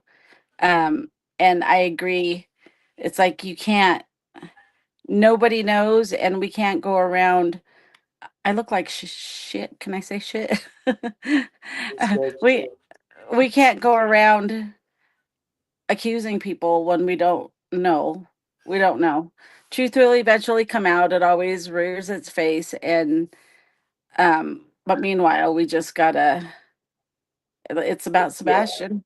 It's yeah, about yeah. Sebastian. That's where I got to stand on that right there Mhm. because I'm like, you know what? I live here, and it just only takes one person, um, one that you don't know is all upstairs that Yep. takes that as facts that's been put out, and they run with it. There's only And, one judge, and we're not it. and We're not that's it. and I'm like, nope, I'm not going to have that. Nope, Yep. I've got to step up, speak up about that. Nope, that's got to stop. It's dangerous. So this is really awkward for me, keeping my camera on.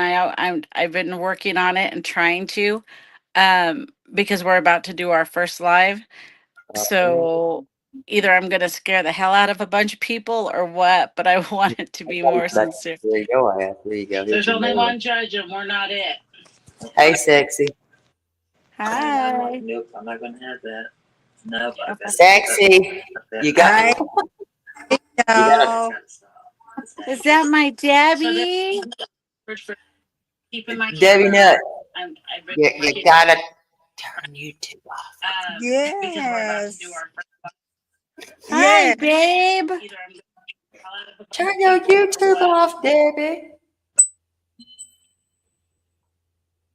Did she do it?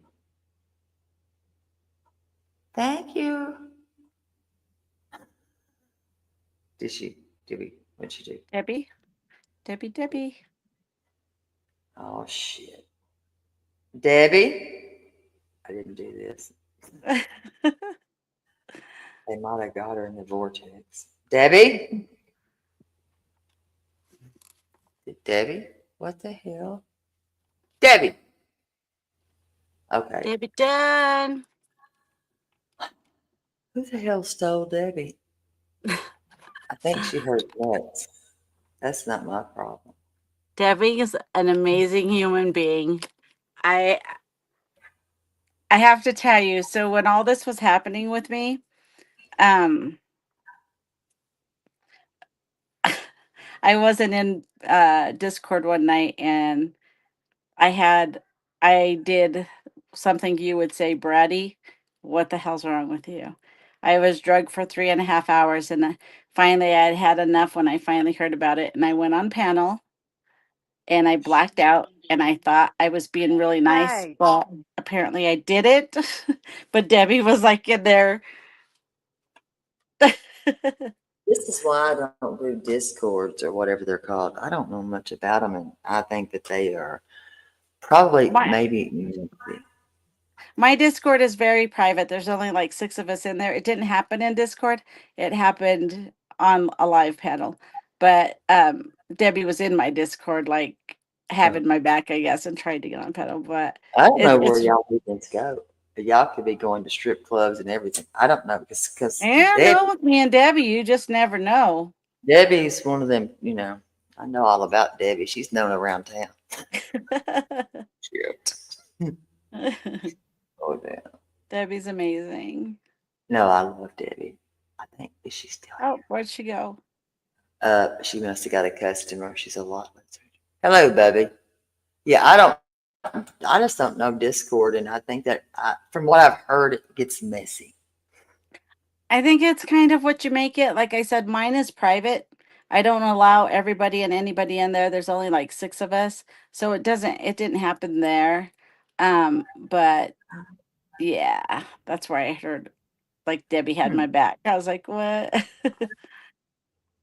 I'm like, I am so damn lost. Yeah. Y'all like my pussy? What? They like my pussycats. That's what they said. Meow. Meow. Meow. Meow. No, He's this is what, like my favorite channel to come to. Like I said, if I want truth and honesty and not a whole bunch of exaggerations and lies and rumors, this is the place to be. Oh, yeah. I mean, unless you want me to tell you about me being, I'm just kidding. I'm a Dickerson Road street. Well, I'm kidding. It's a joke. But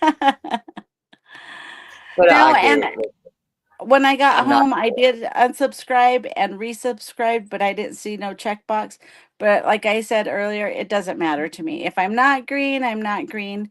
But Well, I no, I have like my people getting into. I like to be able to get people in there because I really do like my. I would love it, but I just don't have that luck. But I have my wrench, and that makes me happy. So I'm trusted enough to have a wrench, so I'm good. Hold on. Let me see. I can figure this out. That Patrick was amazing. Yeah, he Like was my husband for a day. you did good for a day. You did good. Yep. Then we And divorced. but it's like faith is everything. Like when I was blind for 6 months, I still want to get the tattoo, walk by faith, not by sight. Faith is everything. And I don't know. Only God knows. But I can. he's fighting the I do. fight. He's And fighting the the other fight. thing, peace of mind. Mm-hmm. My daughter has that down her back because at the end of the day, everyone should have peace of mind. Yep. And then another one she has is love yourself. Yep. Because Don't let nobody take your peace. we should always love ourselves. I struggle with that. I'm weird with that, but I try. Let's see what else she's got. I mean, look at this. She's got a ton. All of them have meaning. Every one of them have meaning. And I had to find out the meaning of every one of them. I did. All of mine have meaning too.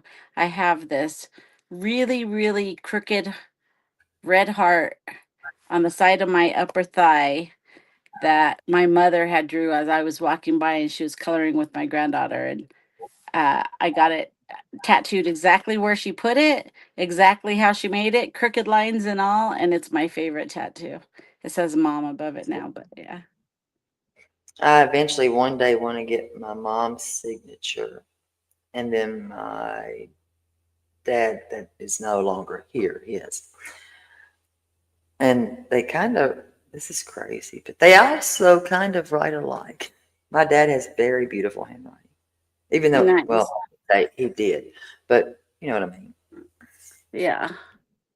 My next tattoo, I already have it picked out. The red handprint that I have on my stolen spirits. Mm-hmm. I'm getting that right there. One day I will change the damn ringtone, I promise y'all. But it won't be anytime soon. And there will be no tattoos, by the way, anytime soon. It's just those are in my life. I've only got the tattoo that I have right now that y'all all have seen. Trust me. The I'm other one old she as has hell is and I love my tattoos. well, I've only got that one back there. She's got Jeremiah 29:11. That's one of her favorite verses. This is my purple ribbon, my granddaughter Molly that I was talking about with the rare gene mutation. That's hers. That's See, hers. That's my oldest granddaughter's. you don't look like you should be a Christian. I have 8 grandchildren. 8 grandchildren. I turned What? I Wait, turned you got 8 Okay. grandchildren. I turned 57 on the 13th of this month. So, yeah. Old as You just hell. said you turned 57. Turned Okay. 57. Yeah. Going Yep. on? If you said so, I'm gonna believe it. Thanks. I love you so much. Oh my God. Did you really say that you're 57? 57. You are. And I feel it in all of the bones. Well, I'm gonna let 57 years old with a 3-year-old baby boy. What the hell's going on? Okay.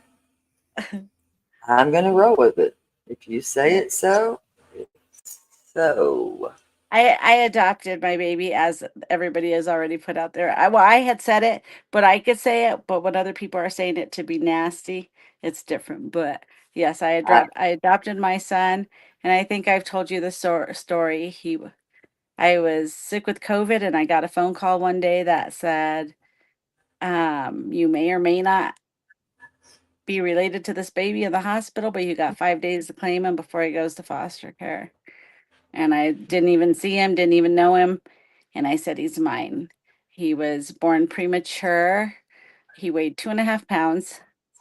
He was born drug addicted rug addicted. And yeah, he's been through a lot.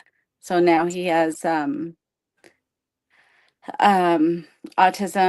SPD, ADHD, and we're still working with the whole And he's just perfectly he's the most beautiful baby fine. boy. And exactly. That's what I say. You know what? We are all imperfectly perfect. We I are would what? not trade him for the world. He's taught me so much, and he's like he's the love of my life right now. And I believe it. That's what I've always said. Every one of my girls, all 3 of them, are I have everything 3 right. girls too. Those are my 3 rights. If it are everything that I may have done anything wrong, those are the 3 rights that I know I got right.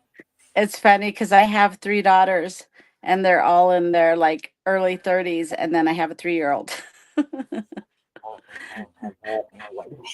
God told me he was to be mine, so I took it on, and I'm gonna do what I'm supposed to do, and Well, you got this. got You this. got. Yeah, you got this. Yeah. Yeah, you got this. I'm like, whoa. I need a lot of prayers and a lot of support sometimes. Like with his autism and stuff, I've learned to duck really fast. I've become a pro at ducking, but I'm only 5'1", so I haven't got the whole jump as high as I can to miss things sometimes. But yeah, we got it. You got this. We got it. It's all Okay. right. Drama. Who else we got?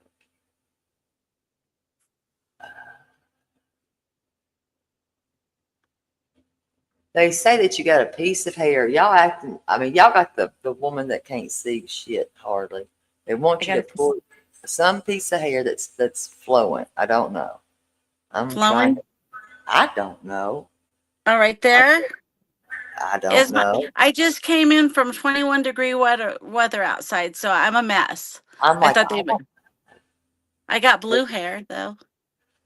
I'm sitting here going, let me look real close. They're like, fix that shit. Fix. Yeah. I'm like, huh? Wait, what? I'm trying here. I'm trying. Shit. Y'all, give me a break around here.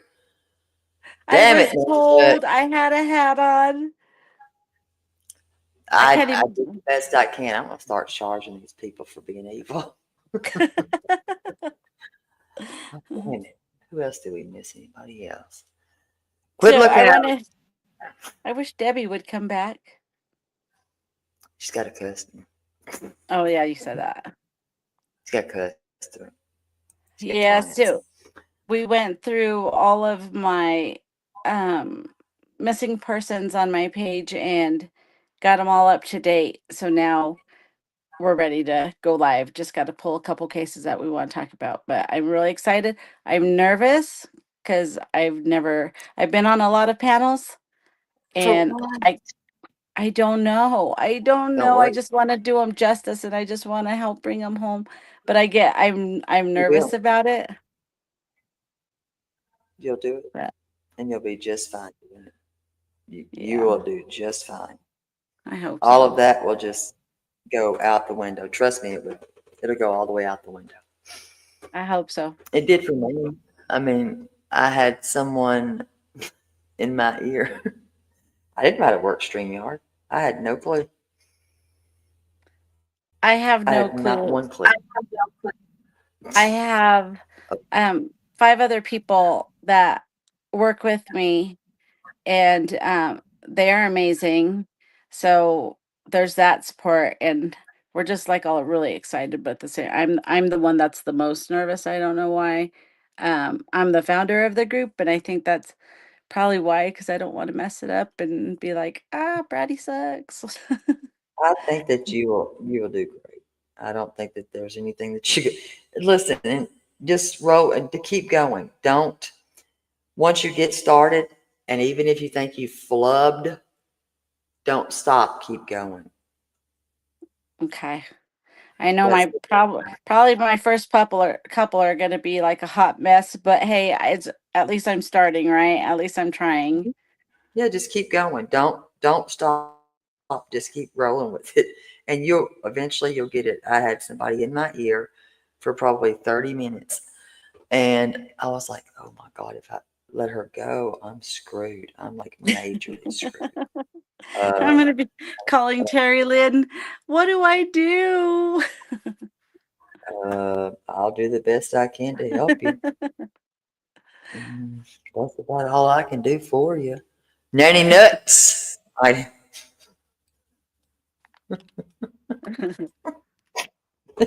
Nanny nuts. But you got this. Who's going live with you? Is it It's I have a group and it's well Debbie Dunn is one of my mods. But I have I don't know if you know these people, but I have Funky, Nicole, um Barbarossa, Emery, and Zach. Zach from Unique Prepping. you want me to remember all that? But that's who my group is though. I don't know if I remember all this. Love you too, Bubby. You guys, I'm like turned off my camera so I can see chat and thanks guys. I know Barbarossa sounds familiar. Barbarossa comes in here sometimes with me. She is the most loyal, strong person. I love her.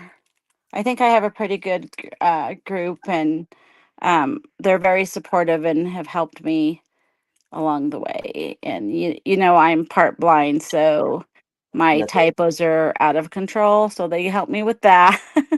You got this. Trust me. Yeah, I'll You give it got my it. best shot. It's Funky Cole Medina. Yep, Funky Cole Medina. He's got it. Yes. It's Funky Jasunky. He's got a YouTube channel as well. Now, what is the name? Are y'all doing it on YouTube? Yeah, right now we still got just the Facebook page. We've got our YouTube set up. We've got 49 followers in there right now. We had more, but we had something messed up, so we had to start completely all over. So we're at 49 people. Okay. So what's the YouTube channel? It's the same, Stolen Spirits, MMIWG, but at YouTube. No, you want me to remember all that too? What? You asked me. Girl, I was going to try to help you. Margaret, you are a downer. I'm trying to help you. Let me see if I don't know Like, if it'll let me type in chat. Let I me don't try. know what the hell you're talking. I'm like, huh? I don't know if I can help all that. When I get off paddle, I'll drop it. It won't let me type in channels in the panel, so or in the Yes, it chat. does. It don't let me. Let me see what if you put it over yonder. Is that number for me, Terry, in the back chat? Yeah, I mean for you, Okay. and then I was asking that question for you, and then if you could put the channel name down there, I will go find the damn thing. It's that easy. Okay, let's see. I'm trying to give you my number back, but It's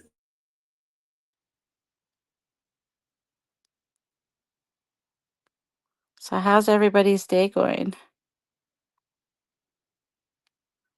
I was that hoping easy. that. Can you hear me? I can.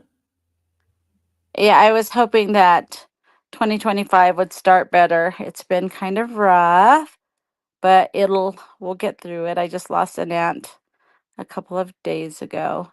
Um, let me see. I'm going to type it in there. Sorry, I'm slow. I can't see.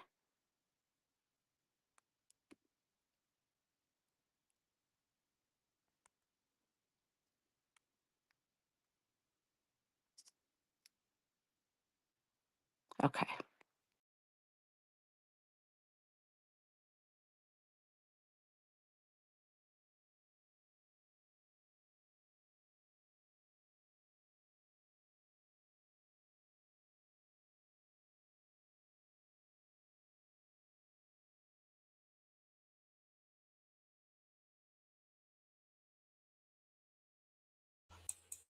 Let's see if I can get them to find this.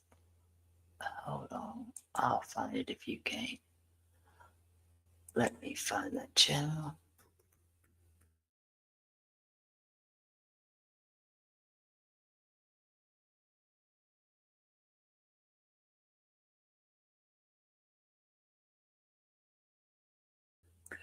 Come on, baby. I cannot wait to get off this laptop and me. I will never. Ugh. Okay.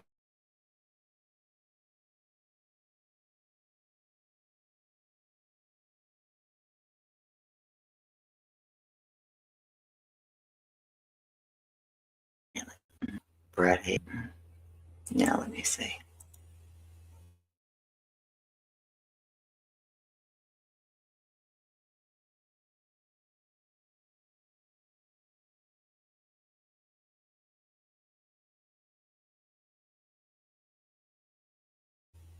Hey.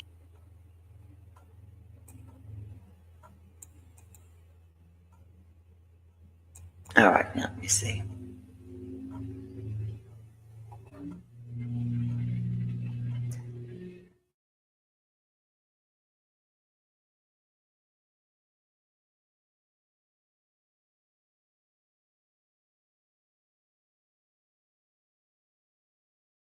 I think I found it. I think I found it. I think I found it. Well, hell, she done throwed up. She done went. Well, damn. Well, you're not going live on Facebook. I think I found the other one, though. Oh.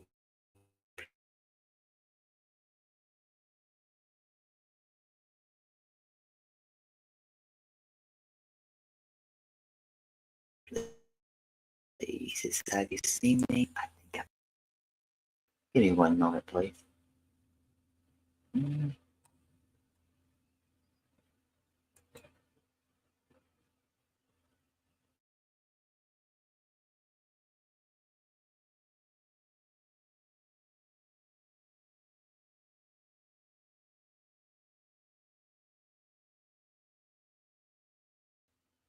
It's got to be it. This is it. I'm coming. I'm coming. I just subscribed. All right. Hold on. I'm coming. I'm coming. I'm coming. Found it. Copy. Got it. I'm coming back to you. All right. There you go. Let me hold on. It's not letting me hit this yet. All right. Hold on. I found it. It's right here. Thank you. I kicked myself all the way out.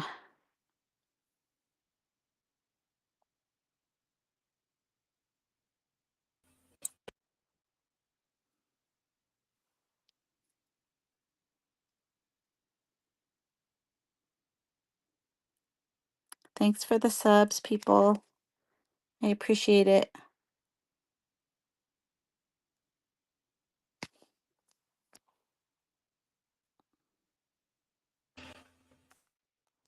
Yeah, I did.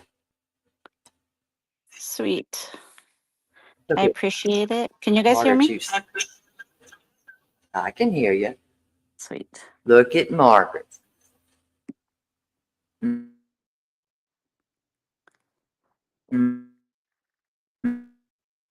Thank you. Thank you for subbing, guys. We I'm just hoping people don't take my channel wrong. What we do is MMIWG, which is Missing Murdered Indigenous Women and Girls. And that's actually all I cover right now. Eventually I'd like to expand, but this is the group. I'm half native. This is the group that I feel I keep explaining this. Nobody Get- believes me. gets the least. It's so true. When I do some of these cases, it's like heartbreaking. There can be young girls, like right now I have a baby to post, but there could be young girls and even like the family's so scared to step up or whatever. And People it'll say, typically are looking for blonde, blue-eyed people. yeah, there'll be cases with no first name or no last name, just the description and a picture, or it's a whole lot of digging, but um I would love to one day save a life, but if I can't, this is the least that I can do is put my people out there. It's like very, very important to me. Um, but just because I cover just Indigenous women and girls, I hope that people don't take it wrong. I think that I don't care about other people because I care about everybody. And so on my main Facebook, that's where I cover other cases, or post and share. But yeah, this is just like really important, and you're right when you say it, and I've heard you say it, and I appreciate when you say it. It's it's really sad. It's disgusting, but it's the facts. I mean, I don't know why, but uh, they look for blonde hair, blue-eyed people. It's the damn facts. And Bogey, my hair, I was born blonde. In the picture, it's blonde because I do it lighter back again in the summer. Right now, it's darker, but um, I'm naturally born to blonde. A lot of people I'm half Latina and half Native, and that happens. Some of us have blonde hair, light skin. My skin's not very light, but still, we all look different. We're all different for reasons. That's my Mhm. opinion. I used to get teased by all my black-haired siblings and dark-skinned siblings. They used to tell me I was the milkman's or the. Mhm. But it's okay. I'm okay with it. People are so evil. Uh-huh. People are evil. They are evil. People's evil. What do they Yeah. say? I see tattooed mama, brown girl. Hi, everybody in chat that I didn't say hi to, and you guys remember to click the thumbs up. Look Click at that you. thumbs up. I never ever say that, honestly. I don't even know why. I don't even give a big spiel. I always try to say it in your chat, and I know you're like don't care about certain stuff when it comes to, but I'm like, dang, I wish you would put your links inside your description, because I always want to drop all of your links with the cash apps, with all of the stuff, because the things that you do, you don't give yourself enough credit for one. I've told you this before, but that's not free and it's not cheap. And for us to keep you out there and to do what you do, even though you scare the hell out of me, some of the places you go, I always want to drop your links, but I can't find them. So either you need to send them to me so I can save them or put them in your. I will. I will try to get those sent. Yeah, send those to me, or just even if you put them in your description to where they stay there, and I could just drop them all the time. But I always want to do that for you, and I'm like, dang. And Come I on. appreciate that. I do. I just don't want to look like some of these. I don't know. But guess what? You won't. I will, because I'm the one who wants to drop them, because I think that you sh- I print flyers. I know for some people who might not know this on here, there is some places when you if you see a flyer that you want to pass out or you want to share or whatever, there are a lot of places in a lot of towns that printing shops that if you go in and tell them it's for a missing persons, they'll print them for free. But I also know what it's like to pay out of pocket, because I do hand out a lot of flyers, and it costs money. It doesn't, even like your gas that you do and the stuff that you do. Shoot, even I don't even care. Even like you need to eat while you're out there. I've seen you. I've been on here live with you in the chat for hours. For hours, 12 hours, I think was the longest, where you're just going and going and going. It's not free. I mean, it's free in your heart, but it's really not free. Everything costs money, and You're that's why I right. want I that's just. why that's why I want to drop your links. They could blame me. If they say Terry's asking, I'll say, no, Terry ain't asking for shit. It's me. Blame me. Yeah, I'm like, I don't want to be called a damn grifter or. Well, I've never. And it's so far from grifting. It is, trust me when I say I've seen grifting. It is so far from grifting. This is, you deserve the help as well. You've been out there the longest nonstop, boots on the ground. That's not grifting, honey. That's no. I'll be your biggest lot lizard and post all the links all of the time. What happened to Bogey last night? What the fuck? Who talked ugly to her? Do you know? I have no idea. I don't know where all these people go, so I kind of miss a lot of things. Was it in here? I wasn't in here last night, but was I it in wasn't here? here last night. Okay. I protect. Listen, when I know that I'm not in a way that I need to be on here, I don't come on. Mm-hmm. Yeah, Bogey, if you see me in person and see my eyes, I've totally got the Latina eyes, but I've totally got the native cheekbones. I'm like all over the place. When you talk to my mom is so funny. My mom's got the thickest accent, but when you talk to her, it's like you have to like really listen, because if you don't know her, one whole sentence could be English, Spanish, and native all in the same sentence.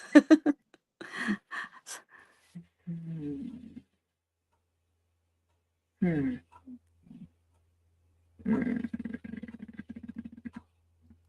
Wow.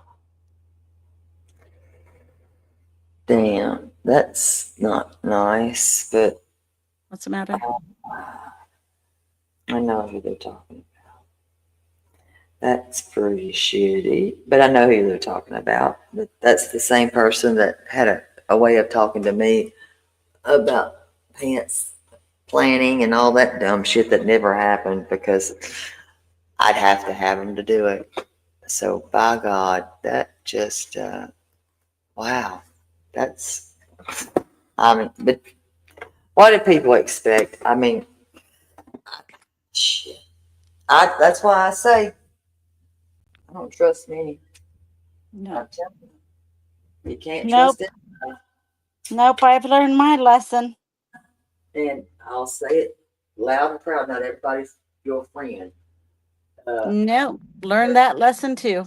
Sometimes it's maybe a little bit of a season. Uh, a reason, and sometimes it ain't a lifetime, but sometimes it is. Have I met some amazing people? Yes. Have I met some not so? Yes. But yeah, I don't go around planting shit and stuff like that. No. No, I'm sorry. No. nope. I'm just trying to live my life and do my thing just like you are. But there's, I could just say life is short. God don't like ugly. And some of these people don't care who they hurt. They don't care. A lot of people do it for, Yeah, that's why I keep doing my modding, my wrenches, because uh, I'm like, hell, if I haven't seen somebody, and I've said it several times, I'm like, what? Come on. You keep saying it. You can only say it so many times, really. So either people like drama and they're going for the drama, or because if I haven't seen a person in several days, a week, 2 weeks, 3 weeks, that means they're not here. And you know what I'm saying? So as I've said each time, if I see you, I will re-rent you. Right? It's not again, it's not about you. And I'm like, damn, these people don't get it, I don't guess. But then they make me want to feel bad because of that. Does that make sense? Should makes it? total sense. Like, I mean, I'm like, you just twisted that onto me. Get the hell out of here. Yeah. Because that's crazy. Yep. We got enough going on in this world. I don't make people choose anything or anybody. And if someone does, I've always said, don't choose me, choose yourself. Yeah. Because I'm going to protect my peace. Yep.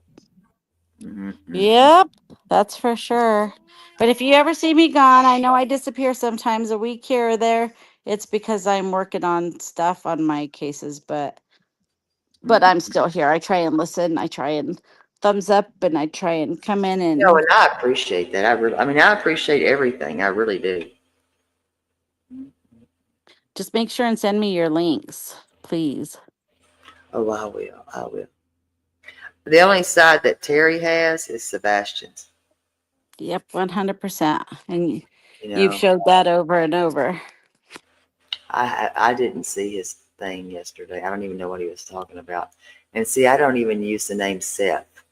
I think that's weird. I don't use Sean because we're all adults here. I mean, I'm 49 years old. His name is Seth, right? Katie's name is Katie. Chris's name is Chris. I'm an adult and I'm going to use given names. That's Yep. just who I am. I'm not doing this. Yep. You know what I'm Yep. saying?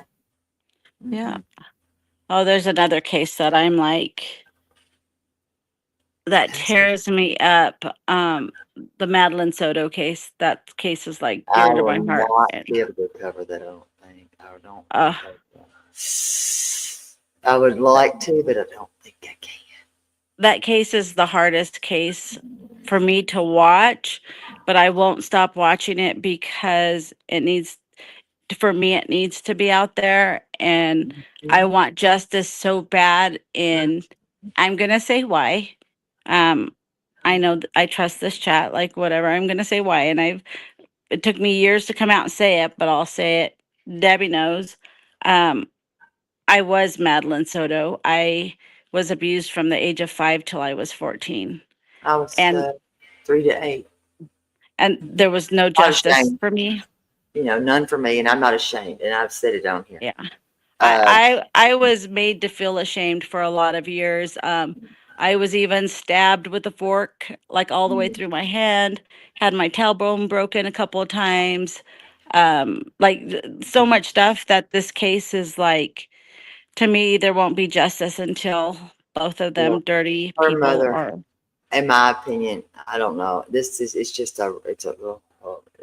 gets me I get pissed. Yeah, oh, I do too. I do too, but I can't stop. I can't stop following and trying to pray for justice for her because Oh, I will. No, I will pray for that. It hits a. I don't know how yeah, to explain that. It's just one of those that I'm like, oh my. yeah, Yeah. But yeah, that's yeah. definitely a hard one. Definitely, especially if you've been abused. And And it literally gives me flashbacks. It gives me nightmares. But you know what? I just feel like she deserves that. She deserves a lot more. Yeah, and I'm gonna be there till she gets it. She does deserve a lot more. Hello, my Susan. And yeah, Bogey, I just don't believe in anybody talking down to a woman, and I will stand up to that. Sorry, not sorry. Thank you, Debbie. She's for my new computer. Look at her. She's gonna have me over here acting like I'm grifting. I'm gonna kick your butt. Debbie's so amazing. She is funny, she's beautiful, she's sweet, she's caring, she's all the things just like you, and I freaking adore her. She cracks me up. I don't know, she knows I was in here last week saying, Terry, where is Debbie? Have you seen Debbie? She was sick. I tried to grab her. She was sick. Yeah. She was sick. Hello, my Susan. Let's see. Yeah, I didn't tell anything until I was 17, and everything come flying out, and I thought I'd put it behind me until I had my first child at 25, and all hell was gone. I mean, I was in that position where I didn't want to be alive. It was crazy. It surfaced so hardcore, and I'm not ashamed. And you will always have triggers. That's the sad part. Well, I know my Like I triggers. said, mine went from 5 to 14, and it was every kind of abuse you can think of. Every kind, not every kind of abuse. I was starved and put in a hospital, and like every kind of abuse you can think of. And I have triggers. There's things that trigger me. There was a lot of stuff that triggered me when I was being drugged, but you know what? Um, I am stronger than that. Nobody's gonna tear me down. It's You don't live there anymore. Remember that. You nope, don't I live don't live there. Yeah, that's And what I've always. it don't define me. No, I'm who I am because I'm stronger than that little girl. Well, that little girl always live inside of me that I protect. Yeah. And well, I love differently because of that forever. Yeah. But it's a protection mechanism. But it doesn't mean that I don't love. Yep, absolutely. Like, and it's like a lot of people don't understand me. The people that know my situation, like my family found out when I was probably around 14, 15, some of them. And even sometimes family isn't supportive. They don't want to believe it and they don't want to whatever. But then I don't think it's not I've that. only They don't, we're not supposed to, well, they were born in an era where they swept that underneath the rug, it's the mind over matter. Yeah. And that's the sad facts of that. Therapy is not a thing that you need to be going to. Well, hell, I spent 16 years in it, and I'm not ashamed of it. Had my brother not heard me, I wouldn't even be here today because he took me serious. Yeah, and I don't even know what to say sometimes. It's like it's so hard. Like I said, now, like I said, since I've adopted my son, it's like I have and this world's even crazier now than it was before. And whatever happened to me was it happened. There's no turning it back. But I can make it better for my kids and my grandkids and stuff. And with my son, especially being autistic and ADHD and all the stuff at 3 years old, it's hard for me. Like now, I won't put him in daycare. I won't, even though it didn't happen in daycare, it happened in my own home. Whatever, I won't. I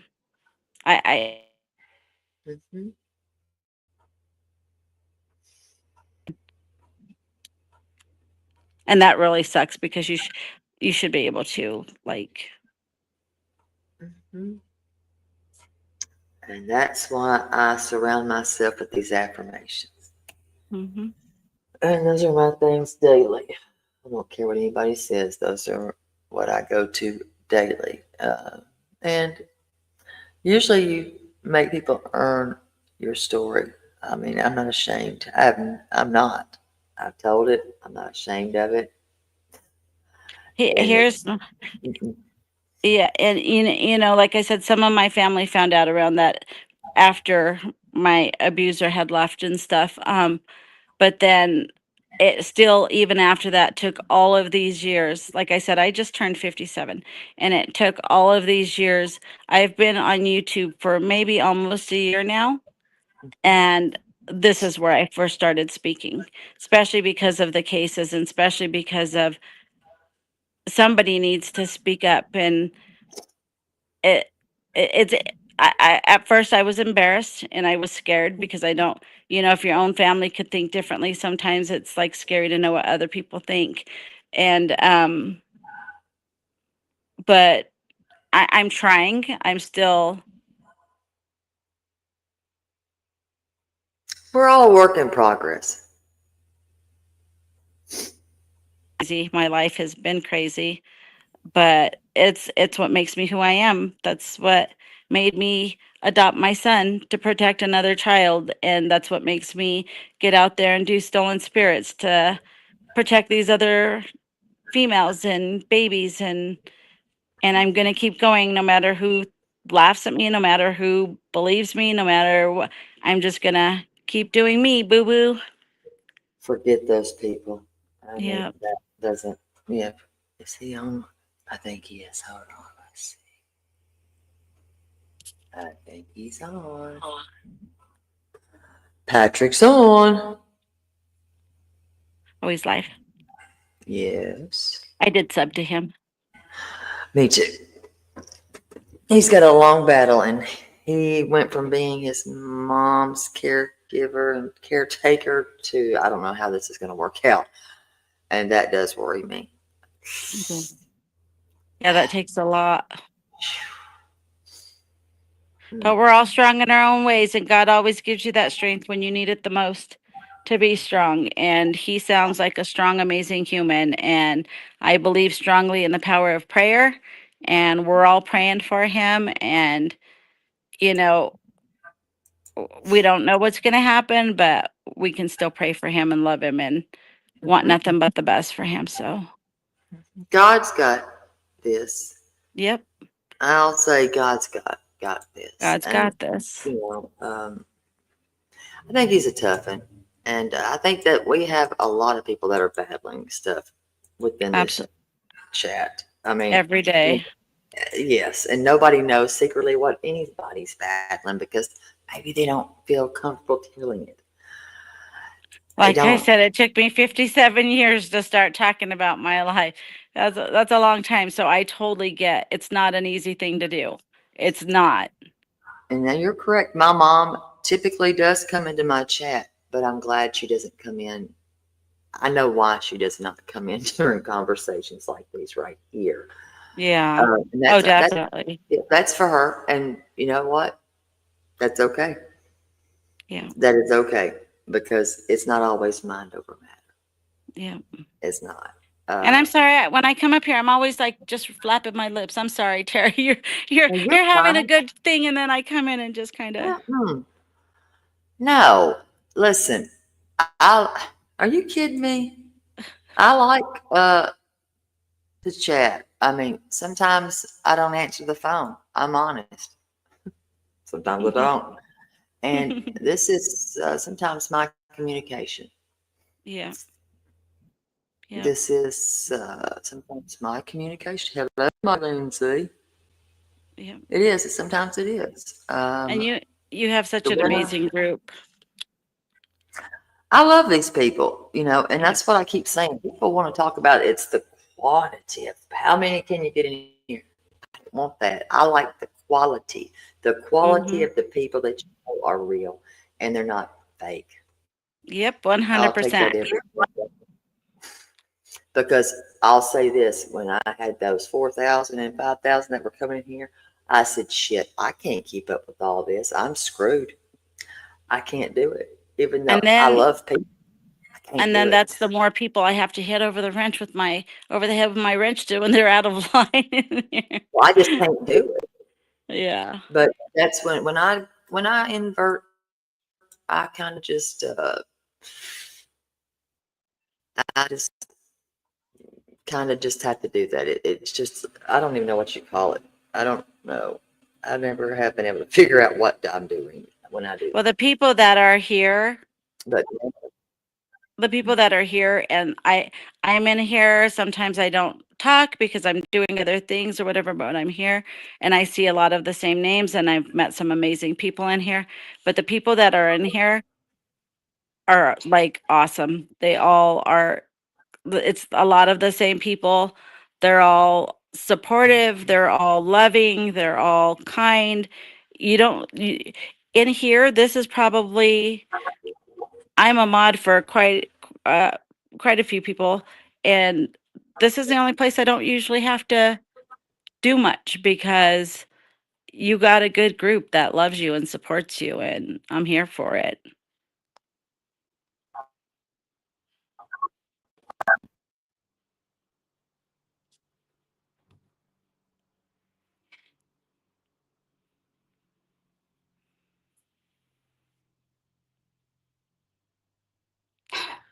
Uh-oh. There you are. there I'm back again.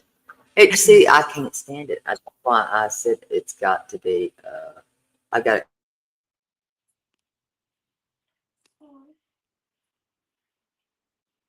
I You're cutting out, or am got I? never had. I'm going to just bite the bullet on it, and I will say that I do. I'm going to talk to someone about something. What day is it? Is it February 7th or 9th? I got to look on my email, and it's a good thing. So we're just going to pray that what comes from that helps Sebastian. That would be amazing.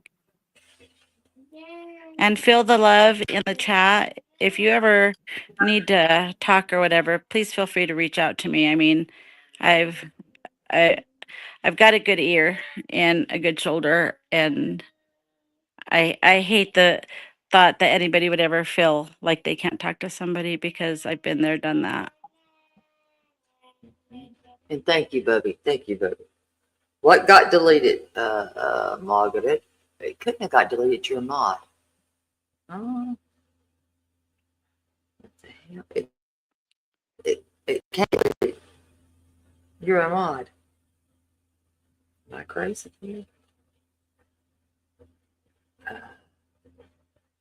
Am I not? Depression is hard. It is. That's one of my biggest struggles. Like I said, I have a lot of triggers, and I battle that every day.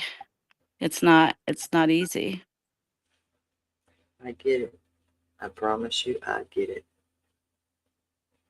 I promise you, I get it.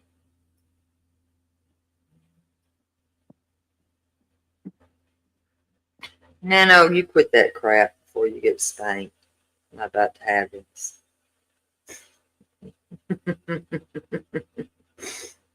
We got to find Nano, man.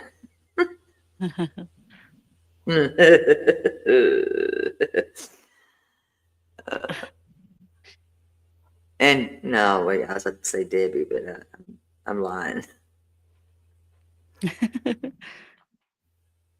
Bubby, anything is something to me. I can assure you. I don't look at things like that. Never have. Never have. What did she say? Animals. What did you say? Bogey, I done told you could call me anytime. And I guess I'm going to have to start one day, try at least one day a week. I've got to teach Nanny Nuts. Nanny Nuts! Nanny Nuts! I got to start teaching her crafts. I'm screwed. She better be ready for it, though. You're pretty dang good at it. I've never seen somebody put out so many wreaths like you did this winter for You Christmas. don't They have were no clue what I still have here. I've got all seasons, honey. every single one of them was beautiful. I couldn't even. There was so many. I kept saying, "That's my favorite." No, that's my favorite. No, that's my favorite. I got every season in the rainbow. Every season in the book. Yeah, I do. What are we doing here? These nuts. Oh shit, you got me on that one. Well, I'm gonna have to tell you what you're gonna have to get. Yeah, I was like, did I fall for that? Thanks, you got me. Got me over here cussing.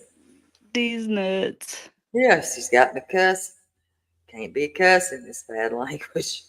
I try not to, but I'm like, okay. I talk like a drunken sailor half the time, so you got it. I try really hard not to, but when I do, you guys just kind of act like you didn't hear it. 'Cause I'm honest. My Christmas trees are still up. I can't even tell a lie. I'm like, baby, how can I take you down? I'm serious. I look at that and I say, I can't do that to you, sweet pea. Yep. I had to take my stuff down because this little guy has so many toys, especially got more for Christmas after we'd gotten rid of a lot. And if you ever show up at my house, you're going home with the damn wreath. Better go to your house. I want to go to Debbie's house because she's going to cook for me. Shit, I'm going to Debbie's house too because I ain't ate today. Debbie, what we eating? I said, I haven't ate today. What we eating, Debbie?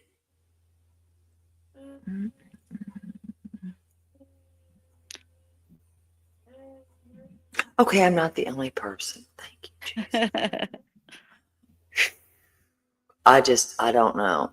I've got to get out of this and just shake it. I do. I know I will.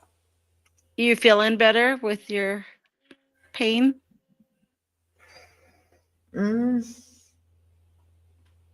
It's all right. I just got to shake other things. I got to shake it. Shake it like a.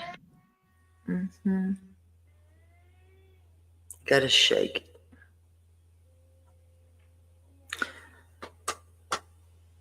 Well, let's see. You just got to tell me what you like. And, Bogey, I can make it happen. Yeah, if you have not seen her stuff, it's amazing. Beautiful stuff. Valentine's Day, you have, let me think. Got Valentine's Day. You have St. Patrick's Day. And I keep going. Then you have Easter. Oh, my son is having a little I hear that. episode. Baby. Yeah, my nephew's autistic. And he can get gone quick out that door. Yeah, he's I was really struggling with the whole I had read a whole bunch of stuff about ABA and some of the stuff really scared me but he's because of the DRUGSs and the autism mixed and there's different wires that are so he gets kind of violent for a 3-year-old. Like he literally just turned 3 right before Christmas. It's okay. I'll take care of him for a while for you. Kids love him. He's so stinking precious too. But they They are love going to me. start him in ABA because he's going to start school pretty soon and we need him not to beat up other children. But he doesn't. He thinks he's won't. playing and he gets carried away and all the stuff. But He's he's playing. So just let him be. He could be all right. Trudy broke my nose. I don't know. Got to be a little bit. That's a you problem. Leave him alone. Right. Just right. When you see him too, you're like, oh, it's okay, son. It's okay. That's your fault. Listen, I never had a boy. So, okay, fixed it and forget it. I Okay. had 3 girls and I was Uh, rough with my girls, taught them to be tough. And then I never had a boy.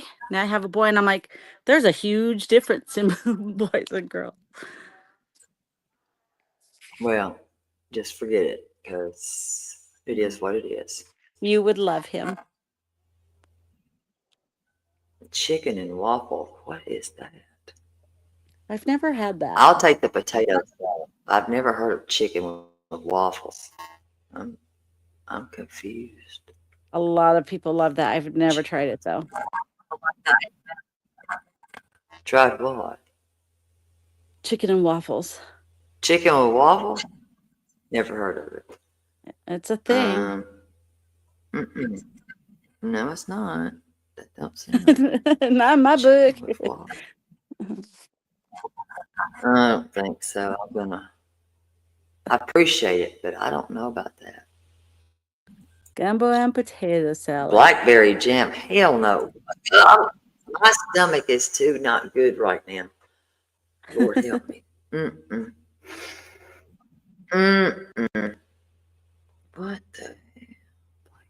Why you put that on there? I think I gotta go. You run the whole chicken waffle. What? I've never even heard People of say half it's this really stuff. good, but I think I'm can't passing. imagine. Yeah. Y'all can have it. Okay, damn it, Margaret. You nasty. God. I know what you're talking about now. Oh, hell no. I got something I'm going to send all of y'all for this right here that I found. Boy, oh boy. And y'all are going to have fun with that. Yesterday I made a Mississippi roast. I love Mississippi roast. If you haven't had it, it's the best roast. What? A Mississippi roast? I've never roasted anything in Mississippi. Oh, that's I don't. so good. Y'all need help. Y'all need to go chase that pig.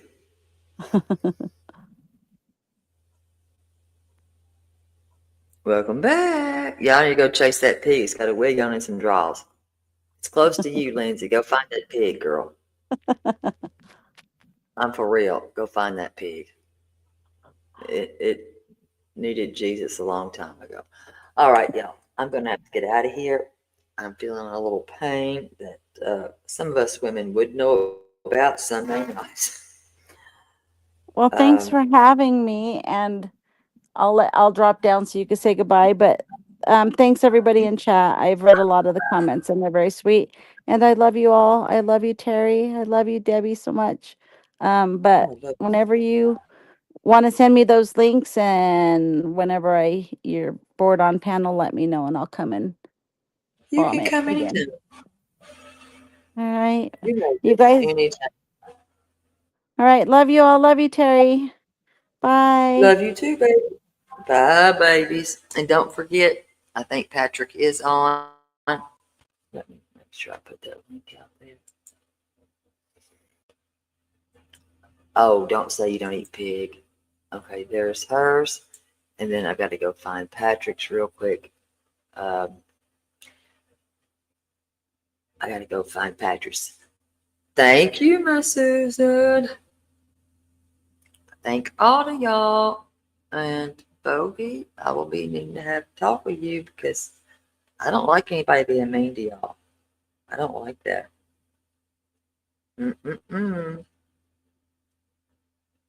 Don't like that.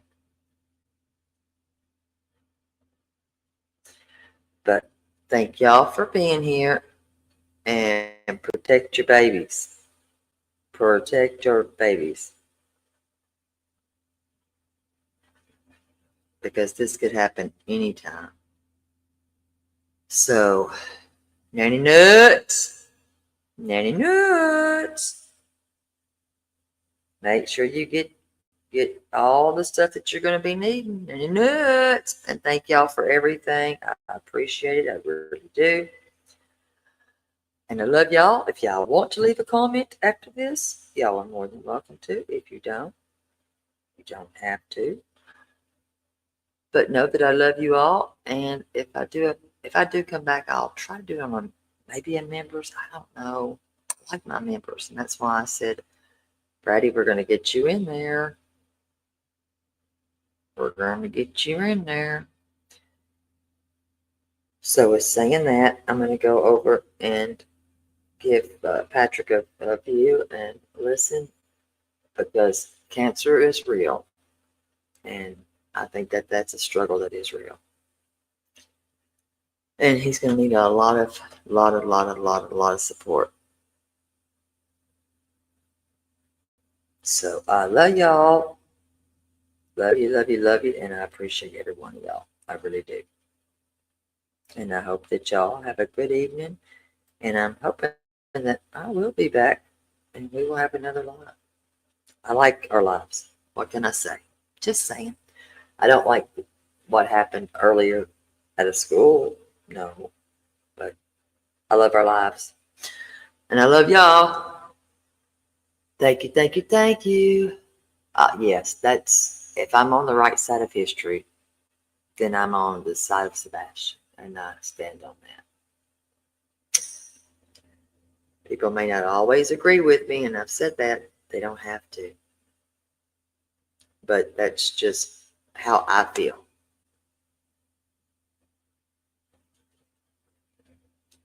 I can't make people feel any other way like me, but it's how I feel.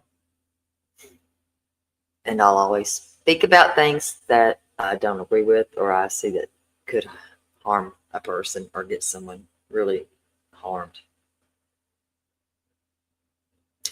I have to.